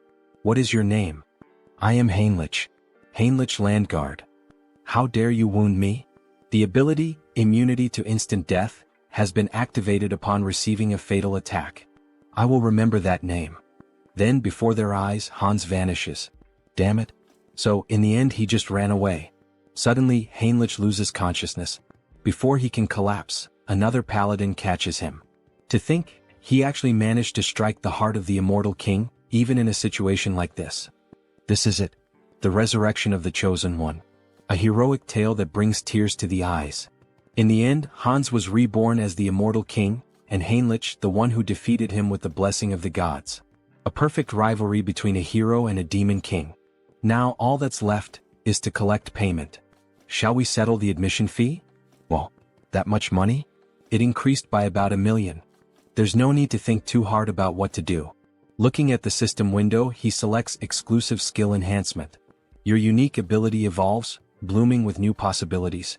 You have acquired a special ability, customization. Customization? Oh, so this is what a game is all about. A full customization window for Hans appears. Colors, horns, outfits, every model available. The newly acquired customization ability opened up 2 possibilities for him. This includes creating the avatar for the updated feature and modifying the avatar for the new feature. First, in modifying the avatar for the new feature, we see all the possible changes that can be made to Hans. His hair, body, and some details about his status such as SRT, INT, DX, and POW. This allows him to alter both the appearance and the stats of existing avatars. On the other hand, the avatar creation ability lets him define the appearance and stats during the initial creation, including features like hair and eyes. Above all, the biggest difference in this category is the gender selection option, which allows him to choose between being a man or a woman. Feeling excited, he reassures himself that he isn't thinking anything inappropriate or strange. He's just pressing the button out of curiosity. After all, he needs to find out what the difference is. So he presses the button to become a woman. However, it is not possible. The system notifies him that the selection is currently locked, leaving him with only the option to choose a man. However, a new option appears. And what is this below? Media selection. You can generate related species by consuming a specific medium. A medium related to a species? Could it be the branch from the world tree that Cecily gave him last time? He liked the item because it is an environmentally friendly air purifier, but he feels there is no way around it. To create an elf, this should be enough. World tree branch detected. Generating as elf. Then the creation begins. A tall elf, just like the protagonist, with short hair and long ears. How impressive. And with that, it's done. An elf avatar is being created. Since customization is now possible, he adjusts the face to make it more beautiful and refines the arms and legs to be long and slender. As elves are elementalists, the most important attribute distribution is their affinity with nature. His name is Harris. Harris species, ELF. Individual trait, child of the world tree. Then we see a beautiful elf with long golden hair, tall and with the posture of royalty. Special notes. Born as an elf using the branch of the world tree as a medium. The growth rate of nature affinity is significantly increased due to the child of the world tree effect. That well-toned body and that beautiful face, haha, just as expected from an elf. But then the new avatar reacts. How unpleasant, he says before making a face as if he's about to vomit. But what's happening? Hansa's dark magic makes him feel as if Harris is being completely destroyed, as though the dark magic is killing a delicate young plant. Oh shit, why didn't he think of that? He had already gotten used to Hans, so it never even crossed his mind to worry about it. Hans, cancel your summoning. Since the mental center isn't functioning, could it be due to the elf's affinity with nature? He nearly lost the new avatar without even realizing it. For now, he decides to save Harris for later. Then he walks over to the shelf and picks up a book titled Conan the Baba. Maybe it was time for him to start writing the story of the mercenary king this time. Meanwhile, back to Harley, we see him looking quite excited. He really enjoyed that ear-floating feature. The young woman laughs, saying that it's a relief and that it suits him well. Thanks for your support. Hubert had found just the right item for him. Turok truly is the city of artisans. On the streets, we see a few people going about their day, making it feel like an ordinary town.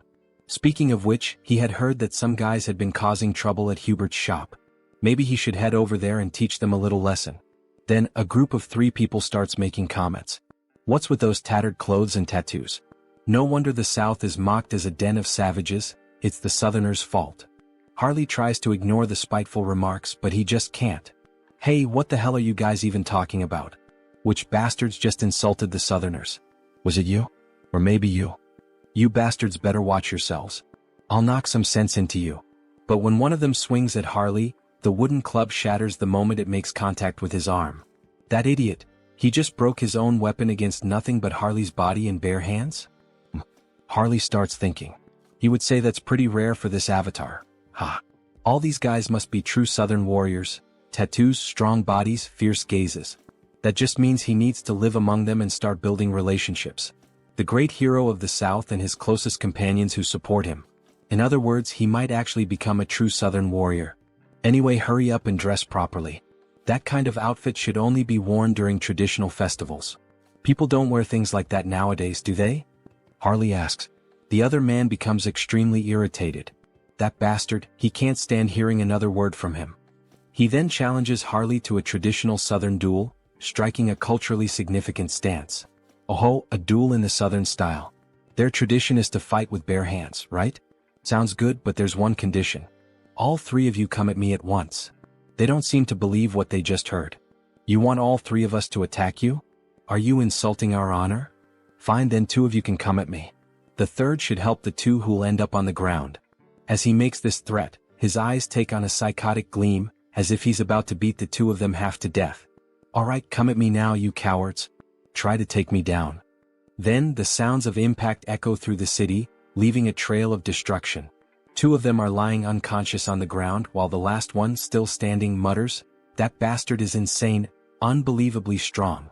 He's not a Southerner. With that level of skill, how is it possible that you don't have a single warrior's mark?" Right, those marks were a thing among Southern warriors, weren't they? How should he make this up?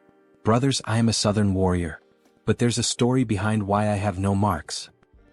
What do you mean? It all started 20 years ago.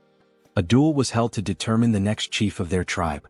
The scene shifts to an arena, where 2 warriors battle while the rest watch from the sidelines. Harley's father, the strongest warrior in the tribe, won the championship, earning the admiration and praise of every member present. "Congratulations," said the king. "As per tribal tradition, you will be granted one wish.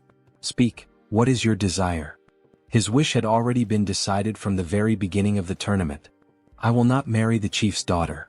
What? Everyone was stunned. Outrageous. How dare you make such an absurd request? Explain yourself. Well, he had a good reason for making that request.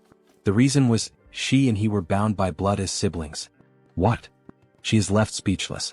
Father, are you really going to let someone who speaks such nonsense go unpunished? My deepest apologies, my dear daughter. However, everything he said is true. You are not my biological daughter. I adopted you a long time ago. Guards, kill this insolent fraud. Dear, he will buy us time, so run away quickly. At that time, his mother was pregnant with him, which is why she couldn't help his father fight. His father bravely fought alone to protect his wife and unborn child. But he fell heroically, holding back the tribe's warriors. His mother managed to escape her pursuers and hide in a secluded cave, where she raised him. However, even his mother passed away recently due to illness, and that is why he has no warrior's marks. All three men begin to weep. How could such a tragic past exist? They apologize for misunderstanding him. He is a true Southern warrior. He never expected such a sorrowful backstory. Of course, it was obvious that everything Harley had just said was a complete lie, but his performance was insane. Alright then, to our new brother, cheers. Everyone raises a large mug of beer in celebration. By the way, Hyungnim, this place is pretty far from the south, isn't it? What brought you all the way here? Well, there's a story behind that too. After his mother passed away from illness, he was left all alone in this cruel world. It was just him and his own body. He was completely lost, unsure of what to do, how to survive, or what path to take. And then, the only person who didn't just walk past him but actually stopped and spoke to him said, "Excuse me, do you need help?" That person was a young merchant named Hubert, who ended up becoming very close to him. Today they are best friends. Hubert was the only one who truly made an effort, who worked hard to help him get settled. A benefactor and a true friend. But later he found out that Hubert was in serious trouble. Apparently he was being threatened by some bandits. There's no way he could ignore the struggles of someone who once saved him. That's why he came all the way here, to help. One of them slams the table. That's awful. An enemy of our brother is an enemy to all of us. We'll do everything we can to help our brother's brother as well, everyone. Thank you all so much for your help. Harley embraces them all. Alright then, as soon as I use these bastards to silence the fools threatening Hubert, it'll be time to kickstart my real creative economy project. He plans to import a ton of pimenta de terra since it's a rare and valuable spice in this world. In exchange, he'll distribute magical tools, which are common here but scarce on Earth. A win-win trade where everyone benefits. And in the process, he'll also secure a hefty profit, using that income to pave the way for even more explosive growth. Very well, Hyungnam. Let's first head to your friend's shop. We'll make sure the place is well protected. You can count on us. Alright, then I'm counting on you all, guys. Having reliable subordinates really makes life much easier. Now that Hubert's problem is being taken care of by them, it's time for him to move forward and begin his debut as an elf. Then, in front of a castle, we see someone standing. Good morning. This is the Great Temple of Rosalia, correct? I am Harris, a skilled mercenary and close friend of Harley, who in turn is a close friend of the Holy Knights Order. I've come here after hearing that the elf envoys are present at the moment. Would you be willing to grant me an audience? Of course, he also brought a proper letter of introduction. Then we see a piece of paper with a message written on it. This elf is definitely my friend. He would appreciate it if you allowed him to enter. That ridiculously sloppy, no freely expressive, handwriting, and even the scribble on it, leaves no doubt that this is a handwritten letter of introduction from Sir Harley. Please come in. They will guide the elf to the accommodations for the elf envoys. Here we are. We've already informed Lord Rayfury, so just wait for him to arrive. Alright, thank you.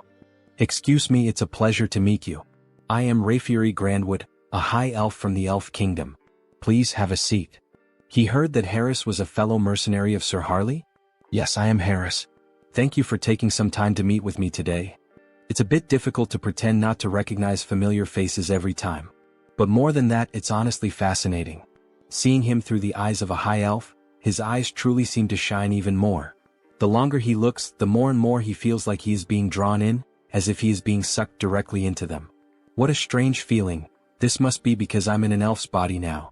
He knew that Harris is a close and dear friend of Sir Harley, seeing him wear the bracelet that he gave him. Seems to be true. Then the bracelet begins to glow. I'm sorry, he says. I accepted the gift because it was from someone of your kind, but if it offends you, I'll return it immediately.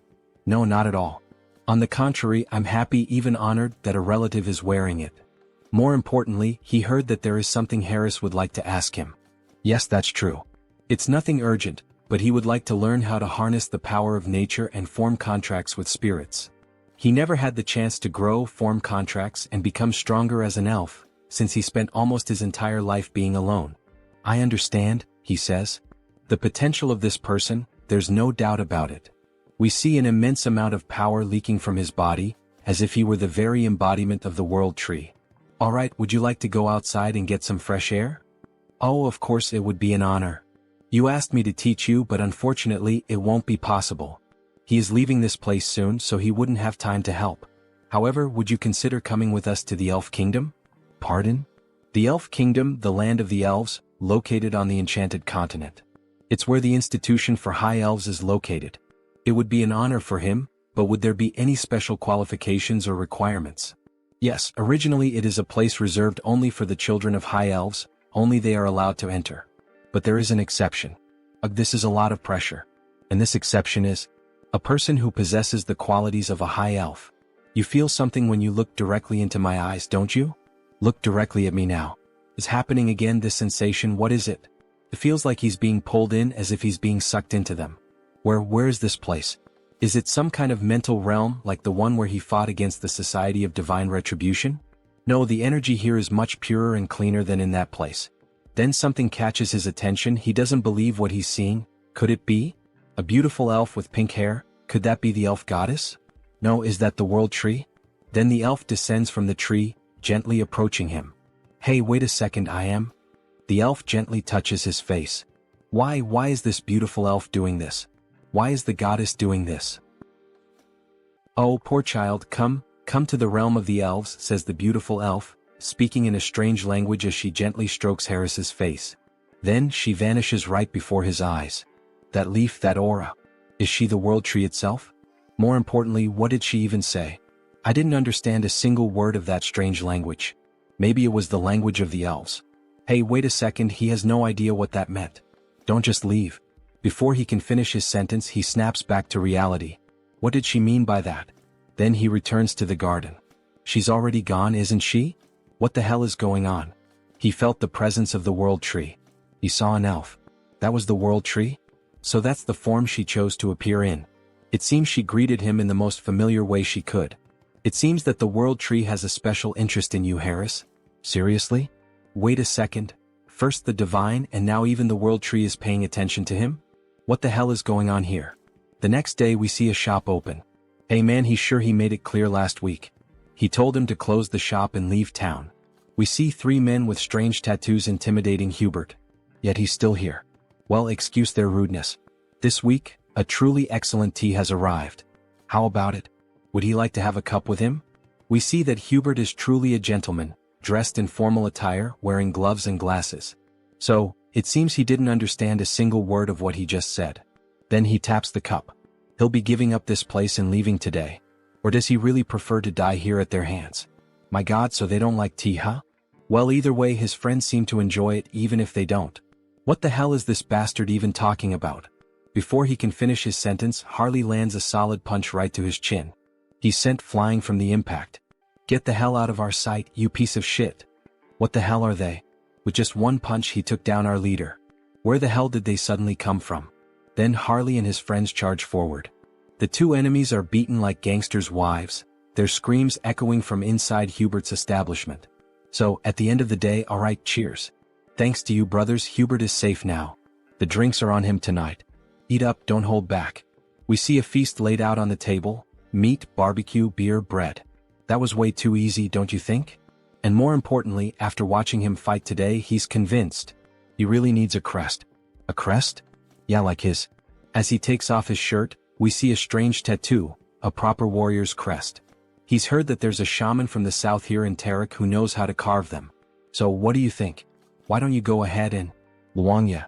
What the hell are you doing? Let's go find him right now. Harley takes off running with Luang in his arms. But he hasn't even finished at least one dry ink. Elder, you old fool. Has age taken your hearing too? He's sure he told her to have the protection money ready by today. We see the same three idiots from before demanding money from an old woman who apparently sells some kind of magical potions. Didn't she tell him that amount was too high? Where the hell does he think she's supposed to get that kind of money? She really doesn't understand the situation she's gotten herself into, this old woman. As he grabs her by the blouse, does she see this face? He's already had enough problems today, really a rough day. And now what? She doesn't have the money? Then go find a way to get his damn money. He doesn't care how this useless old hag does it. Just get him his damn money. Otherwise he swears to God that. But something catches his attention. Hey, what the hell is that coming this way? It's that son of a bitch again. What the hell is he doing here? Then Harley charges toward them, nearly trampling them with his overwhelming force. Greetings, madam. He's here to have a crest carved.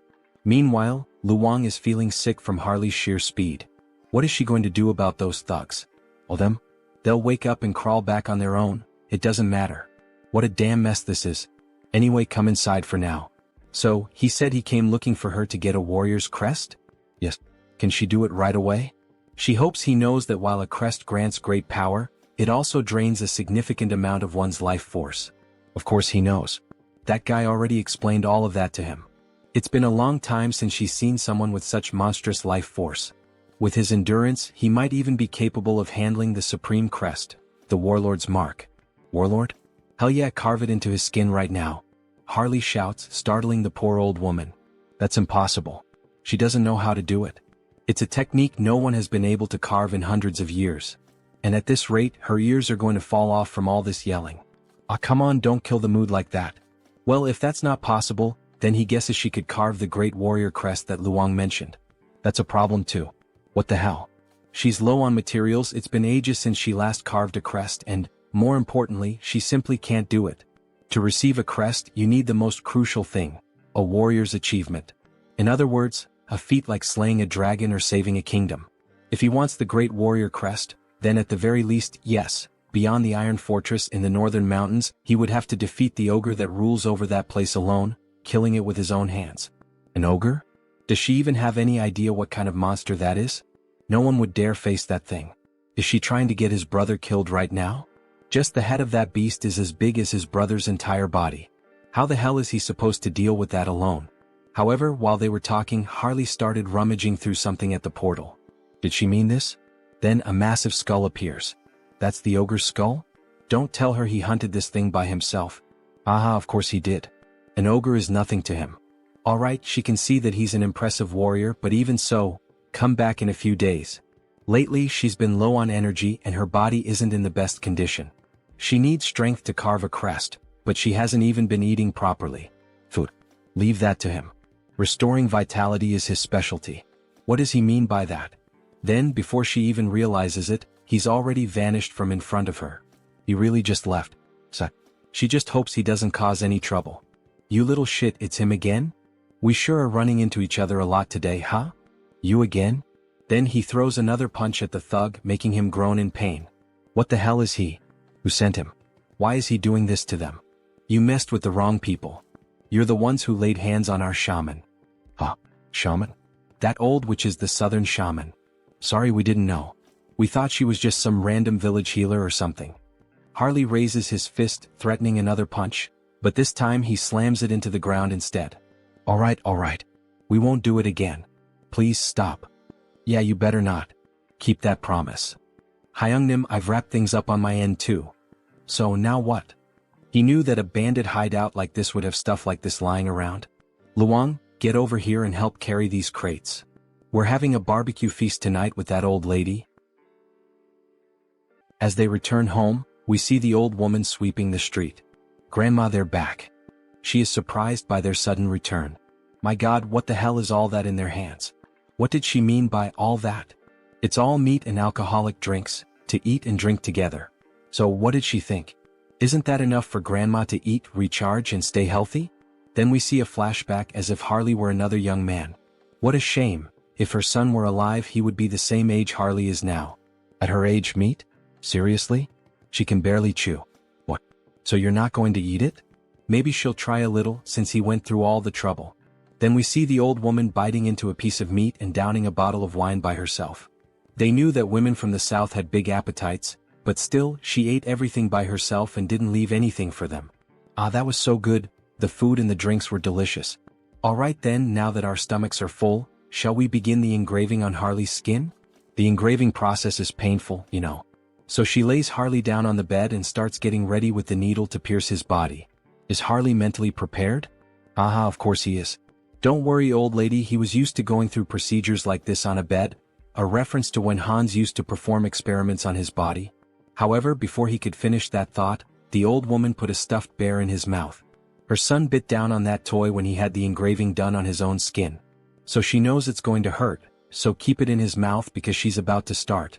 Alright, here we go. When she presses the needle against his body, the needle snaps.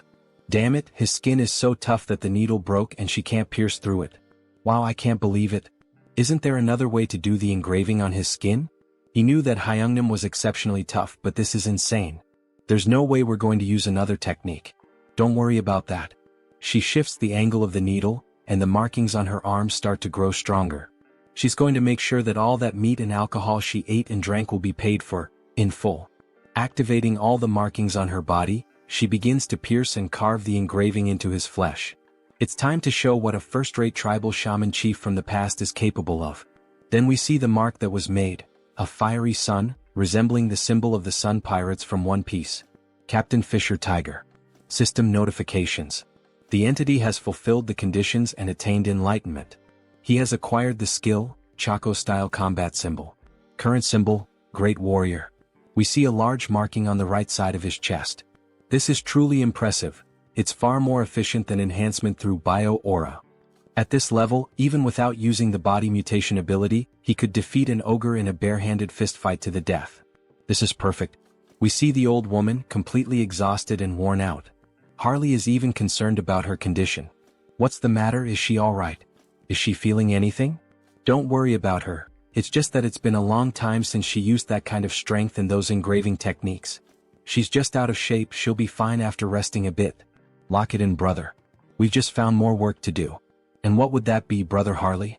Meat. He shakes the old woman, shouting in desperation. We need to find more meat. She can't be in pain if we're going to finish the other crests.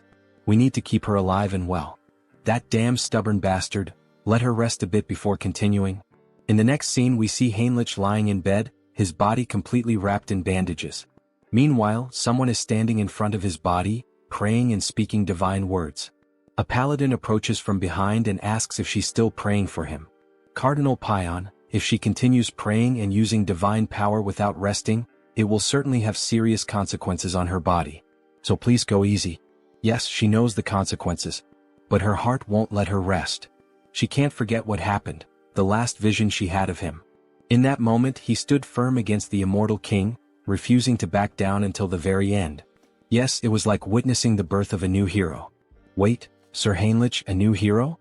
The saint's face turned slightly red. Oh, your eminence flatters me by speaking that way. Sir Heinrich, you're finally awake. We were worried, you've been asleep for many days. Is the pain bearable? Thanks to the saint's care, your body is doing well. Sir Heinrich, we now proclaim you not just as a champion of our great divine order. No. We proclaim you as the hero of Out Erica. Finally, says Heinrich with a mischievous smile. Now he can say that both the hero and the demon king have officially been cast in their lead roles. Let's create a Taoist, the one who will play the demon king Hans. Now that the hero has been born, he believes it's time to fulfill his duties as the demon king. With the power of his perfectly refined contagious ministry magic, he will spread his infamy even farther than before.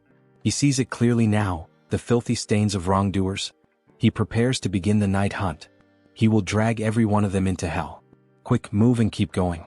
This patient came first, get out of the way. Damn it, what the hell is going on this time? Looks like that bastard with the Haho mask showed up again. Well, any idea what's happening? One thing is certain, they got involved with someone extremely dangerous. On Sunghyun, a dark mage sent by the skill management department. They ended up messing with the wrong person, got on the wrong path and ended up dead like this. That freak with the Haho mask or whatever it is a completely insane monster. This level of pure dark magic is beyond human comprehension. That person's body is basically just an empty shell now. He'd bet their soul has already been enslaved. If he were caught by a monster like that, if it were him, he would choose that option without a second thought. As if that would help. says the so-called best dark mage in Korea. He's nowhere near that level. Having a dark mage of that caliber as an enemy, well, that's what it really means. No way. He said the culprit was the Haho mask, right? In that case, let me take a closer look at the curse. He then uses dark magic on the dead man's head. However, he suddenly feels a devastating force as if something is watching him. That feeling, he collapses to the ground in shock. Hey, what the hell just happened? What's wrong? Did he find something? Team leader, he feels like he's about to die right now. What the hell are you talking about? That bastard. The Haho mask. He saw him. The Haho mask noticed him. He tampered with the spell on his own, so if he gets caught, he's screwed, no doubt about it. At this point, there's only one option left. Is he going to fight against the masked Haho? If he just dies now by jumping off this building, he could peacefully cross over to the other side. Hey, stop doing something stupid, you lunatic. The masked Haho only hunts and kills villains. You'll be fine since you're innocent. So calm down and breathe. Alright. Hearing those words like that made him feel a little better. Thank you very much. After all, he is innocent. Is this bastard stupid or something? And somehow he starts to feel his body slowly relax, until he passes out and collapses to the ground. Hey Sunghyun, what the hell just happened? Nurse. Please help us, he passed out. Meanwhile, Hans watches the entire situation from afar. Interesting, that man seems to have the ability to use dark magic even if only in a light form. He doesn't sense any evil aura from him, so there shouldn't be any problem with meeting that guy again in the future. The next day we see a blog filled with various posts and information about the masked Haho.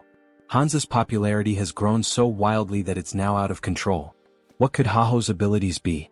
A vigilante of justice, the dark hero. Some people are even calling him the shadow hero. But it's not like he's actually happy with all this attention surrounding Hans. This could end up becoming a real problem down the line. Oh, what a headache.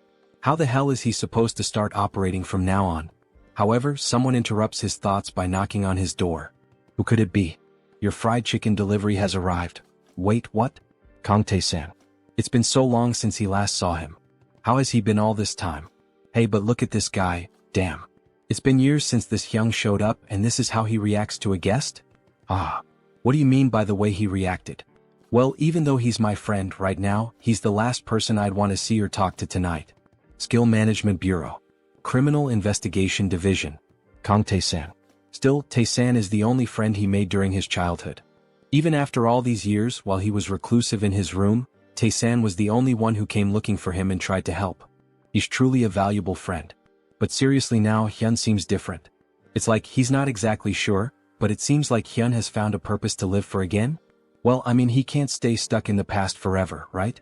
Those who live in the past are museums. And he suspects that his parents wouldn't have wanted him to live this reclusive way. Yeah, damn, he's right. He spoke well just now.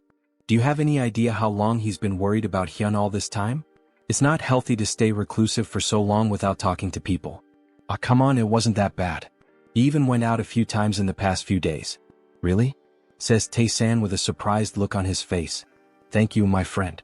Going back to the past when he was grieving and struggling with depression, Tae-san always visited him and tried to help in every way possible.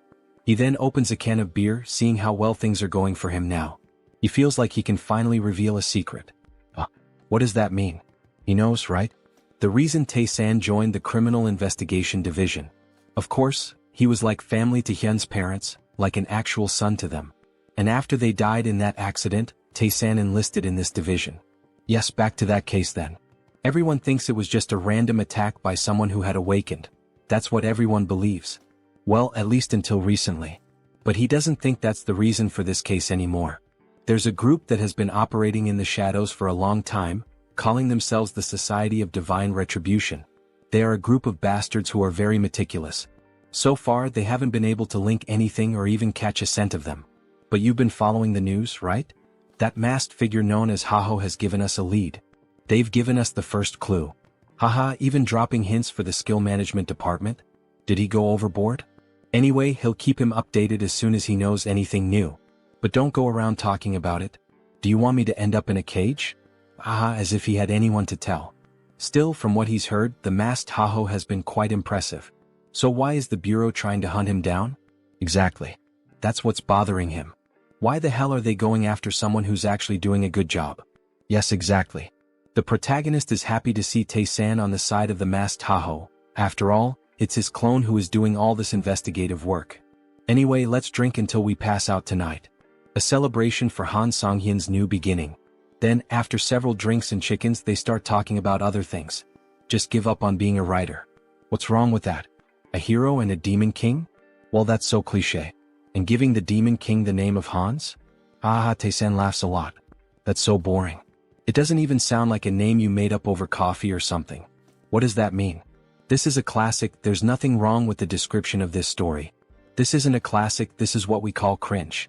If it's something that's been done to death, how about pretending it's an abbreviation? Hans, short for something like Hannibal Strauss. Oh, that was actually a good suggestion. Right? If he becomes a writer, remember he can always ask for help from his hyung here. So while they were talking, Tae-san's phone started ringing. Oh, look at the time. He needs to leave. Seriously? It's still so early. The leader of the Dawn team said he has to show up today. He's leaving. Alright then, Tae-san. We'll talk later. I forgot to ask something before. Your grandmother is doing alright, right? Tae-san pauses for a moment at the door as if feeling uncomfortable. To be honest, her condition has worsened quite a bit recently, and there are no signs of improvement. Maybe it's already time to start preparing emotionally in case the worst happens. Wait, is grandma that bad? Is there anything he can help with? Anything at all? Hey dear writer, just focus on writing your material. Don't worry, he'll take care of things somehow. The protagonist really felt the weight of those words, and we see a flashback of someone holding his hand. Is this okay? If you feel like eating something more, tell your grandma, alright? Tae-san's friend is no different from his real grandson. He knows, yes, grandma. Tae-san's grandmother. When he used to go out with Tae-san, she always took care of him, looking after the little things. These are some of the few warm memories he has. And now, knowing that she is seriously ill, he feels very sad. A friend who has always been by his side is going through something so hard, and yet, he is completely helpless. Hey, wait a second, how could he be so stupid? He had a brilliant idea, something he can do. Kang Tae-san, you owe me an apology for mocking my sense of sampling. Because these characters who sound like they're shrinking are the ones who will help you. Then we see the protagonist invoking Heinrich, a paladin who would be perfect for this situation. Then we see a system window showing the paladin Heinrich. To heal someone, a healer is needed, like a priest. But he has one who fits that description perfectly, doesn't he? A familiar with faith recognized by the archbishops and overwhelming divine power. We see that Heinrich truly became someone special in the other world, being regarded as one of the greatest figures of faith. Heinrich really can heal Tae-san's grandmother. But wait, how is he going to make Heinrich disappear for a while? If he vanishes right after officially becoming the hero, it will lead to misunderstandings. Even the saint is focused on him now. Well, with night falling and the day about to turn, it's better to wait. For now, it's best to hold off until the right time to disappear from the original world so he can heal the grandmother. Then in the next scene we see a child singing while carrying apples, dressed in very formal clothing. A lively city with many people walking through the commercial district. The girl asks the boy if he's alright if the bag full of apples isn't too heavy. Yes, sister. It's fine, it's not heavy. However, in a moment of distraction, one of the apples ends up falling out of the bag. Stop rolling. Wait, don't run through the city like that, Aaron. Then the apple ends up landing at the feet of a stranger. Oh dear.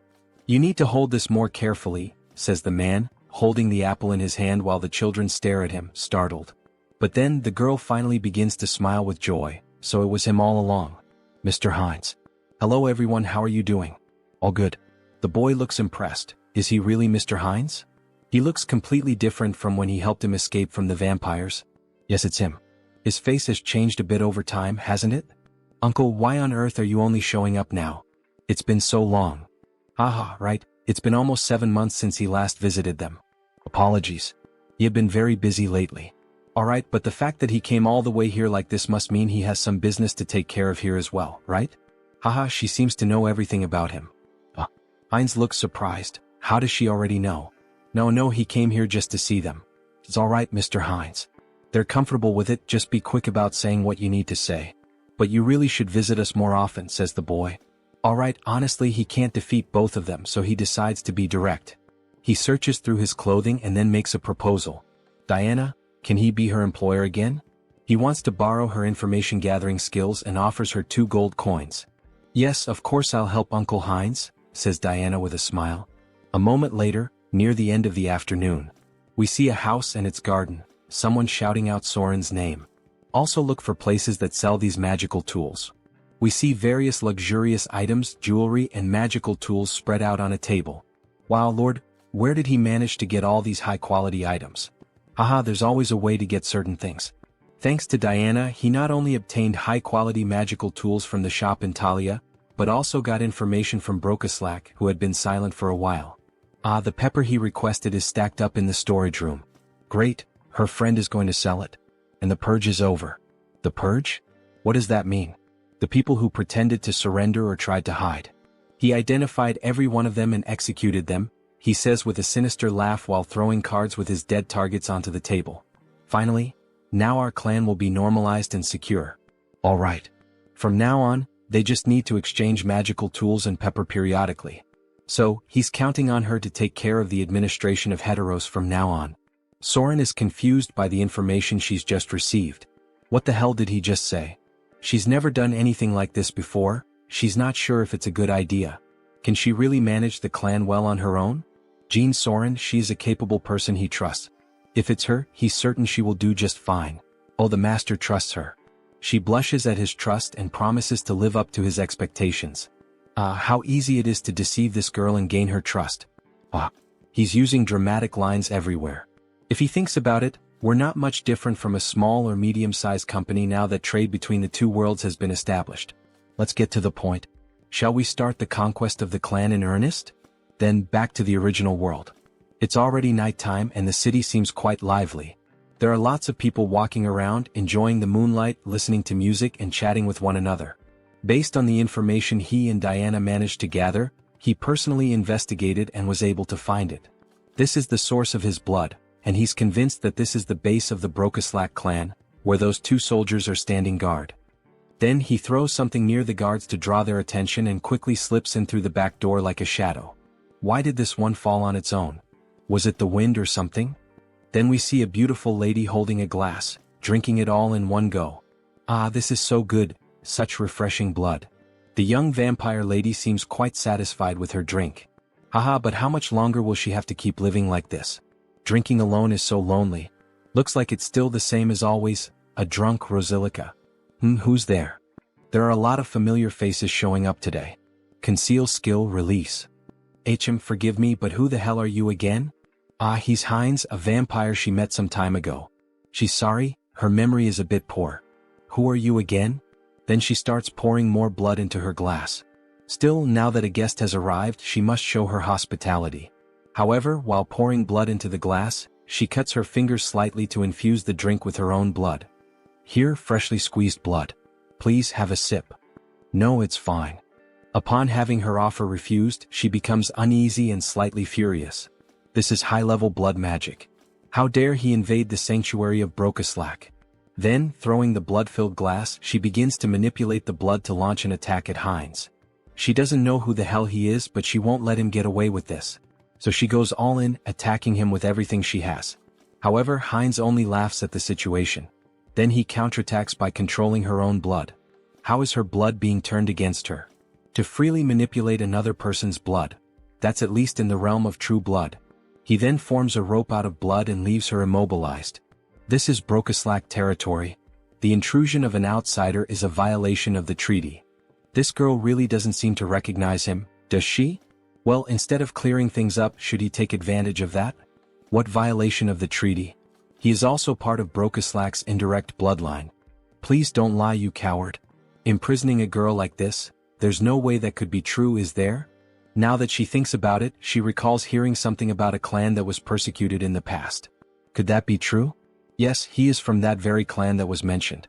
Now she will cooperate willingly and he will grant her power. Even if he's from a branch family, she has no reason to listen to him. Sorry, maybe I misunderstood, she says, then he grabs her mouth firmly. She has no choice but to obey and will do exactly as he commands. Then, holding a crystal in his hand, he pushes it into her, making her moan in pain, so much so that people near the house found it strange. Then back inside. She is in ecstasy. What is this sensation? It's overwhelming. The crystal is taking hold of her body and flooding her with more energy and power. And at the same time, it feels as if her master has changed. Now let's see if she can reveal everything she knows. Damn it, she can't disobey his command. The true blood that oversees this region of Thalaria is Lady Frisia. If she had to describe her defining trait without a doubt, it would be as a user of demonic eyes. Then we see a beautiful woman with very pale skin, blue eyes and slightly pointed ears reminiscent of an elf, sipping a cup of coffee. The butler then offers her another cup of tea and asks, "Lady Frisia, are you also enjoying the human world today?" Yes, it's always interesting to observe it. The way they struggle to live with such humble bodies. Then we see that they are well above the houses and buildings high up in the mountains. However, he has heard that the recent Protestant denomination is expanding its influence in Rafalashi. Don't worry. This kingdom already belongs to Brokaslak disguised as human nobility. A simple pressure on the kingdom will resolve this quickly. However, before she could finish her sentence, the butler's head is ripped off, and a jet of blood sprays out. Alright, so you are Frisia? Her expression changes now she begins to question. She has never seen this vampire's face before. He is a complete stranger. Pure blood. He doesn't seem to be of true blood. Meanwhile, Heinz savors the butler's blood. Let's assume he's from a branch bloodline. Humph, a humble branch blood like him dares to pick a fight without knowing his place. She makes a scornful face and takes a light breath. She's going to make him realize the mistake he just made, so she activates the demonic eye, which turns completely dark. However, the protagonist quickly repels the attack with ease. That's impossible. How did he dodge her demonic eye? He already knew how her ability worked, the fact that it doesn't work against him. She knows what that means, doesn't she?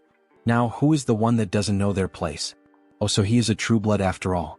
Attacking them right in the heart of Brokaslak territory, what is his goal? She asks angrily. His goal? Isn't that obvious? He says with a laugh. Everything you have in Brokaslak. He will be the one to take it all and become the new king of the vampires and the cities. She bursts into wild laughter, unable to believe what she just heard. I don't know if he's stupid or just bold. Alright, I get it loud and clear. But he should have one thing in mind, she is also of true blood. Then she awakens both of her eyes, increasing her speed. Even Heinz can't keep up with her and takes a punch to the stomach. Her hand is reinforced with magic and martial arts, making him spit out blood. He really thought his nonsense would work with skills so weak that he can't even dodge? She laughs as we see her arm massive and full of veins. This woman, is she a martial artist? What the hell? She's using her demonic eyes, so he thought she would rely on magic. This is so different from what he expected. Then she starts to summon the blood from her umbrella, using a blood strike toward the protagonist. It lands squarely on him. So, she's a physical fighter, huh? He's under pressure, spitting blood. Impressive, he can still stand. Let's see if he can block this too. Then she charges at him full force, wielding an umbrella. She even handles a sword with flawless technique. That umbrella wasn't just for show, huh? He tries to dodge the quick attacks. The dodges won't help him forever, especially since he's being injured little by little. Alright, this next blow will definitely crush him. It will leave him with nowhere to escape. Then she summons a sea of blood against the protagonist. Is this an AoE ability? If that's the case, he'll cut his way through this blood tsunami. However, something feels off. She's vanished from his sight. Where did she go? Then suddenly his vision distorts as if the angle has shifted. We see her appear, delivering an elbow strike that breaks Heinz's neck. He flies several meters from the impact of the vampire mommy's hit. Look at that arm. How annoying. So this is the end? We see Heinz's body on the ground, covered in blood, while she watches from above. But then he starts to get up and responds, "The end? What the hell are you talking about? Who said she gets to decide when it ends?" Then we see Heinz's head regenerating after the impact. For him, the fun is just beginning. He's perfectly fine as if nothing had happened. His neck was definitely broken. What happened? Injuries like that heal in an instant for him. He has something called hybrid evolution, she observes. This is insane. Aside from the master, she can count on one hand the number of people who have faced her attack head-on and survived. She's astonished. He admits it, she has some good talents and tricks. Of course she still has some flaws, but with those beautiful eyes. He thinks he could make her stronger than she is now if she followed his path. Have you ever thought about following me? What kind of nonsense are you saying? How dare you insult me, of all people? She will turn him into a pincushion so full of holes that he'll never get up again. However, before she could attack, her body stopped moving. What is this? We see a massive pentagram made on the floor with blood, layered with profane magic. If that's the case, then he has no choice. He'll have to use force. Then he starts moving the blood around. Blood magic from the blood on the ground? When did he do this? Then she is bound by strands of blood around her neck. It's true, he's not a martial artist like her. He's more of a blood specialist, a kind of vampire mage, we could say. She's completely covered in the strands of blood. And also, he can do this sort of thing. He turns his finger into a magical crystal, and as it penetrates her neck, she begins to undergo a mutation. Raffalashi injection. She starts crying out in pain, screaming that it hurts. It hurts so much as the crystal starts to take full control of her body. Sorry, but for a high-ranking vampire like her, a small dose wouldn't be enough to control her body. Then she begins to transform even further, emitting a huge red aura. Finally, it ends. She lies on the ground, devastated. What the hell did he do to her without her consent? She will never forgive him. This is so ungrateful. She should be thanking him, not lamenting. Doesn't she feel it? That sensation, that strength, as if she had been born again. He's right. Every sense in her body feels completely different from before.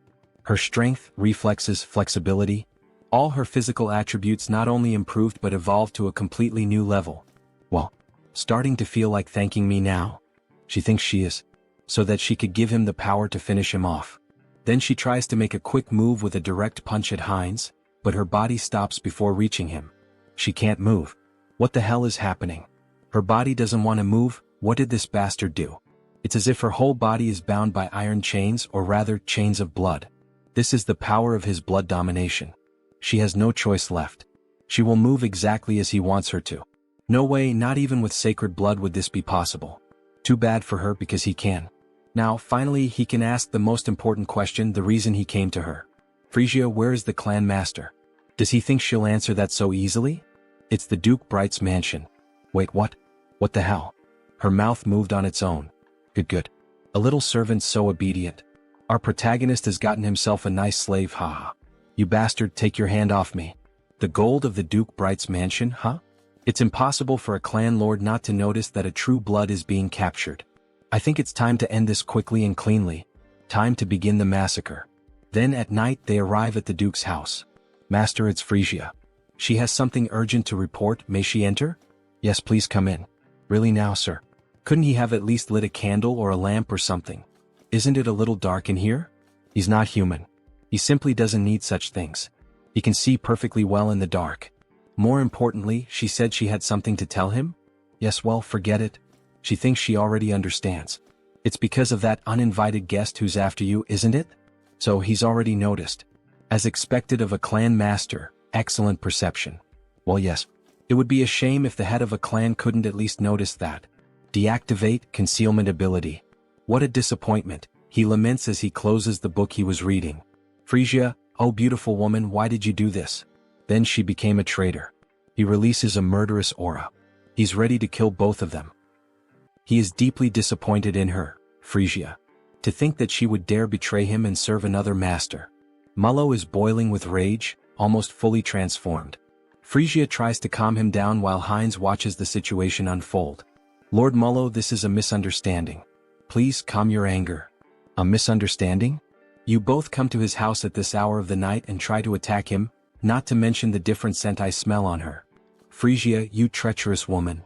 He spent 100 years with her. Did she really think he wouldn't notice that her blood scent had changed? That something had been altered? That rotten stench of betrayal is contaminating his study. How could he possibly remain calm like this? Then he lunges at Frisia. Die, you traitor. However, before he can finish Frisia, Heinz blocks the attack. That's not going to happen. She's my subordinate now. Mullo is caught by surprise. After all, this was shameful. With just one hand, Heinz had been able to block his punch. He had been planning to resolve this situation in the most peaceful way possible, but it seems that will no longer be an option. Violence will have to speak for itself. But who the hell is this arrogant vampire? Peacefully? He really dares to move his lips so freely in front of him. As Mullo speaks, he summons a ball of blood in his left hand, as if it were absorbing everything around it.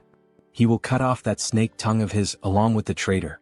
Then, a massive circle of blood appears above them both. He is like Heinz, a magical vampire. Come to me, children of Brokaslak. Several vampires begin to emerge from the magic circle, summoned by his spell. Go and feast on the blood and flesh of these traitors. Kill them for him. Offer the blood of the traitors to Lord Mullo. How dare they? This is no place for people like them. They're nothing but a bunch of puppets who think they're vampires. Then she begins killing them one by one using the umbrella. Something's not right. There are only about a dozen people summoned here. And yet, he has hundreds of vampires spread across the entire capital. Are you telling him this is all that's left of his subordinates in the capital? Mullo is stunned by the weight of that information. Meanwhile, Frisia continues slaughtering the weak vampires. Frisia, what the hell did she do in the capital? What happened to all of his subordinates there? Frisia remains silent. After all, she has a new master now. I'm sorry, Lord Mullo. And as a sign of respect, leaning on the umbrella, she informs him. Most of them are now subordinates of Lord Hines, to whom they have sworn eternal loyalty as their new lord. He doesn't understand. She's saying that his subordinates accepted a new bloodline so easily, without even trying to resist?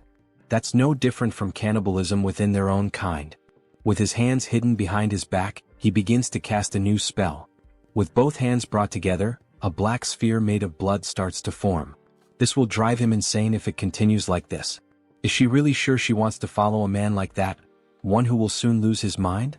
Well, all of this is only possible because Lord Hines is from a collateral bloodline of Brokeslack. He's from a collateral bloodline of Brokeslack? As if, don't be ridiculous. Did they really expect him to believe all this crap? As if he were stupid. Brokeslack, magical blood technique. Blood mist. Bear witness.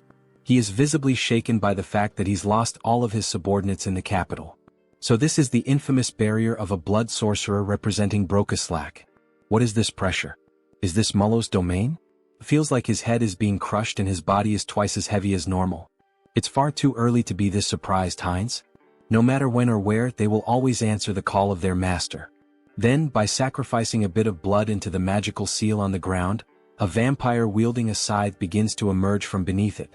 Serve your master, Obeyer. Ah, what a headache being woken up so suddenly. Then we see that it's actually just a vampire child holding a massive scythe in their hands. Why did you summon him so suddenly to this place, Lord? Even though he can see a lot of blood scattered across the floor along with some vampire corpses, what the hell is going on here? Why was a child summoned alone this time? Damn it, Obeyer is already realizing this is a complete mess. No time for chit-chat. Obeyer, kill those two bastards right now. Leave no trace of them behind, wipe out their very existence. Alright. Understood, just give him a moment. He's still waking up from the deep sleep he was in, but he quickly comes to and suddenly appears behind Frisia and Hines, both of whom are caught off guard by his sheer speed. So this is Obeyer, right? Hines had noticed how fast he was, so he must be some kind of pure-blood vampire assassin. Obeyer tries to strike Frisia first, but she dodges the sudden attack. However, he can't afford to be held up here, so he activates his ability, Acceleration. Now it's Hines who appears behind Obeyer, who is taken aback by his speed. Hines grabs him using a blood claw. What is this? A binding spell? How are you using blood magic inside the Lord's domain? Meanwhile, Hines charges toward Mullo, who is also caught off guard by his acceleration ability. However, Obeyer manages to break free from the claw and shouts, asking where the hell he thinks he's going. Their fight isn't over yet. He then quickly attempts to strike Hines again, but Hines narrowly manages to dodge the furious swing of the scythe. Holy shit, he was right in front of him. He could have killed Mullo if it weren't for that damn kid. Looks like he has no choice now, he'll have to deal with that bastard first. So he uses the acceleration ability again, and the two begin fighting all around the area. All that can be seen are flashes of light moving rapidly. Not even Mullo can clearly follow what's happening. Unbelievable. Obeyer's agility is simply the highest ever recorded, not just in Brokeslack, but compared to any vampire they've ever known. And even so, that other vampire is keeping up with his speed?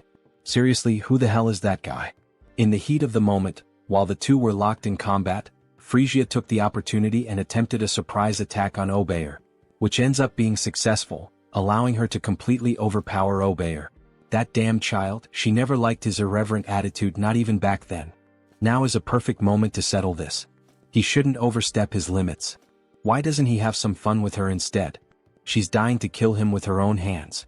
Wait, something's wrong again. Even Frisia is managing to keep up with Obeyer's speed? That's not possible. After all, the Lord knew both of them perfectly and was aware of every trait his subordinates had. What the hell is going on here? And she's even taking down other subordinates on her own? Where the hell did she get that kind of power? Does he really think he has time to let his guard down? Heinz seizes the moment and launches a surprise attack from above. Mullo is caught off guard, but in truth all of this was part of his plan. After all, did Heinz really think he entered this barrier of his own free will? What foolishness. He'll never be able to dodge his attacks here. Then, forming symbols with his hands, he summons a powerful strike. But Heinz was laughing. Dodge. He never planned to do that in the first place. Then his arm is brutally torn off, yet he keeps advancing straight toward Lord Mullo. And finally he manages to press 3 fingers right into Mullo's chest. That bastard, he actually dared to sacrifice his own arm just to win this battle and get close to him. As if he knew how frugal he truly is. But Heinz's arm regenerates quickly. He wouldn't be foolish enough to actually lose a limb. What do you mean his arm regenerated instantly? Even among vampires, very few possess the ability to heal that quickly. Don't worry, Lord Mullo. He's not planning to kill him. Not planning to kill him? What's that supposed to mean? What the hell is he trying to do? What do you think? He's inheriting his lordship. Then he begins to drink the blood of the former lord. In the next scene we see a spiraling staircase that leads down to a coffin at the bottom. A fairly typical setting with 2 statues of guards standing watch. However, the coffin slowly begins to open, and we see a girl emerging from within. A beautiful vampire with long dark hair and ears resembling those of an elf. Her arms are held close together, and she wears an extremely elegant dress, with a crown of thorns resting on her head. She lets out a yawn but finally rises.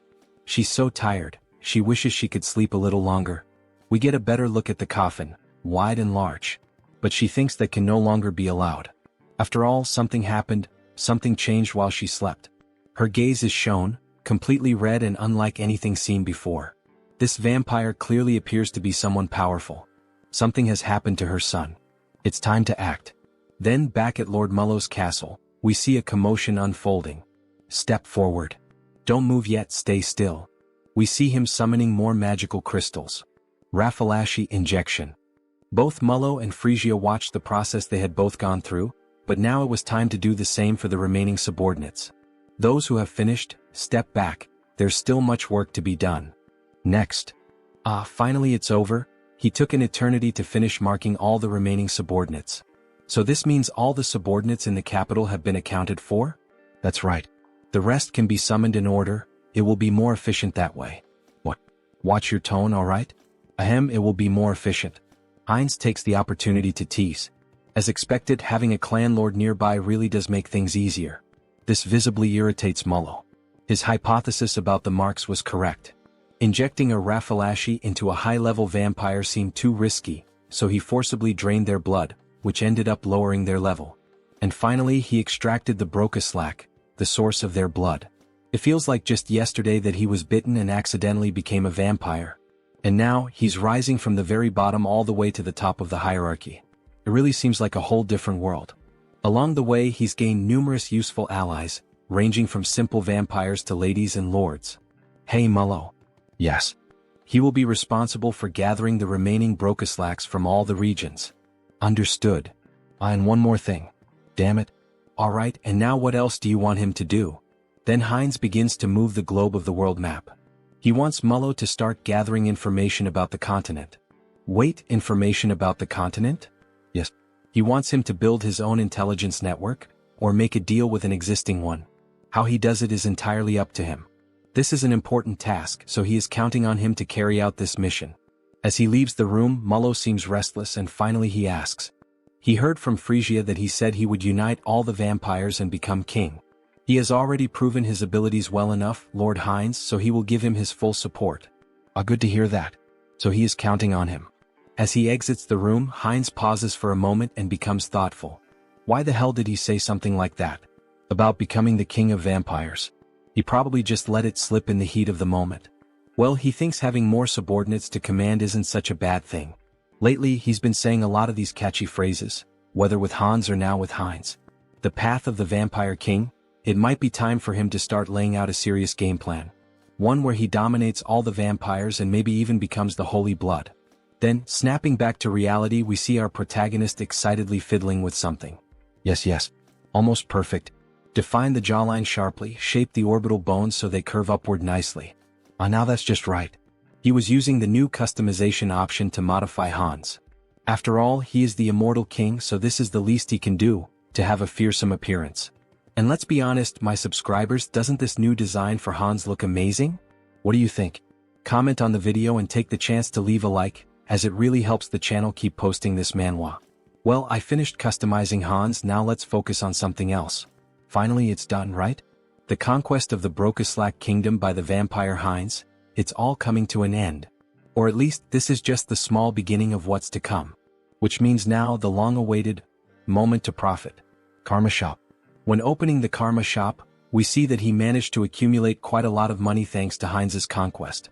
As expected, he amassed a considerable amount. Well, normally taking control of an entire clan is something most people couldn't even dream of. What will he do if he upgrades this time? He's wondering. Then he presses the option, Upgrade Exclusive Skills. However, something strange happens this time. 2 system windows appear simultaneously. 2 status windows appeared? Does this mean he's receiving 2 updates this time? What? The usual increase in the number of avatars isn't here? Actually, another window showed up instead. Media Selection. The avatar's potential will increase drastically. The entity's growth rate will become even faster. I can't believe it. This enchantment cost 900,000 in the Karma Shop, after several days of saving up his hard-earned money. This isn't right. Just as he was starting to enjoy collecting different races. What a shame. Then he analyzes the second update he received. What is this? Entity Projection. Entity Projection. It can be used once a day. It allows the user to project one of their avatars onto their own body. What did that say? Does this mean he can use the power of all the clones he's created so far directly with this body? Right? Surprised by this new update, which allows him to become one of his clones through a specific power, he begins to look through all the information about his clones. Hans the Immortal King. Heinrich the Paladin. Heinz a Vampire. And even Harley and Harris. All of them are available for use. Seeing them all together makes him very proud. After all, he built each one from scratch. He completed missions, spent points, changed part of some world, whether for good or for evil. Entity Projection. Can be used once per day. Allows the user to project one of his avatars into his own body, so he can become one of his own clones. What a spectacular ability. Wait, if he uses this skill wisely, does that mean there could be 2 immortal kings at the same time? That's incredible. Having 2 Heinrichs at once, even Heinz. This is definitely a skill he'll be using a lot in his future plans. But this could turn into a complete disaster if he's not careful. So Hans is out of the question for now. Having 2 of him at the same time could mean the end of the world. Well, as expected, the first one to use this ability will be him. He will transform into Heinrich. Then he taps on his notification window. His body begins to undergo a transformation. Even the armor and weapon are exactly the same. The hair, the voice. This is incredible. However, not everything is perfect. The divine power is about half of what it was in Out Erica. Is this what it feels like when an awakened one returns to Earth? Then a notification appears on the screen. Duration time, 9 minutes. It's a shame he can only use it for 10 minutes. Well, I'll head out for a bit. That should be more than enough. In the next scene we see a hospital at night. The classic shadow of Hans appears inside a room. Then we see Hans and Hyun emerging from the darkness. So, shall we begin the work? Before Hans leaves, he gives a like. Just like you, subscribers of the channel, make sure to subscribe, like the video, and comment if you want us to keep making videos about this manhwa. Then we see the hand of an elderly woman. Grandma, he's finally here. We see how weak she is, needing machines to help her keep breathing. He holds her hand tightly, almost in tears. She remembers him, right? He's Sunghyun, the one who used to play, go out, and party a lot with Taesan, her grandson. He had wanted to visit her a bit earlier, but he was only able to get out and come here now. Starting today, he'll begin visiting more often, so she'd better not get tired of seeing his face. Then we see him beginning to use identity projection. Target selected, Heinrich. So please just hold on a little longer, Grandma. Let's activate the Uterican Divine Technique. He holds her hand as he takes on the form of Heinrich and begins to pray for her. The divine power starts to flow from his hand and moves toward her heart. Pour out all the divine power to restore energy, boost resilience, and cleanse the body. May God save this poor soul. As he says these words, the room begins to shine even brighter, as if a miracle is unfolding through Heinrich's hands. After the light fades, we see that the grandmother is still unconscious, but her skin already appears more radiant. It looks like the 10-minute time limit has ended, and he begins to lose the transformation. Even with divine power, there is still a limit to how much can be done to treat age-related illnesses. He seems exhausted. After all, taking on one of his powerful clones with just his ordinary body can't be easy. But this should help improve her condition.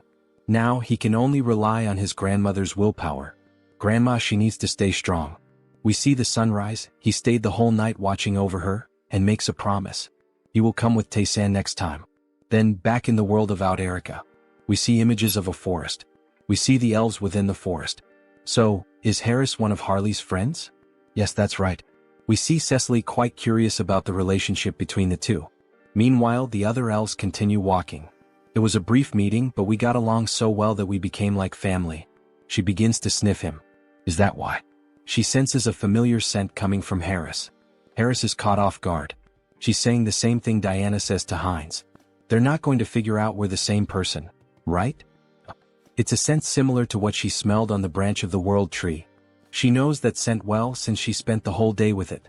Ah, I see. Phew, at least it's not because of being the same person. It's just because the body is made from the same material. After all, it was created from the world tree. In any case, we'll get along well. He's a friend of Harley, so she's going to take good care of him. Yes, thank you very much.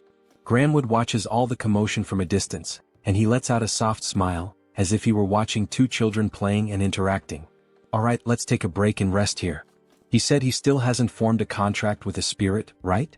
Shall we practice some spiritual techniques? Miss Cecily is clearly very excited to have a new friend. So they move a bit farther away to begin training. Cecily starts trying to summon a spirit with great effort, and eventually it works. She manages to summon a water spirit. Cecily is overjoyed as it's one of the first times she's been able to perform the technique on her own. Harris, look at this water spirit, look how cute it is. But he doesn't respond. He has a depressed expression. What happened? What's wrong, Harris? What? Why doesn't it work for him? We only see wind and a leaf moving around him. Even after reaching the maximum value of his affinity stat, it still didn't work. Is something wrong? Is it because he's a false elf? Spirit mages and spirits are companions who grow together. Rayfury, he's going to help us. Before summoning them, it's important to form a bond with them first. Reveal the power of nature that exists within you and show it to the spirit. He had tried to form a bond after summoning the spirit, but it seems he got the order wrong. He's glad he followed the elves after all. First, focus entirely on affinity and release the overflowing power of nature. Then he begins to channel nature's energy, which emerges in its purest form, glowing a vibrant green. He gathers all the natural energy around him. But what is this? Why is he so good at it? He had mentioned this was his first time trying. Interesting, he has a gift for quickly picking up what he's taught. Maybe he has strong potential. Wait, he feels something pulsing in his hand, an electric sensation. Then system notifications begin to appear. Through repeated training, the entity has reached enlightenment. You have acquired the skill, Spirit Magic. That's it. We see that an electricity spirit has appeared, resembling a Pokemon. At this rate, the two of you will soon be on the same level. He's growing so fast that she almost feels betrayed. Ah, thank you. He has also taken a step forward as a spirit mage. From now on, its name will be What? A reference from real life. The What symbol, W, is the unit of power in the International System of Units, SI. It measures the rate of energy transfer. Alright, let's take a break here. Then he places his hand on the tree. From this point on, he will open the path. All forests and trees are connected to the mother tree, the world tree. And among us, the high elves who are the closest to nature, are able to travel anywhere there is a forest, opening a path that links them. We see the magic surrounding Rayfury, reflected in the intensity of his eyes. Cecily can definitely do this as well. Seriously, she can do that too? Maybe not right now, but in the future, without a doubt. A path connected to all forests. In other words, it's a vast natural teleportation network, isn't it? This is far more efficient than the portals of the Great Divine Order, which require physical installations. This is the power of the world tree. Alright, we've arrived. Harris is amazed by what he sees. There's no way this place is Real World 3. We see a massive tree with a structure built around it and a bridge leading directly to it. There are several houses and other buildings nearby. It's much larger than I imagined. It's your first time seeing the world tree too, right? But Cecily doesn't respond to him. Upon coming into contact with the true tree, she enters a deep trance.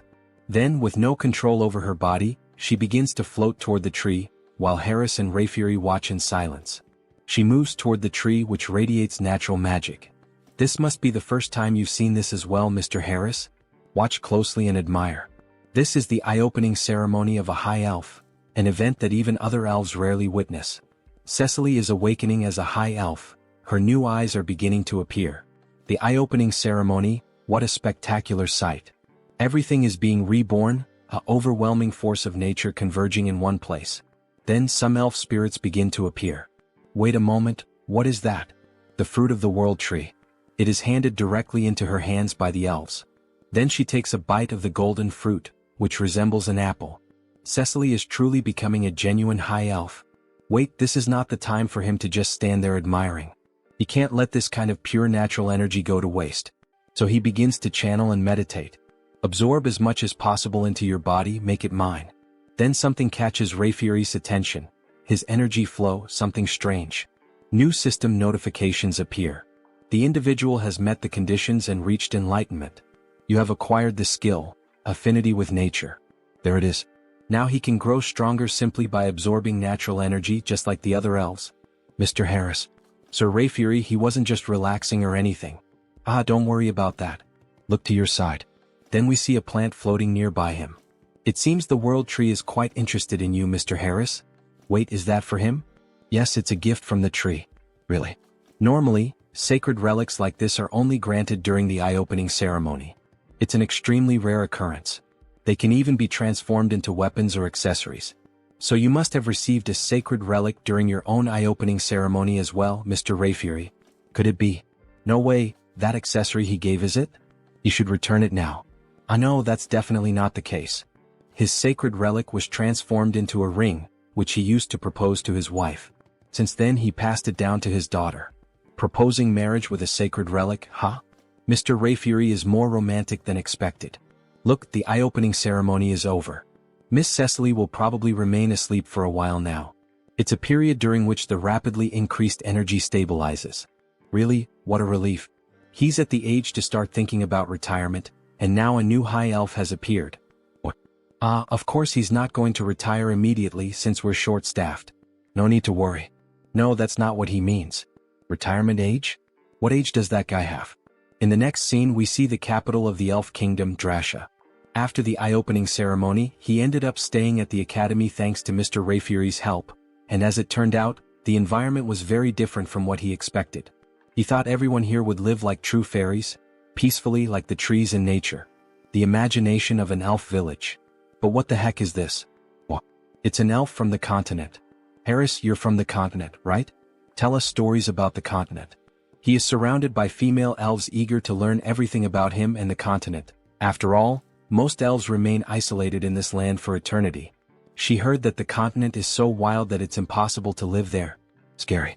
Didn't the humans also kidnap Miss Cecily? The humans from the continent are completely evil, right? They keep bombarding Harris with questions. If he answers wrong, he'll be hated from day one, won't he? Well, yes, it could be dangerous. But he had good companions with him, so... Companions? He was traveling? Yes, during his time as a mercenary he met quite a few people. It's too noisy, she can't concentrate. Hey, could you guys keep it down? We see a beautiful elf with blue hair, one hand on her hip, clearly showing authority. Sorry, Lady Shapiron. We were making a lot of noise, weren't we? Sorry about that. See you next time, Harris. Finally, a little peace and quiet. Thank you. Thank you as well. Then he is interrupted by her. How low class. As she makes a haughty face, bringing some worthless mercenary from who knows where. Why is she so annoyed with him? Right. There's always at least one character like that in a school setting, isn't there? Will I really be able to get along here? Maybe she's the classic tsundere of the Manhwa, Elf Kingdom Royal Capital.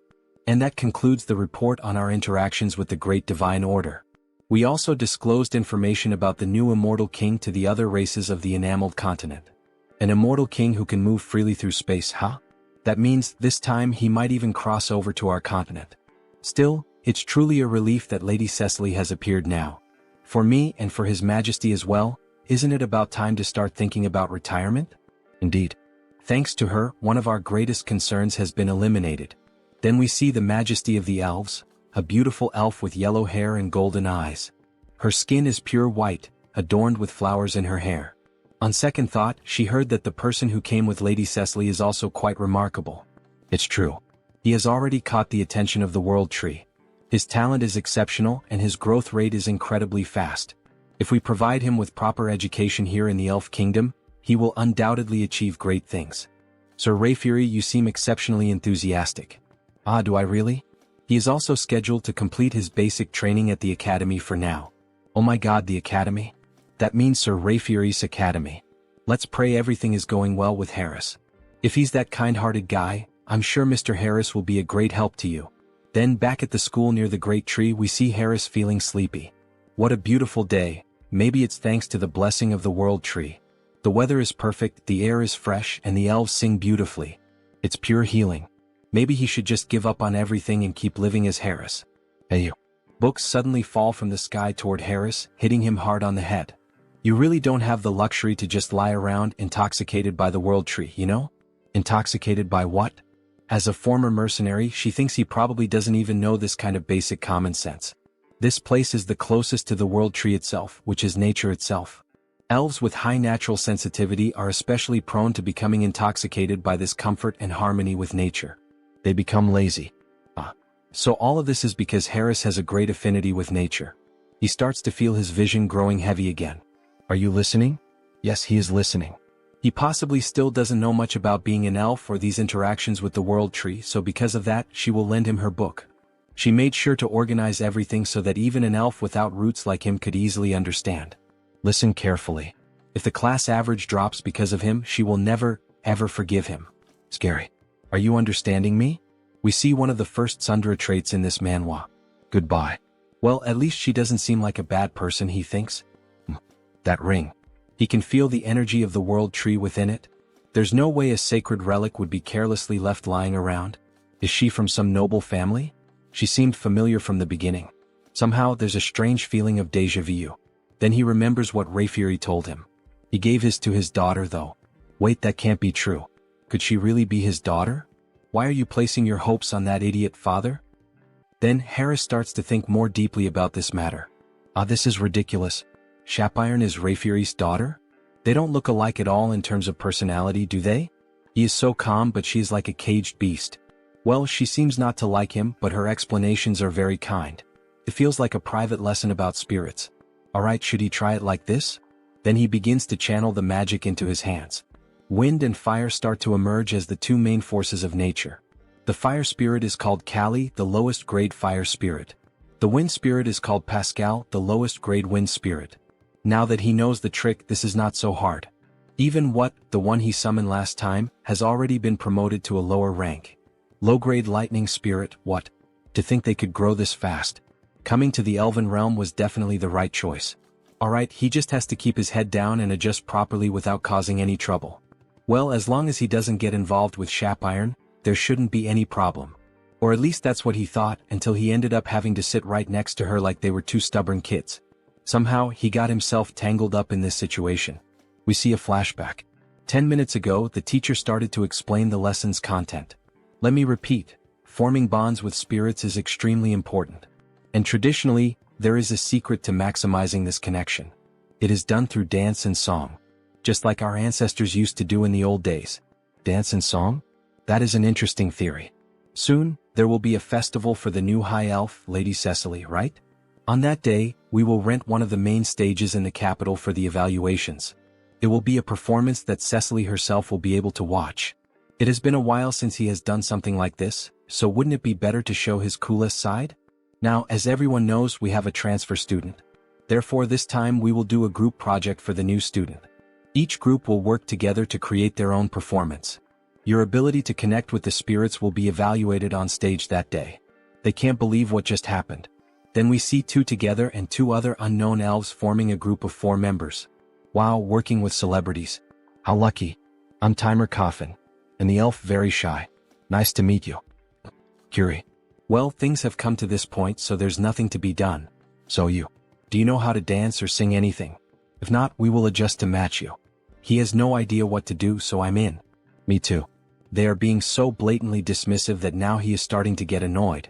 From what he heard in class earlier, as long as it helps build bonds with the spirits, it doesn't have to be traditional elf music or dance. In that case, thank you for your consideration. At that moment he remembered a song he used to sing often in his hometown. Ah, it's a song from his hometown, so it must be from another continent, right? Yes. His parents loved it too, so it's a song he could never forget. Ah, he's confident, isn't he? Of course. Even though he lived a reclusive life for a long time, there was a time when he never scored below 90 in karaoke. It's time to show them the skills he polished at karaoke. However, even as he shows confidence, Shapiron still remains suspicious of him. She does not approve of him at all. What would a mercenary know about elven music? Someone like him being acknowledged by my father and by the world tree? All these stares are burning me up, Harris comments. She will never accept this. Fine. Prove your worth. But if you mess up, you will be held responsible. Alright then. But he has one condition too. A condition? If they get good results, would he be willing to teach him about elven culture? There is still so much he doesn't know. What a strange request. Alright, it's a good request. But only if they achieve a good result. Then he starts to sing a song from planet Earth itself. By my light. Find my light. To the paradise that I will find. I will embrace you, one that will never disappear. While playing an instrument, the spirits danced along with him. Then a system notification appears. The entity has reached enlightenment through repeated training. Acquired the skill Melody of Harmony. Melody of Harmony, huh? The tone definitely sounds more stable now. It feels like the power of nature is keeping his vocal cords steady. It's the first time he has heard a song like this. And these instruments? He has never seen anything like them before. Wow, congratulations. The shy elf claps her hands, meanwhile, Shapiron stays silent with her head down. This is ridiculous. Her spirits really reacted to that rootless, baseless song. They actually connected with the music of an outsider? Shapiron, why that face? You were shaking your shoulders just now. When did she do that? Then the system shows another notification. The spirits are evolving in sync with the melody. Low-level fire spirit. Low-level wind spirit. So now Callie and Pascal have also evolved, just like what? Then he starts to hear a strange noise coming from the forest. What the hell is that? It feels like he's being called. Wait, could that be a sound spirit? He begins to channel magic into the palm of his hand to feel the call. Suddenly, a magic portal opens right in front of him. A spirit manifested in the physical realm. This is something you almost never get to see. They resonated so deeply that even a sound spirit responded? Alright. Its name is Decibel. Sound spirit Decibel. This spirit looks like a small ghost-type Pokemon, like a tiny Jengar. What an incredible gain. Shapiron said that spirits from the phenomenal realm can perform a wide range of tasks. To think there is a song that moves the hearts of the spirits like this.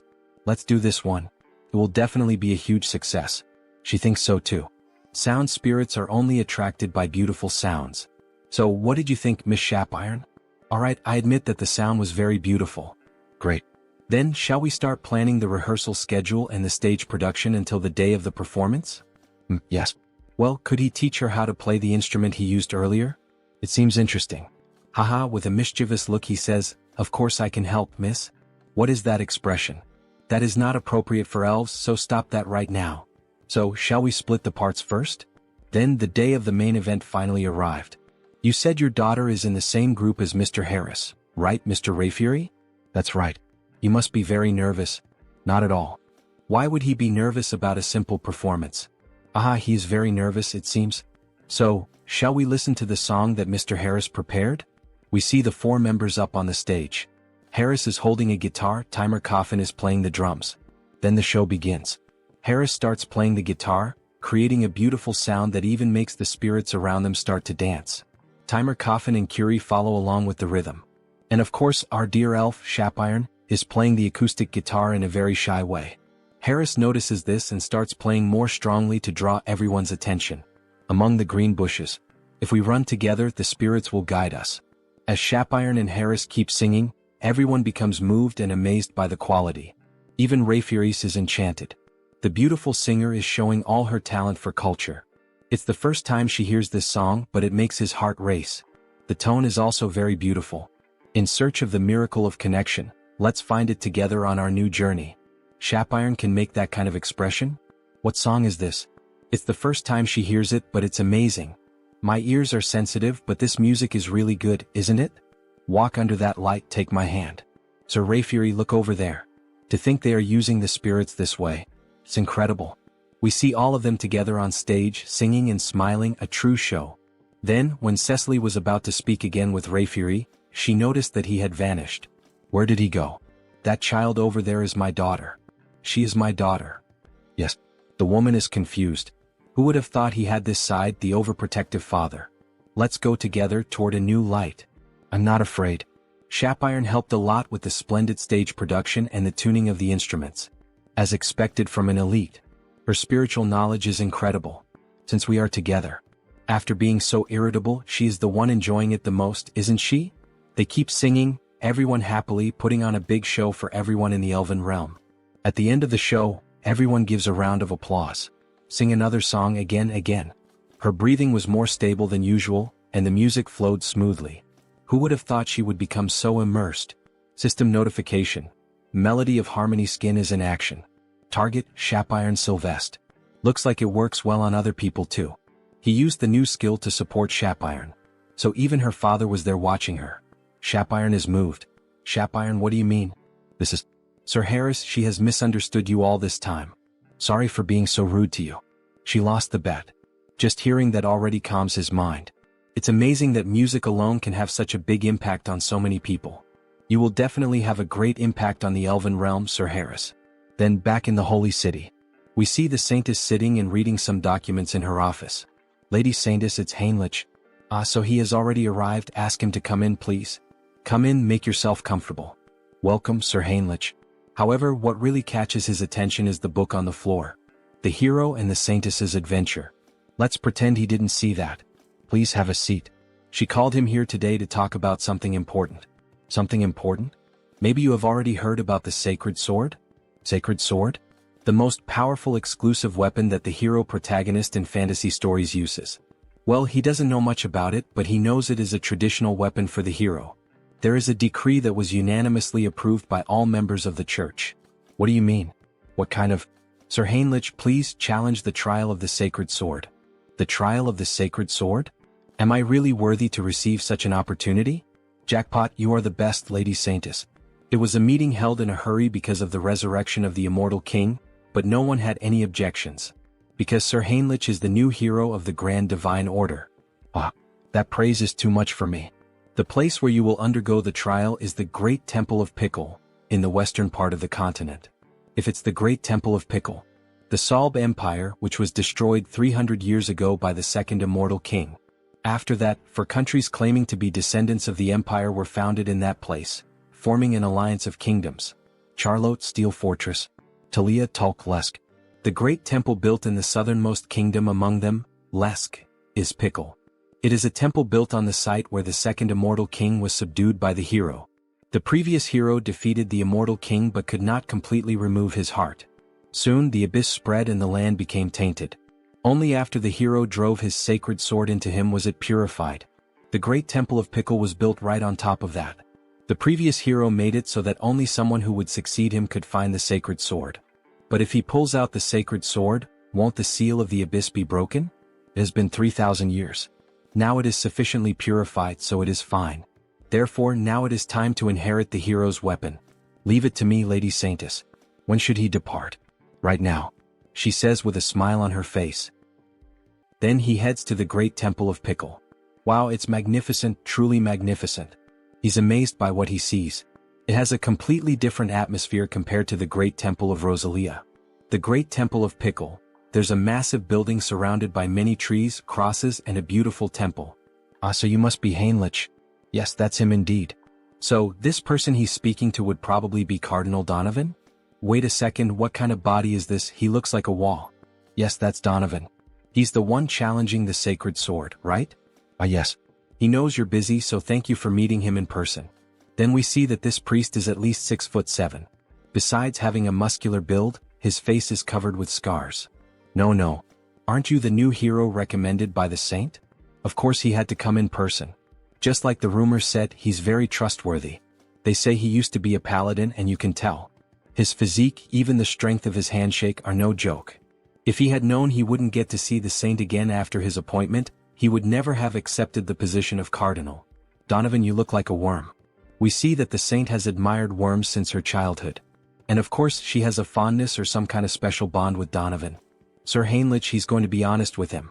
He was genuinely worried that some random brat might try to hit on her. Can he understand the heart of an old man like him? If someone like that shows up, he will personally take responsibility and deal with him. Yes. Alright, but before that, what about the sacred sword? Ah yes, pardon him, he completely forgot about that matter. Then he puts Heinrich back down on the ground as if he were holding a toy. Before that, there is something he needs to tell him. The trial for the sacred sword can only be held once a year. Countless paladins have already challenged it and failed. Does he truly believe he is up to this task? Don't worry. He will face it with the faith that the divine is always watching over him. To think that there's still a young man out there with faith this deep. Indeed, he has everything it takes to be the next hero. O Divine One, you will help him this time too, right? He believes in you. We see the image of the angel, uncertain about what to do with this request. Then they start descending into a sort of labyrinth.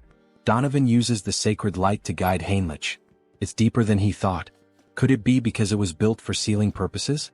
Now that he thinks about it, Sir Heinrich, does he know what the trial consists of? Yes, he heard from the saint. She said the trial changes for each challenger. That's right. Some finish in just a few hours, others take weeks. Since each trial is different, there is no advice he can give him.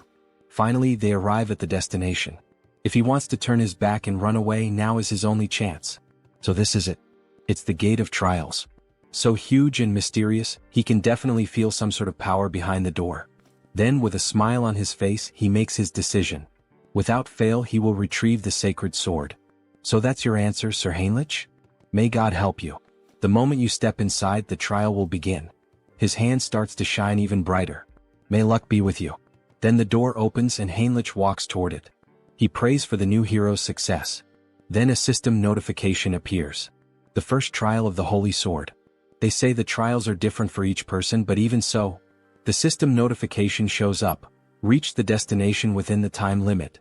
That's already a problem right from the start. The door he entered through has vanished, and there are paths both ahead and behind him. So it's telling him to choose, huh? He's literally inside a labyrinth like a minotaur's maze. So he does some light stretches before starting. Alright for now. Blessing, leap. It's a battle of speed.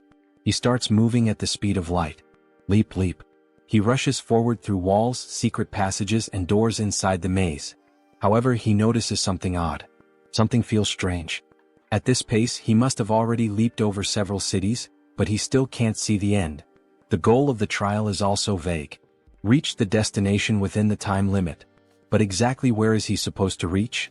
Could there be another solution for this? Then he has a flashback of the saint.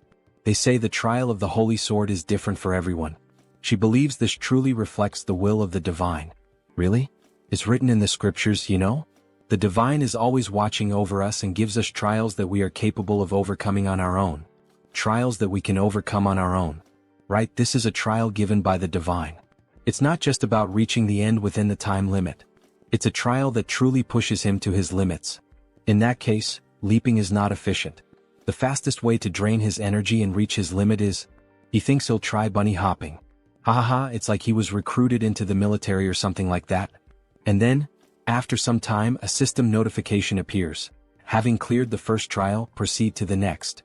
Even so, even after that, Heinrich took exactly 40 days to finally find the door. That's insane. Heinrich is lying on the ground as if he were dead. He pushed himself beyond the limit of his own limits.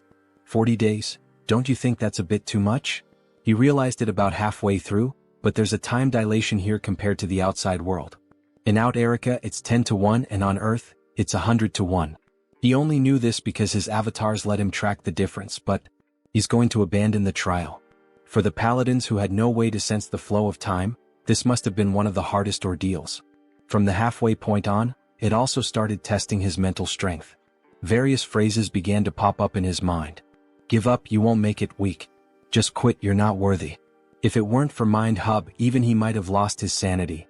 Alright then, he thinks he'll move on to the next stage. So the moment he touches the doorknob, a golden light begins to emerge from his hand. Everything has been restored. He's perfectly recovered from everything. Maybe it's because he pushed himself past his limit and then recovered, but he can feel it, he's tougher than before. Wait a second, if there's a 10 times time difference from the outside world, that means it's basically a training bonus event with 10 times more time, isn't it? Hell yeah. It's basically the Dragon Ball Z training room. He's going to do 10 more days of bunny hops before moving on. Then the scene cuts and we see blood and someone screaming. Hey, is that ready? Almost finished. We see two men of unknown identities talking while they kill a man over a circle of black magic. Very soon, this continent will be swallowed by darkness and will walk its own path toward ruin. Now that the immortal king has been resurrected, just a little push is enough. The rest he will handle on his own. The abyss. If the abyss opens again on this land, we can finally bring this world to its knees. All of this is for the oath that defies the heavens. We see the two of them casting a spell together, and a hand made of shadows emerges. Back to Heinrich. He moves forward toward the location of the second trial. Entering the site of the second test, he begins to look around and is taken aback. Is this a chapel? If the trial is taking place inside a chapel, then the second trial of the Holy Sword, pray to the deity. Pray? Well, if that's what the system says, he just has to follow it. So he begins to kneel down in a prayer position. This trial is based on questions from previous exams taken by veterans. It's a test of faith and divine power directed toward the deity. Well, with his divine power being somewhere between that of a bishop and an archbishop, this is basically a free pass, isn't it? He'll pass as long as he perfectly fills the divine symbol with divine power. How about this? Even while praying, he wasn't able to meet the requirements. Unbelievable, even using all his faith wasn't enough. So he begins to pray again, but this time using the skills, Mind Hub and Persona. With those, he merges all of his personas and alter egos into a single mind to enhance the focus of his prayer. Use all mental strength and convert it into faith. Still not enough. Then, as the final step, he's going to add the power of his main body. His body begins to glow as if it were turning into gold. His faith level rises significantly. Then a system notification appears. You have fulfilled the conditions and attained enlightenment. You have acquired the special ability, Blessing, Amplification. The divine power that had been overflowing has now settled. The maximum amount of divine power he can withstand has increased. With this, he could almost rival an archbishop, huh? You have passed the second trial. Proceeding to the next stage. Great, everything is going smoothly, isn't it? The trial continues. He then enters the next door. The next trial setting is a dark and ominous environment, with crows and everything around in ruins. The system states, eliminate the enemy. Are we just going to do this out of nowhere? He then notices something strange in the sky, a mysterious cloaked figure. This feels familiar. Where has he seen that figure before? Then it descends to the ground.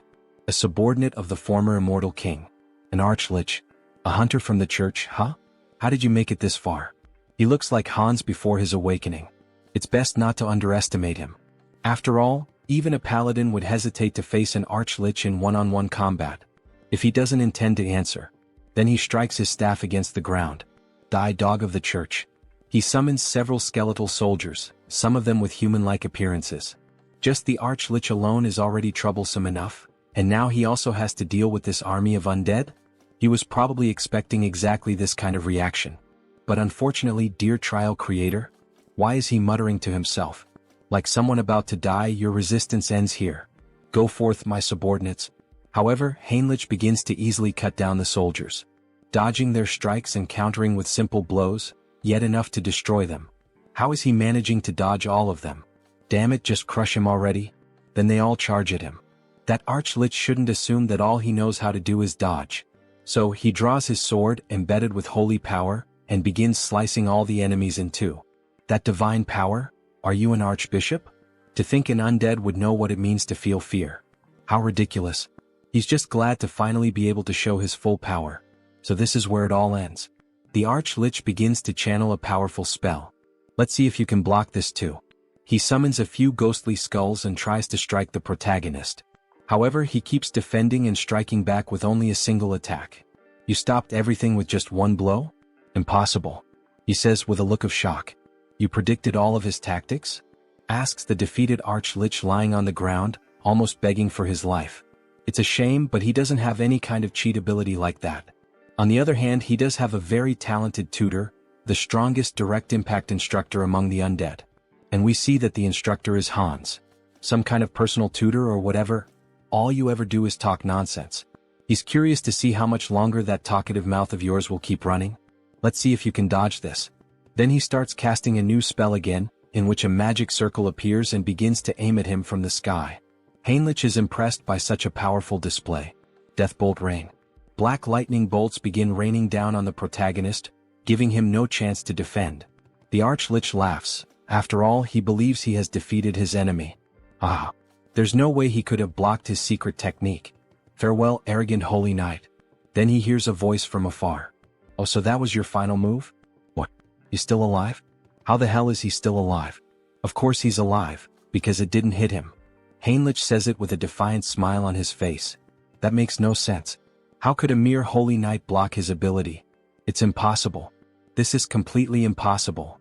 Then he unleashes his secret technique once again, and we clearly see that Heinrich has no difficulty moving and dodging all the black lightning bolts. In fact, he's even laughing while dodging. Yeah, it probably doesn't make any sense to him, logically speaking. Even if there's a type advantage, it's still incredibly difficult for one person to completely block that kind of bombardment. But with Hansa's knowledge now being his, he can see every single weakness in the dark magic. So he quickly closes the distance to the enemy and declares that this is the end. With a swift and clean slash, using all the holy energy he can muster, he cuts the Archlich in half, purifying even the ground beneath the strike. However, even though he appears to be dead, the Archlich continues speaking. Ah, not bad, holy warrior of the Orda. But he will never be able to kill the Archlich. As long as he doesn't manage to destroy the core, he'll keep regenerating, again and again. We see a trail of dark magic floating around, moving toward a secret passage in the ground. Fufu. The Order really has created an impressive holy knight. But soon he'll taste true hell once he's resurrected. We see a purple egg. Inside it, as if there were a black hole, a star-filled void. He'll make sure you pay for this humiliation. The Order will. Got you. Heinrich appears suddenly. Spreading dark magic around like that, how could he not notice? He arrived first and had been waiting. Wait. Very well then, goodbye. He swiftly slices the egg into pieces, and a system notification appears. Third trial cleared. Proceed through the gate to the place where the holy sword lies. Then he sees the new door in front of him. As expected, defeating monsters and receiving rewards really is the proper way to do things. Alright then, he should head inside. We see the new location he's been teleported to. Several statues stand around with a sword embedded in the ground, surrounded by 7 tombstones. Heinrich is struck by the sight. So this is the famous holy sword. A beautiful weapon with golden inscriptions running from the hilt to the blade. The spot where the sword is embedded is the abyss created by the immortal king. Remove the holy sword and be recognized as its master. Alright, let's do this. As he begins to pull the sword, all the sacred energy in the area starts to become distorted. Something is endlessly pouring out. Are these the battle records of the previous heroes? The techniques for wielding the holy sword, the tricks for manipulating energy, even methods for dealing with special monsters. This is the accumulated knowledge of all the past wielders of the holy sword. Everything begins to flood into his mind, as if he were inheriting all the wisdom of his predecessors. Even so, their emotions are also flooding into his thoughts, so it's best to stop here. He activates the Mind Hub skill. Other holy knights might succumb, but not him. This is already enough, so he begins to apply more force to pull the sword. Come out quietly. Partner. You have achieved the condition and gained enlightenment. Great. Acquired special skill, blessing, holy sword. A stigmata on his palm? In the shape of a cross. Then the sword begins to shine intensely and vanishes. So he can use it like a subspace, huh? That'll be useful for drawing the holy sword. You have achieved the condition and gained enlightenment. Skill, paladin's combat techniques, and comprehensive weapon arts, have merged and evolved into special skill, Logia's holy warfare. Then he summons the sword from the subspace and begins to train. This is incredible. To think he has acquired the perfected battle technique of the holy sword's past wielders. With just enlightenment, his power grows stronger and his movements become sharper. Finally, as he gazes at his reflection in the blade, we have reclaimed the holy sword, my lady. Then the scene shifts. A mountainous region on the western continent of Ion, between the kingdom of Talia and Lesk. We see an abandoned house in the middle of the forest. Inside it, there are scrolls and skulls. Dark mage of the mountains, what is your name? We see Hans with his new appearance. His name is Victor Nolan, sir. He is kneeling, trembling with fear. Victor, this is Hannibal Strauss. He does know who that is, doesn't he? Yes, of course he would know, sir, immortal king. He will follow every command given, so please spare his life. He came to recruit talents, so why all the nervousness? He even spoke quite kindly. But he forgot he still had the Eyes of Darkness skill active. While talking to Victor, he sensed something strange like a sixth sense. But what was that? Victor, confused, asks, "What happened, my king?" Someone openly conducted sacrificial rituals. And on top of that, they occurred simultaneously in both the western and southern regions of the Kingdom of Lesk. To think those reckless fools would dare make plans without consulting the immortal king. What does he intend to do? Well, dark energy begins to radiate from his entire body. He needs to hear their reasons in person, of course. The secret organization continues the ritual, now involving even more people. The pentagram grows more colorful, more intense, and begins to emit an even greater amount of dark power. Everything is proceeding smoothly. It seems there are no issues anywhere else either. 30 years. They spend an unbelievable 30 years preparing for this. This is the moment when all their hardships are finally being rewarded. However, the elder with an aged appearance suddenly begins coughing up blood. What is happening? The magic circle is vanishing. Even after everything, he still hasn't been able to complete the grand spell. But he cannot stop now. If things have reached this point, he grabs hold of a necklace bearing a purple gemstone. Then he will offer himself as a sacrifice. The necklace is shattered and black flames begin to corrode his body. He becomes one with the pentagram, dedicating the remainder of his life to completing the spell. Another sect member watches, pleased by such a profound display of loyalty. So, he has finally embraced even the seed of madness within his own body. He will remember this moment. He was the greatest bearer of vows he had ever acknowledged. He was truly a madman in both body and soul. But that madness will be rewarded. Very soon, exactly as he wished, this world will fall into ruin. Outside, Hans watches this overwhelming display of power, one that reaches even the clouds. Something unbelievable has occurred. The Abyss, the entity said to hold power capable of destroying the entire world. That Abyss, for the first time in 1,000 years since the first immortal king, is opening once again. He had never even considered a variable like this. By the time they managed to track them down, it was already too late. The vow of defiance. It's time to settle the score with those bastards. But before he can finish that thought, he feels a sharp pain in his heart. Whispers begin to echo in his mind. Death to the world. Vengeance. Let this continent drown in death. Erase every living being from this land. March silently toward destruction and sleep forever. The voices of the former immortal kings. Are these the remnants of thought left behind by the immortal kings who once rested within the abyss? But what the hell is he doing? Suddenly, the former immortal king appears before him. Come and join him. They must shroud the world in death. You think some ghost from the past has the right to give me orders? He's stunned. What the hell did he just say? He has absolutely no intention of obeying the orders of a loser. He begins to laugh like a demon. Ha ha ha. So, you broke free from the will of death, didn't you? Even after becoming an immortal king, you managed to keep your consciousness intact. This junior of yours truly turned out to be a prodigy. That makes their blood boil with rage and envy. We are still chained by death. Chained, he says. Now he thinks he understands. That impurity he'd been feeling in his heart all this time, was it the lingering thoughts of them? We are bound by resentment, forever unable to break free. We too seek liberation, O new immortal king. Liberation. Liberation from these emotions.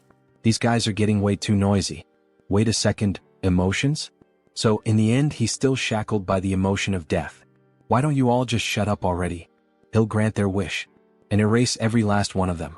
If he truly grants them an eternal death, then he will give them a gift. Something they should have had but never could. Something he should have had, but never obtained? What the hell is he talking about?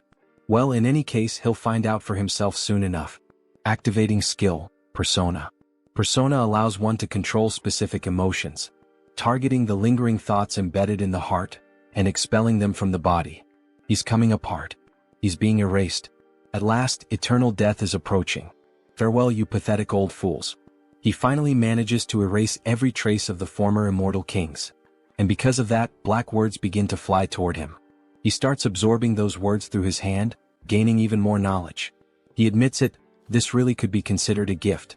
Who would have thought he had left traces of the immortal king's legacy scattered everywhere? The first immortal king laid waste to half a continent, and the second brought down an entire empire. That's a feat that, no matter how powerful one might be, could never be achieved alone. Naturally, there were followers who served him. An undying army that marched at the forefront, carrying out the will of the immortal king. Most were wiped out by the order, but many managed to escape thanks to the discretion of their commanders. And the method many of them chose was to seal themselves at the edge of the abyss. And now, it seems the first of those legacies has begun to crawl back out. Back to Heinrich. He had just obtained the holy sword, and the moment he was leaving, he felt a strange energy. The ground began to crack. The abyss was opening once again. Royal Guard of the Immortal King. Dwell McCain, Archlich, the very same enemy he had just faced, emerged from the abyss. Those filthy bastards from the Order. He can't let it end like this. Not now that he's returned to the world of the living. And when he looks up, he sees the same knight who had recently defeated him. We've met before, haven't we? That stinks. Sorry, it's just, he only just returned to the world of the living. Talk about bad luck, coming back to life at a time like this. So he kills the Archlich again, who ends up dropping the same stone that had appeared in the other world. So the source was trapped between the holy sword and the abyss, huh? Normally he'd be destroying that source right about now, but he'll be merciful and hand it over to Hans. Make sure to serve him well as your new master. After all, he's a very good boy. Then Hans finally arrives at the location where the explosion occurred. However, he doesn't find anyone there. The ones known as the Vow of Defiance have already fled, huh? This must be the source of the abyss that shot up into the sky. He's sure of it, since the energy is definitely most concentrated right here. To open an abyss so immense that it could pierce the sky. But as he looks down at the ground, he notices a fragment of a strange object lying there. Upon inspecting it more closely, it turns out to be nothing more than a piece of metal. Did those bastards drop this? The energy is unstable, so he can't track where it came from, but he'll keep it for now. The flow of leaked energy from the abyss continues to increase. The madness seeping from the abyss is resonating. Even though it's an unstable gate, that alone will already have a huge impact on the continent. He activates the skill, Eye of Darkness. Well, so this is the origin of the dark magic contained within the heart of the Immortal King. If he does this properly, he might be able to control it. He then begins to gather and concentrate all the abyssal energy into his hand, just like when he absorbed the ancient knowledge of the Immortal Kings. He's going to focus all his power into a single point, and absorb it. He merges with all the energy present at the location. He can feel it. The abyssal energy clinging to his heart and bones. It feels like his power has been greatly amplified. Those bastards from the Vow of Defiance have done him quite a favor. Should he add them to the list of villains? As he was thinking about it, a presence startled him. Something began to emerge from the floor of the abyss. Wait, could that be? A dragon made of bone begins to burst through and tear apart the ground. Yes, is that the bone dragon in Trejo? He bursts out of the ground in grand fashion, breathing fire from his mouth. Or at least, something like fire seems to be leaking out of it. Excellent. This is truly magnificent. However, he doesn't recognize Hans as his new master. What's this? You don't recognize your master in Trejo? Then, staring straight into the dragon's eyes and overflowing with dark energy, the dragon finally acknowledges him. Ah yes. He's finally recognized his new master. Now that he gets a good look at him, he's actually kind of cute. It's like having a pet. This isn't the end of the Immortal King's legacy. He's excited for what comes next. And again he senses something as if it were a sixth sense. You felt it too, didn't you? Some people are envious of our little meeting and are heading this way. The timing isn't ideal. He still hasn't learned enough about the abyss. Running into the Great Divine Order under these conditions is a bit... No, even in real life when you buy a new car you call a friend and go out for a test drive. The abyss that was opened after 1,000 years, and the appearance of the bone dragon. This is a chance to gather a massive amount of karma. He endured so many hardships in such a confined place. Then the dragon begins to flap its wings. Now fly as much as you want. Show them what kind of being you truly are, Hans shouts. Meanwhile, the paladins approach on horseback. Let's hurry. The energy of evil still lingers in the abyss. Yes. Even though we are an elite force, we departed too quickly, so our numbers are few. If the enemy is capable of releasing this kind of energy, we may need to prepare ourselves. The sky has darkened. Could it be because of the abyss? However, one of the paladins watches the sky closely. No, that's not it. Everyone prepare for battle. It's the bone dragon. Look above it. It's the Immortal King. What brings the henchmen of the Order all the way here? Immortal King. We came upon hearing that the abyss had been opened. I see. And what do you intend to do about it? Are you serious, even after the disaster that unfolded across the continent just to open the abyss? Tens of thousands were sacrificed in a ritual. Tens of thousands. He knew rituals were happening all over the continent. Those bastards from the Vow of Defiance are even more insane than he thought. And that's not all. The damage the continent will suffer due to the Abyss's influence is beyond imagination. Of course, all of this is your fault. No, it wasn't. He's curious about that too. But he must play his role as the villain here. That's a question not even worth answering. Who else but him could accomplish something like this? As expected. He will bring judgment upon you this very moment. Don't get carried away, dogs of the Order. Today he intends only to give you a warning. A warning? What nonsense. Let's shut that mouth of yours. Everyone stand down. Archbishop Latius. What do you mean by this? None of you have noticed? He's maintaining a constant distance in the sky. The immortal king wouldn't simply want to have a peaceful conversation with us. This is clearly a trap meant to kill us. Wait, what the hell is this lunatic talking about? What kind of warning could the master of the abyss be giving us? The holy knight Heinrich Landgard, the one who pierced his heart. This is a warning for him. What? A warning? What does that mean? What kind of warning does the immortal king want to give? Perhaps it's because of their faith in Heinrich that the heavens are lending me their aid. It's so easy to get into character. This is his victory. A warning for Sir Heinrich? Yes.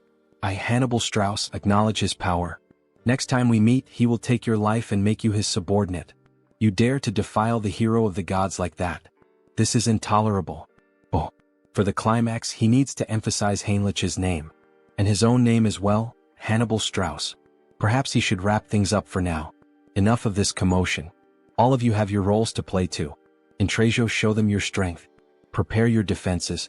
All the paladins begin to pray and invoke divine power. Faith will overcome all evil. Bone Dragon's unique skill, Breath of Death. He releases a black beam toward the paladins. Latius steps forward, trying to absorb as much of the damage as possible. Endure it, Knights of the Gods. Sir Latius, any more than this and... Suddenly the black beam is halted. We managed to stop it. We're alive. We survived. Don't lower your guard. Immediately return to battle formation. Sir, the immortal king, he's gone. What? Damn it. Did he really think that the elite of our great divine order would be defeated by a single breath? He clearly underestimated us. Immortal king. What exactly is he plotting? What kind of wicked plan does he have in mind? Intrasio, your smoke was masterfully done. How did you manage to create such a flawless breath? Thanks to that, we've earned a notorious reputation while still preserving innocent lives. The appearance of the immortal king who opened the abyss, and the dragon that protects him. Once again, this theatrical performance was a great success. However, another surge of dark energy appears. Still, it seems yet another legacy has awakened. Another abyss opens with black energy beams shooting into the sky. Skeletal hands rise from the ground. And an army of undead begins to emerge. He can feel the aura of his companions spread all across the continent. All troops advance. Knight Dullahan. Viscounty of the Kingdom of Charlotte. What the hell are those things? The abyss has opened here too. Everyone run. Damn it, he was wrong. We're surrounded. Surrounded? Undead would never have that level of intelligence. That can't be. Then they hear a scream. An undead of a different level appears and a soldier runs for his life. The undead are moving as one. Save me. Then he is sliced in half by the undead. We need to inform the Viscount. The Death Knight has resurrected in our kingdom. Meanwhile, in the new kingdom of the vampires, what is the current situation? The entire continent of Out Erica is in emergency mode. It's said that the abyss is opening all over the continent, summoning undead armies. And what about our clan's base, the kingdom of Talia? Fortunately, Talia and the surrounding nations haven't suffered any significant damage. That's probably because all the undead appearing nearby are being dealt with by Hans. But, is there something troubling you, sir? Any reports about the madness coming from the abyss and its effects? Aside from the undead, no one knows exactly what this madness is. It's still uncertain, but there's a growing number of disputes breaking out over trivial matters, possibly due to the influence of the madness. Isn't that a bit of an exaggerated assumption? Maybe everyone's just on edge. That's probably not the case. How can you be so sure? It's not just humans, even monster activity is being reported as unusual. Even the monsters are becoming more violent, which means that the madness is affecting all living beings on the continent. Humans are being killed more frequently. Even the monsters are killing each other. Everything is getting worse. From now on, gathering information about the madness will be our top priority. Understood, Lord Hines. He seems to be truly concerned. Hans is busy trying to regroup the immortal king's dormant army. And he also can't leave his post. At this moment, the place with the most information is the one and only Grand Divine Order. In the end, Heinrich has to take action. Then Heinrich finally reveals his beautiful, large, and thick sword to our saint. Jokes aside. She is impressed by Heinrich's holy sword. He offers it just like in the Princess and Prince tales the saint used to read. Sir Heinrich, she knew you would succeed. He is happy to live up to your trust, saint. But he has heard that a lot happened while he was away. They say something strange came out of the abyss. That's right. What emerged from the abyss this time is madness. It seems unstable, but that makes it even more dangerous since we still don't know exactly what it is. So, should he investigate it himself? It's the perfect opportunity to put the Grand Divine Order's information network to good use. He has just gone through a trial, he should rest a little. Now that he has received the blessing of the Holy Sword, he wants to fulfill his duty. Heinrich's eyes shine brightly, showing complete confidence, and he would be able to gather information about the madness. The saint thinks for a moment and ends up giving in to his request. He really can't be stopped, can he? In that case, she will leave it in his hands. Please uncover the truth behind this madness, Sir Heinrich. Yes, saint, he will. Before that, there is a ritual you must perform now that he has obtained the holy sword. Then he is taken to a place of consecration, where the saint, priests, and a few guards are present. Clearly, a gathering that few people can know about. O sword of the divine, reveal your true form. Heinrich receives the saint's honor and raises the sword to the sky, which begins to shine. This is the holy sword. As expected, it is overwhelming. How much divine energy is concentrated in this single blade? The saint takes a necklace and brings it directly to him. He who has proven his worth in all things. Heinrich Landguard, she hereby names him a high paladin of the great divine order. Yes, I accept, my saint. The necklace, bearing the symbol of a star and a sun, begins to emit a brilliant light. The burst almost blinds him. By merely pausing his mental core for a second, the pure divine power nearly explodes his mind. What kind of absurd strength is this? His body is being reconstructed. But what the hell is happening? Then little by little, his hair begins to change color until it becomes completely white, with a golden aura surrounding him. Scion Paladin. No way, this is a great blessing. Whoa, the grace of the divine is upon him. The entity has fulfilled the conditions and attained enlightenment. Special ability acquired, great blessing. Night of Light. His hair turned white? It's radiating the same feeling as the saint. She, Raystar, saint of the great divine order, formally greets him. Saint Heinrich Landguard. No, holy being. Holy being him? The great blessing can only be granted by the will of the divine, which makes it the clearest sign of holiness. Bring it.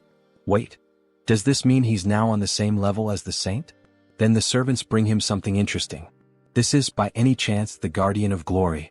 It's a set of top-tier armor, forged by the finest craftsmen of the Great Divine Order. Every part is made from rare metals like mithril and orichalcum.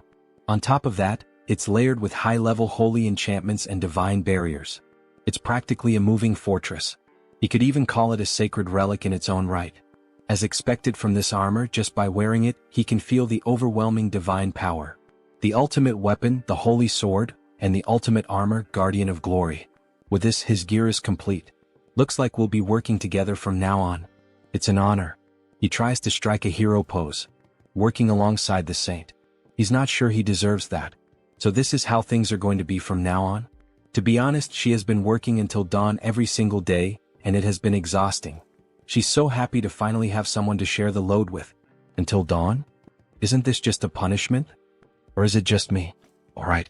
The Continental Summit is scheduled to reconvene soon. We'll be discussing plans to wipe out the undead that have been appearing all across the continent, alongside the Immortal King. She'll be counting on you, Sir Heinrich. He'll give it his all, Saint.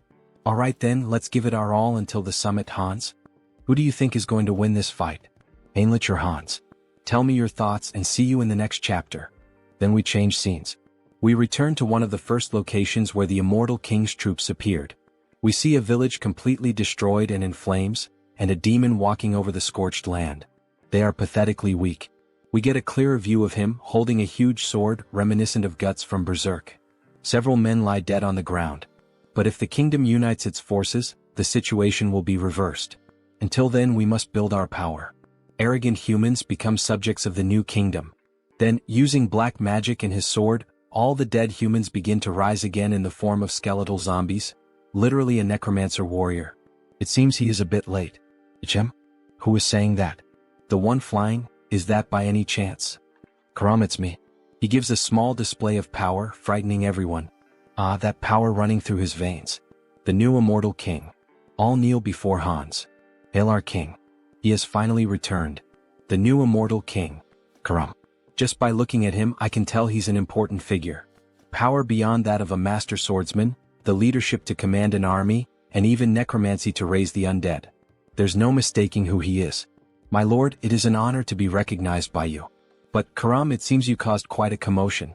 I offer my deepest apologies. It so happened that the place where he first awoke was right next to a human settlement. What's done is done. But now it's time to strengthen our forces and gather power. For now we will retreat. You will follow your order. He vanishes like the wind and is imprisoned in Hans's hands, both he and his army. Hans begins to assess the situation around the village. The damage is quite severe. This entire area was completely devastated. He cannot leave it like this. And soon we will be eliminated one by one. A continental summit is scheduled to be held again soon, said the saint. But our forces are so scattered that it will not be easy to gather everyone in time. In that case, he begins to focus the dark energy in his hands, forming a sort of black hole. He wanted to avoid this method because of its strong side effects, but there's no other choice. By channeling black magic into the ground, he manages to connect with everyone in the army of the former immortal king. Hear me, my children. Your lord, the immortal king. He is here in the flesh. This will inevitably reveal his location, but the order will need time to analyze this dark magic. As long as we gather quickly and disappear, that is enough. Now, hurry and answer him. All present begin to respond to the call, creating a screen of dark magic. We obey the command of the Absolute One. We stand before the true Lord of the Undying. O new king, your servant shall depart there at once. He will march immediately with the troops stationed in the southwest. He will march immediately with the troops stationed in the southwest. Yes, my loyal and devoted army. He shall lead you to a new future unlike anything that has ever existed. Ah, he laughs like a true villain. Changing scenes, we see two adventurers walking through the forest at night. Hey Mike, are you sure this is safe? He's heard that undead have been appearing all over the place lately. Come on, they're just rumors, just rumors. Let's just focus on transporting the supplies. What was that? Sigh, you coward. What kind of undead sneaks around quietly? Obviously it's just a wild animal or something like that. Hey, look behind you, this time I'm serious. What is it now? Must be another animal. Could there really be something behind him? Before he could finish, a sword slices through his neck. A fierce ogre annihilates him. Hey, what the hell was that? Monsters are nearby. What the hell are these things? They're supposed to live deep in the mountains. Why are they here? He's never heard of anything like this before. Monsters joining forces? Meanwhile, in another region involving another clone of the protagonist, Hubert the Merchant. Hubert Trading Company. What is this? Monsters from the northern mountains attacked a caravan in a group? This is also an effect of the madness. If this continues, even Tarak, which is nearby, will be in danger. We secured food and war supplies in advance, but this is not the time for business. Small merchants chase after coins, great merchants chase after hearts. Times like these call for providing help. He begins to analyze the map of the kingdom and nearby cities. Aonia County. Fortress of Steel. But still, specifically where? The Fortress of Steel is recruiting mercenaries on a large scale? Just the news we needed. Recruitment of mercenaries? It seems that the Fortress of Steel is also in trouble. The monsters from the northern mountains are showing signs of moving south, right? And the gossip in the tavern continues. They are not ordinary monsters. They are advancing as if they were enraged, making Harley's group hear the news. Everyone heard that, right? What do we do? Harley, and you? Well, of course he's going to join the fight. You can't miss an opportunity like this, right? That's Harley. So when are we leaving? Why do you ask? Harley, don't tell me. Of course right now. Aha, he runs off excited for finally having a fight. But his companions realize that something is missing. Did he pay for the drinks? No. Grab Harley now. Make that bastard pay for the drinks today. Tarak Mercenary Guild. Finally, Harley arrived at the place. Hello Harley, welcome. Meanwhile, the members on the floor exhausted after trying to force him to pay for the drinks. That guy who looks like a monster. Oh, so this simple guy knows Harley? Of course. If you don't know Harley in this field, you must be from another continent. Then this will be quick. He and these three are signing up for the mercenary recruitment. Process this quickly. Sorry, but Harley's request is difficult to process. What do you mean? What does that mean? Does it make sense for a mercenary guild not to give work to mercenaries? Does he perhaps want to get beaten up by us? No, that's not it. Harley, he has a special nomination request. Then he receives a letter, quite a beautiful one at that, showing its importance. Nomination request? He was planning to go to the Fortress of Steel, so he hadn't thought about that. He's going to refuse this request. That's Harley. Decisive. Cool. Jim, he thinks he can't refuse this one. The client is Lord Talmine Aeonia. Wait, Taloasis? Who is that? No, it's Lord Talmine Aeonia. Right here, the Lord of the Aeonia territory. Office of the Lord of Aeonia. He is waiting in this room. The Lord is here? He then suddenly bursts through the door, wanting to draw attention. The Lord is here and Harley has just entered the scene. However, he ends up seeing a different sight than usual. A knight at the window? Possibly not the Lord. The Lord wouldn't talk to a mere mercenary. He is Knight Robin, authorized for this mission. They've heard of him, but he is quite large. And very unique. As he stares at the wolf ears, the female version of girls with cat ears. He understands the matter. So, what does a knight want with a mere mercenary? There is only one reason we have nominated you. We need someone to lead the attack on the Northern Mountains. Northern Mountains? Isn't that the place overrun by monsters now? The mission is to rescue a VIP. The target's name is Jaonic Steelstone. He is a blacksmith from our territory and his race is dwarf. We have images of him in some mine, mining some kind of bluish crystal. Switching scenes, we see a hospital in Seoul. We should go now, Grandma. Ah, she's fine, so don't worry, go ahead. He is happy that she is feeling better. Right? The doctors were also surprised. It seems she may be discharged soon.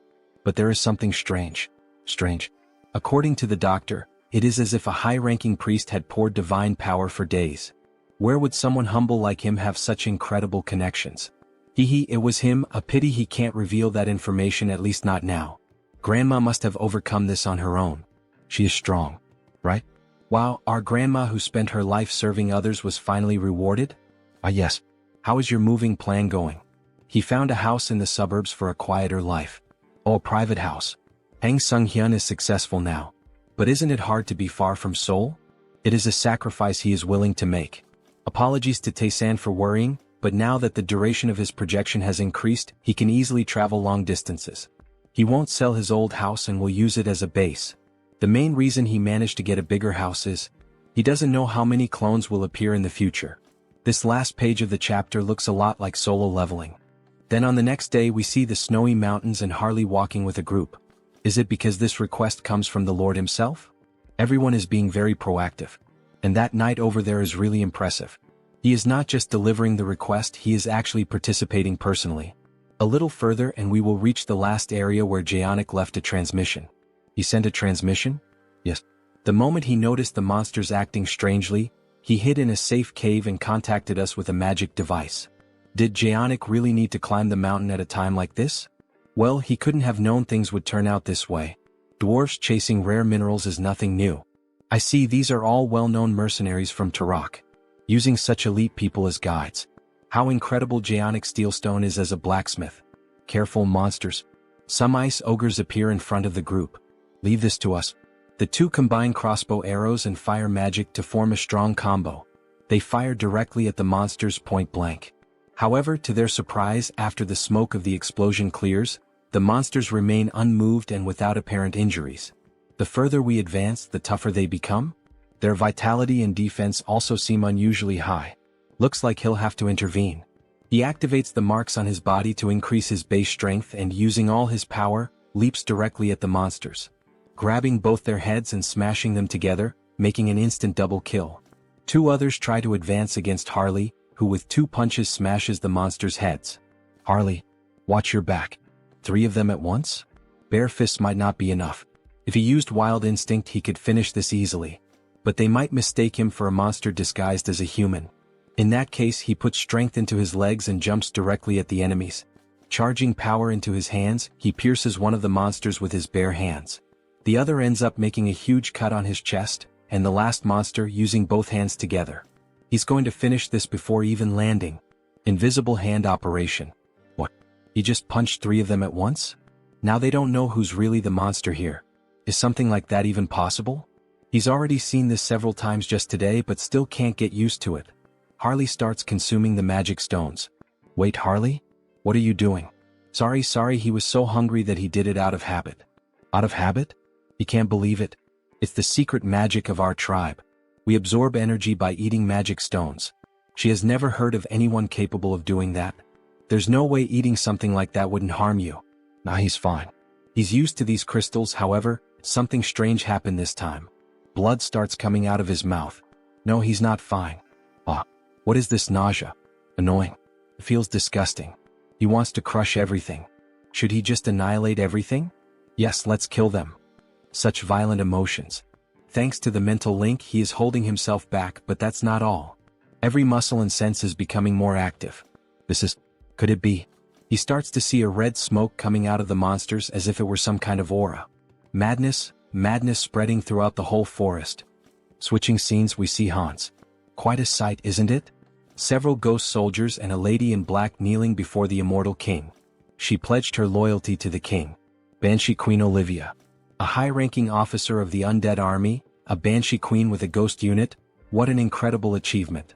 A lineup worthy of the history books like in Trejo or Karam. Well done, Olivia.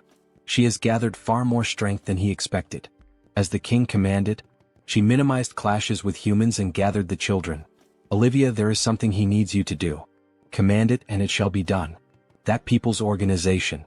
Extract every fragment of information you can from the oath of reversing heaven. Her ability is perfectly suited for this. It is an honor.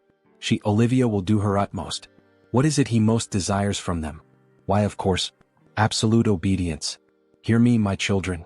Hunt down every last remnant of them and drain their souls, and dedicate everything to the king. I would like to thank the support of our subscribers and say that our latest video of this manhwa is close to 100,000 views. Thank you very much to everyone. Keep subscribing and commenting and I will keep releasing this manhwa. See you in the next video. Meanwhile, their vampire analyzes the latest news. Hans managed to unearth this kind of information about the Banshee Queen, obtaining details that most would not even dare to search for. Information about the state of the nation coming from the Brokaslak clan, about the underworld coming from the Banshees, and he can count on Harley for anything related to madness. But why does he have this feeling of fear? As if he were having a migraine. Suddenly his subordinate enters the office. Lord Hines. What happened? A short while ago in the demon forest, a report arrived that the monsters started attacking. He sent 2 of the purebloods there, so it should be all right. That is not all. Ichem? The monsters in the northern mountains started descending to the south with full force. This spreads in all directions in an instant. This is madness. Something that cannot be seen, as if it mixed with the air. Everyone is being corrupted by madness just by breathing. Wait, what about his companions? The effect is small, but they are not completely immune. It seems the effect is lighter on humans at least. We are about to reach our destination, so let's hurry. Just a little more. Even so. This is really dangerous, isn't it? His body keeps having spasms. His physical abilities are becoming explosively stronger, but in exchange, it seems he is losing control of his own body. Then a system notification appears. Controlling the physical transformation with the skill body mutation. If it were not for this skill, he would have become a lunatic like the orcs. Everyone stop. What, there are more monsters? At least he is dressed like a monster. It suits me quite well, don't you think? Some plants start moving. They are already here, he was waiting. Blacksmith, Zaonic Steelstone and another unknown. He dug a cave there. He will escort you to it. He is curious but he cannot. Hallie, don't tell me. That's right. Monsters are coming. Let's go down there now. Several orcs appear with different types of weapons. All possessed by madness. Everyone cover our rear as we go down the mountain. While they run, the dwarf starts falling behind. After all, he takes short steps. One of the orcs is approaching to wound him. Someone please save me. Harley appears, cutting the orc in half using only his bare hands, leaving the dwarf impressed. They are so big it is satisfying to cut them. Hey, this is not the time to have fun. At this pace they will catch up to us in no time. Then Harley has an idea to run with the dwarf just like he did with the elf he saved months ago. How ruthless. Those monsters run fast too. They are right. At this pace we will be exterminated. Except for him. Don't say such frightening things. Isn't there a better way? Hey Mr. Knight, he is running out of energy. Could he receive his share of the magic stones now? What? He does not know what he wants to do with this, but if it is necessary for the mission, he sees no reason not to. He gives a bag full of magic stones from monsters. Thank you. For now, he will leave this dwarf with them for protection. Harley, what the hell is he doing? It is dangerous, he has to get out of there. Ah, wasn't it them who asked if there was a better way?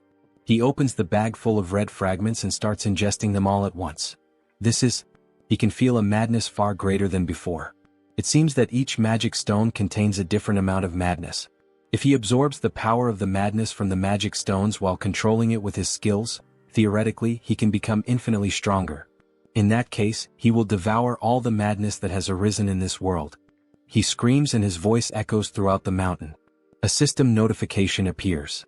The individual has met the conditions for growth. The skill wildness has evolved into the special skill frenzied beast. His whole body starts to turn slightly red, even the tattoos begin to gain more colors. Upon opening his eyes, we see that even his eye and his breath leak madness. He became slightly mad, although he can still control himself. Alright then, now it is showtime. He equips the 2 axes and goes alone against all the enemies. Let the carnage begin. His whole body is boiling. It is unbearably hot. It reminds me of Goku's first transformation. Whoever guesses it right in the comments, I will put a heart.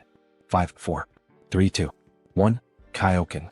He charges directly at the monsters, simply destroying them all without them even being able to react. Die all of you, looking like a true barbarian. In the end, from all that crowd, not a single monster was left to tell the tale. This is the power of the frenzied beast. She can barely see his movements. How can he be like this? The rumors that he was the strongest mercenary of Turok were not an exaggeration. Not the strongest of Turok. The strongest of the whole continent. Other monsters keep coming, however, nothing is capable of stopping Harley's carnage. He toys with his opponents using the axe in incredible ways. This basically settles the matter. Skill Jewel Eye, Severe Winter. That was amazing, Harley. Is he alright? Everyone runs off seeking to obtain information about him. He has the bravery of a dwarf. After begging for his life and running away. Suddenly, Harley feels some kind of strange energy. His whole body is screaming for him to flee. This is the first time he feels so tense. Harley, what is that face? Don't tell me more enemies are coming? Kah. This is really bad. If we encounter the monster that is coming now, it will be a total extermination. Well, except for him. We have come too far to give up now. Do something, muscle friend. Old man. When he saw them before, he dug a burrow to hide, right? That's right. He very bravely dug that burrow. So can he hide all of us now? Within 10 minutes. 10 minutes? 5 minutes are enough. With your beautiful tool, Ellen. A radiant pickaxe looking like diamonds. Ellen? Just by looking at it, it shines? Is this a magical tool? Now everyone get ready. Get ready? Yes. With a simple strike of the pickaxe on the ground, everything starts to shake. The ground is shaking? Several cracks begin to appear. He strikes again with the pickaxe, making the ground collapse and everyone scream in despair. And then what do you think? Quite cozy, isn't it? They make a bonfire while hiding from the monsters. He made a place like this with just a few blows of his pickaxe. He really is an incredible dwarf. The system issues a new announcement. A usable medium for skill customization has been discovered. A medium? An item here is on the same level as the branch of the world tree that created Harris? Medium name, Alan. A pickaxe reborn as a magical tool, imbued with the secret soul of the dwarf craftsman Zadnik, refined over 20 years. This thing is much more incredible than it looks. It carries 20 years of Zaonic's history, the master craftsman. If that is the case, he will devour it one way or another. The dwarf can feel Harley's malice from meters away. Some stones start falling on the team. Something noisy coming from above. Is it the monster he mentioned before? Judging by the presence, it just sat above us. Probably trying to eat the bodies of the monsters we killed. Maybe we should escape while it is distracted. Not a good idea. It would probably catch up to us quickly. Ah, Harley? He had a good idea. The biggest problem is that thing sitting right above us, right? Then what if he lures it far away? This time it may really cost him his life, and even so he would try. Yes. Harley, are you really sure about this? Of course. As long as he has this. What? Why his Ellen? Just an insurance, he knows. It will be very useful in a dangerous situation. But this is a magical tool with limited uses. What are you hesitating for, Zeonic, you fool? No matter how precious it is, life comes first. Alright, you can take it. Thank you. However, he does not want to give away this pickaxe at all, but it is foolishness to try to contend with Harley.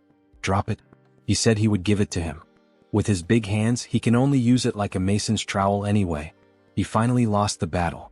Ah. He will use it well and return it. Probably. Ellen. Sorry, but he does not think he will return it. But he also saved his life, so let's consider it settled. With this, he acquired Ellen safely. No, he acquired a dwarf. Soon we will have a dwarf clone. Harley emerges from the ground. As he expected, the air outside is so refreshing. Now then, how about making the monsters introduce themselves to each other? It seems someone even more incredible than he thought has appeared. Even a superior species like a two-headed ogre can succumb to madness. Judging by its belly, it must have devoured a terrifying number of magic stones. The monster notices Harley from afar. What is he doing? Don't tell me it came following the scent of the magic stones he ate? Well, that is not a bad thing. If he wants to send the dwarf friend back safely, he has to escape this place with you. Follow me. Here should already be far enough. No one should be able to see us here. Very well then, skill mutation. Skill physical transformation. Let's have a real monster versus monster fight. He transforms his fingers into super sharp claws and goes toward the enemy, making deep cuts in them. Yes, this is the taste. The taste of tearing apart with his own hands. He must have thought he became stronger being intoxicated by madness. But here is the problem. He was not the only one who devoured the madness. The monster starts running in fear of Harley. He was the first one who started attacking and now is the first one trying to run? Harley grabs one of its heads and rips it off. By any chance, don't you think you don't need to walk around with two heads? And he throws it violently to the ground. He stands up laughing and even speaking. That arrogance of yours will only last for now. His subordinates will certainly arrive here as reinforcements.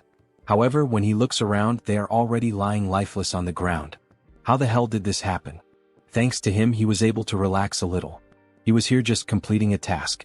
And it was already becoming boring. He starts gathering blood on his finger and releases it like a laser beam, thus destroying the monster's last head. Now without the two heads, the monster finally falls lifeless. Ah. As expected, it is more comfortable with two instead of one. Good thing he called Heinz. Although he had originally called him for something else. But the gift from Lord Zeonic will be very useful. While Heinz stores the pickaxe in the dimensional gate, Harley is drooling with hunger. How strong will he become if he eats this?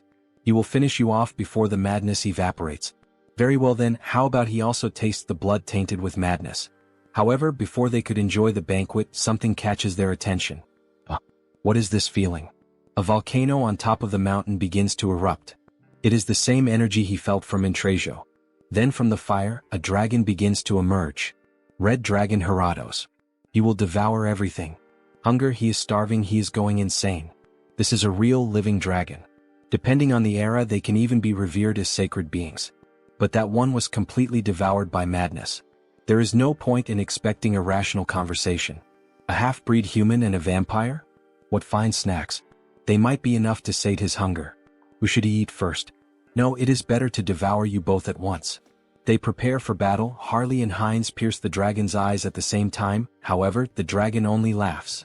As expected of a dragon. Already healed. With such thick skin and on top of that this regeneration ability? That is totally unbalanced. Inferior beings. In his eternal life he was only defeated once. Well yeah, who did you lose to? The King of Death. The King of Immortality. The one who sentenced him to death. The Immortal King? That's right. But he perished and his curse was broken. They are laughing? What kind of reaction is that? Sorry, but we called a friend over in the meantime. Since the two of us might not be enough. We apologize in advance for the trauma. The dragon does not understand what they mean, but in just a few seconds, something appeared in front of him. A dragon tainted by madness, he will be an excellent subject for experiments. The third immortal king Hans. Then, the monster knows the monster. The dragon becomes terrified upon realizing that the one standing in front of him was the new immortal king. A dragon consumed by madness, what an excellent test subject he will be. What? The immortal king has returned here. He can see him through the memories of the previous immortal king. If even you could awaken from that corpse-like slumber, then who can say he cannot return from death itself? The dragon truly felt the pressure and little by little tries to move away. However, it ends up striking its tail against some kind of barrier. Haha, don't even think about running or flying away from here. Inside this barrier, your wings will not take you anywhere. After realizing that he had been trapped, the dragon begins to go insane. Kill him, kill him. The immortal king. Kill him. Avenge us. Then Heratos begins to accumulate power. Incredible, he is absorbing all the madness in the air. Not even he would be able to accomplish this. An overwhelming power is emerging. Yes, that strange power is the will of nature, commanding vengeance. He will erase you, immortal king. This hinders your plans. So the so-called immortal king flees in terror. He was going to kill him cleanly even if it meant a small loss, but releasing so much condensed madness would be a waste. That bastard, what nonsense is he telling himself? So that is an option. If we are not on the same level, he should enter his own game. The immortal king begins to summon something from his gate. Come forth. Intratio. That's right, now we will have a war of dragons. He mounts the dragon of pure bone and commands it to attack. Wait, is that a pure-blood dragon? Intratio, make sure that his flesh and bones remain intact. Remove the curse and the rot before he fights. The bone dragon charges in with everything, biting the fire dragon's jugular to immobilize him. Now then, let us begin the analysis of how best to carve him up. Skill, gravitational chains. Skill, spatial lock. Skill, shock absorption. What petty tricks. Now is the time. The two run toward the imprisoned dragon. Solid body, merely looking at it already makes him salivate. He will take a good taste of this precious dragon blood. The vampire launches a blood strike which causes great damage. Meanwhile, the barbarian, dying of hunger, is already there biting the flesh. Infinite refills of dragon meat? He will gorge himself until he is restored. While the vampire was savoring the blood, he ended up feeling something strange on his palate. The blood itself is good, but the madness mixed into it keeps getting in the way. Wait, madness?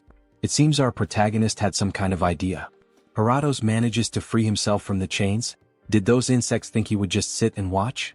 Breath. At this range there is no way to dodge. But they did not use it. He is not the only one with a breath attack. To keep pestering me like this, burn you cursed dragon. After both dragons charged their unique abilities, they fired red and blue breaths, causing a huge explosion in the middle of the ice mountain. Meanwhile, the vampire begins to prepare something. He focuses every drop of blood in his body and pushes the mysteries of blood to their extreme. Great sword of blood. He prepares himself, uses the acceleration skill, and delivers a tremendous strike to the dragon with his new sword. That worked. Useless insect. Useless. An injury like this is nothing, he can simply regenerate it. Sorry, but that is not his goal. What? An insect, huh? That is the perfect word. What is this? Your stockpiled madness looked far too appetizing, so he simply slipped a parasite into your body. One so vicious that not even dewormers will work. That's right, Harley entered inside the dragon's body. And the texture? Not bad at all. Let's see how much he can gut this restaurant. See you next time, guys. Inside Heratos, the feast seemed endless. The deeper he dug, the richer the nutrients that surged through him. The dragon's body reacted violently, muscles convulsed, straining to crush the parasite gnawing within. The pressure threatened to shatter bones and rupture organs, yet retreat was not an option. He would keep devouring until the beast's body refused to move. As the consumption continued, notifications flared in his mind. The creature's regeneration had surpassed its natural limits. The skill had advanced into something far more dreadful. Ultra regeneration. Lost vitality surged back with overwhelming force, and its meaning became clear. This was the dragon's true gift, a power that could restore the impossible, even without feeding on a magic stone. For Heratos, the wound was nothing more than a scratch. For the invader, it was proof that every effort seemed worthless against flesh that endlessly rebuilt itself, while the dragon dismissed all resistance as the pathetic tricks of an insect. Once again the notifications surged before him. The creature had fulfilled the conditions to evolve. The skill Devour transformed into the special ability known as Gluttony. Gluttony, just like the 7 deadly sins. A shiver rippled through his body as the change took hold.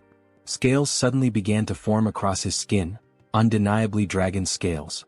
The realization struck hard. From now on, through consumption alone, he could absorb traits. Every single one of them would be his to claim.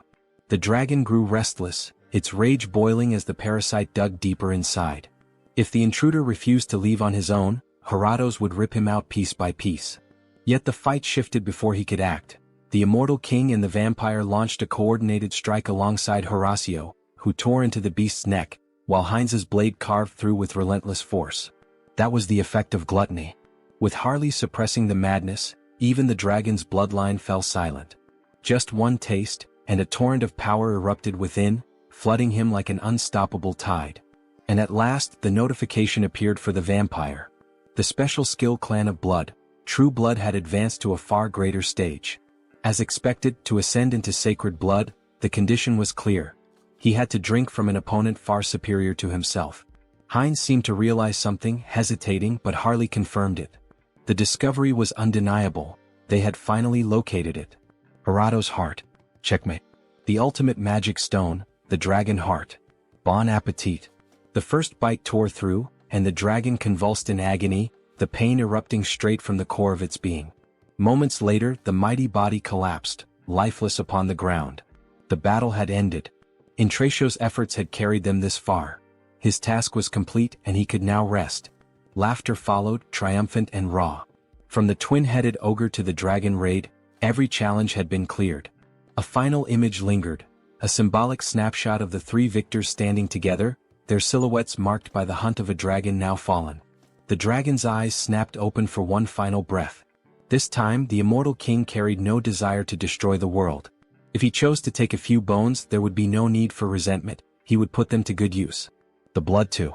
And the horns. In the end, every piece had value. None of them wasted anything. The trio moved like a flawless cleaning crew, each collecting a share of the fallen beast. The corpse of a dragon truly was a treasure vault. Prime ingredients for rare sorcery gathered all at once. The scene resembled that old meme of a robot staring at an empty plate. Oh my god, nothing left. Even the blood, overflowing with the power of dragon lineage, had been secured, certain to prove useful later. Yet the greatest beneficiary of the raid was not the immortal king or Heinz. It was Harley. On the ground, Harley writhed in agony. His body twisted and shifted as something unnatural surged within him. This time the transformation was not smooth. Perhaps he had gone too far, even for his limits. Absorbing all the madness of those monsters, his insides felt as though they were tearing apart. Control slipped with every second. Only the method inscribed within the dragon heart could save him. The madness flooding his body had to be woven together with the dragon's essence. As he forced the chaos into alignment, strange markings spread across his skin. A heavy feeling swelled inside him, followed by new notifications. The creature's race has changed to Dragonkin Hybrid. Special skill, Heart of the Mad Dragon, has been acquired. Harley's body no longer felt the same. On the surface, his anatomy still resembled that of a human, yet something deep inside had shifted. The change was undeniable. His very essence had risen beyond its former limits. His being had ascended. See you next time, guys.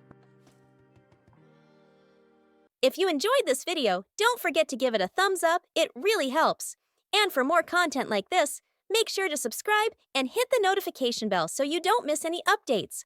Let me know in the comments if you'd like to see another part. I'd love to hear your thoughts. See you next time. Bye-bye.